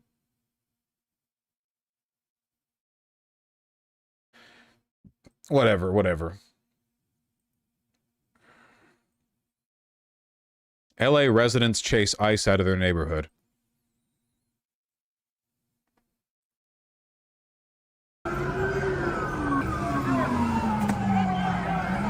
I think you got him. Oh. Whoa, whoa. What the hell was that? Did they throw a tear gas grenade, like, out the window? Oh, don't run into that. Yeah, looks like it.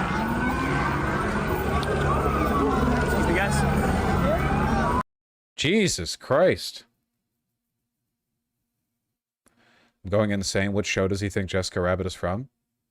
What show? Well, Jessica Rabbit and Roger Rabbit were, like, the characters, and he liked her, and she was, like, a park ranger, right? Or something? Or maybe it was just in the one thing?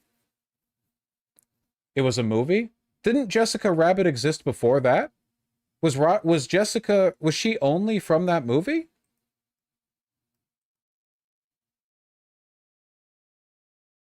They made more shorts after the movie? So the shorts were only made after the movie. Is that was the first appearance of Jessica Rabbit? That was the first time she existed? I actually didn't know that. I had it in my head that she was... Because I saw animations that were cel-drawn. They looked like they were from the 40s or 50s, kind of around the classic, like, Looney Tunes bits. You might be confusing her for Betty Boop. No, I'm thinking of Jessica Rabbit. Okay, well, thank you for correcting my misunderstanding. I did not know that.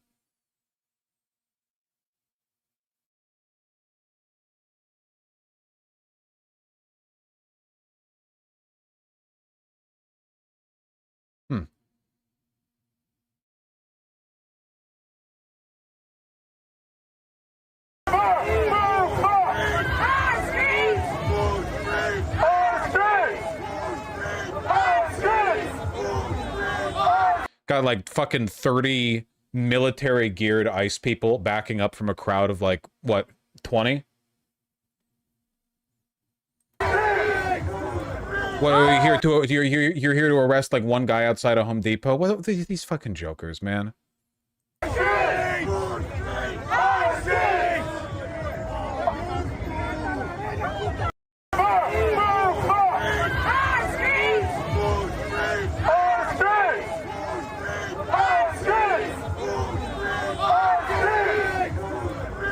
Jesus.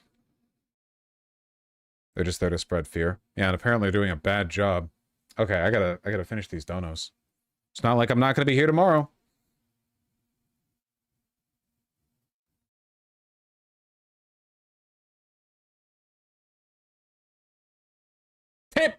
Tips. I mean tips.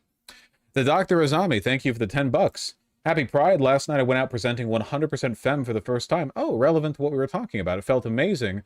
Over the years, your stream has helped me find who I truly am. Thanks, Vosh. Thank you, Dr. Azami.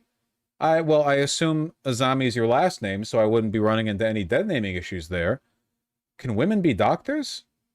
Well, Nurse Azami, I'm happy to help. Really. That's very sweet of you. I'm happy to hear you had a good time. Sorry.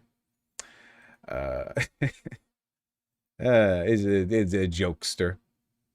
Victorious Gardenosaurus, the Robot Chicken MLP, thank you for the $5 both. Really appreciate that. I haven't seen a breakup like Trump versus Elon since Luffy versus Usopp and Naruto versus Sasuke. I sure hope neither of them ends up taking care of the other. Yeah, we'll see how it goes. It's been pretty quiet today, but right now the tension is still simmering. Also, in my opinion, Luffy versus Usopp is better than Naruto versus Sasuke. Naruto versus Sasuke, yeah, you've got the epic AMVs and the animation, and it's the whole fucking point. I get it. It's more narratively significant. But I think their split was so much more emotionally resonant. Because it wasn't some edgy, grimdark break apart or whatever, you know? It was both of them being really stubborn. And then they cried it out. I thought that was nice. I appreciate that. Luffy riding off into the sunset with his arms crossed, like trying not to sob. And everyone around him is like, you have to wait. He has to apologize first. And Luffy's like, I know. You know, it's very good. Also, I appreciate the fact that Luffy got an actual, or Usopp got an actual crack at fighting back against Luffy, you know? Like, there was no chance of him beating Luffy, obviously. But they let Usopp actually try his best, rather than it being like a joke fight or whatever, where like, Usopp trips and hits his face on the ground and passes out or whatever, and then he wakes up to see that Luffy's leaving. You get me. Spencer Howard, thank you for the 10 Australian. The Democrats in the US always make me appreciate the Australian Labour Party. Most of the ALP's compromises are pragmatic, and the party is still intrinsically linked to the labor movement and its members. I don't know so much about the ALP, but I do know that, I mean, compared to the Democrats, they're probably quite a bit better. Yeah, probably. Yeah, I mean, low bar, right? Still alive. Thank you for the $2. Cuomo talks like Christopher Walken a little lull. I can see it. Victorious Gardenosaurus and Liangcell, thank you for the 5 both. Kash Patel's obviously playing dumb. Oh god, absolutely. Probably went on Joe Rogan specifically to say like, hey guys, please quit mailing us. Please quit asking us for more information about this. We're not telling you, you know? One of the far-right military-adjacent channels I follow has expressed great disdain for the lack of progress in Epstein files. They won't let it go. Good. They shouldn't. It is legitimately a cover-up that they are complicit in. It's just that they're not the only ones complicit in it. They're all going to be complicit in it. Namakimono, thank you for the very kind $20. These lines may be from 2011, but nothing's changed. They don't want me indicted because they don't want my dirty laundry air when I fight it. Don't get my lawyers excited because what good is a law if you can't rewrite it? Bars. From what song? I don't know. I don't know anything, actually. But I did read it out loud. Hopefully I did it justice. I know I didn't. Balthazar228, thank you for the $20. What's the chance Kash Patel accidentally transfers the Epstein evidence because of pressure from MAGA conspiracists, making him think it was no longer safe in the location through incompetence losing it? 0% chance. Absolutely none. I guarantee you he doesn't have direct access to it anyway. I guarantee you that it's kept in a vault, and the vault is in a secure site that is not in DC. They probably have it like in boxes and tapes, like in containers that are like just placed in a random location somewhere in like one of those caves that the US government buys like storage space in, you know, like in order to go there, you would need like 57 like checks to be passed, and then you'd have to bring it out and it'd be a whole thing. And if he even asked about it, would probably cause a bunch of people in government to freak out. I don't think it can happen. I don't think it can happen. Nathan E, thank you for the $2. No, Pam Bondi looks great for her age. Gira Alka, thank you for the 50 pesos. First time donating after years of watching. Life is finally looking good, thanks. Really? Finally, somebody whose life is improving, huh? What a departure from the norm these days, you know? I'm happy to hear that. It's good. You know, life goes on. You follow all the bad politics or whatever, but somewhere in the world, probably multiple places in the world, right? Somebody just slept with their longtime sweetheart for the first time. And they're on the moon right now. You know, you look outside and it's like, oh, you know, the wars and the economy or whatever. But for that guy, you know, it's actually looking pretty good. Big perspective shift. Got an okay job like 3 days ago. Nice.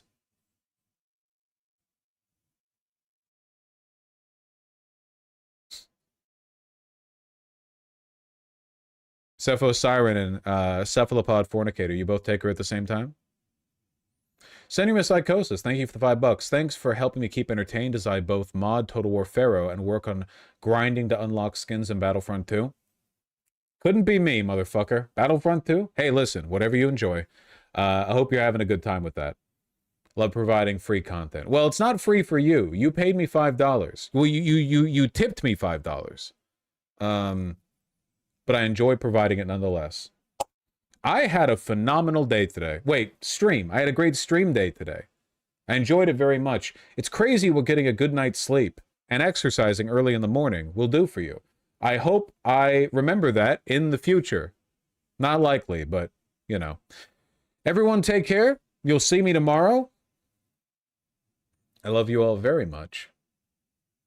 Oh, congratulations on getting a job, Brandon's Fish. Go eat some damn beans. Yeah. I'm gonna have a Gatorade, actually. I'm feeling Gatorade right now. Well, take care. I'll see you guys tomorrow. Drink water.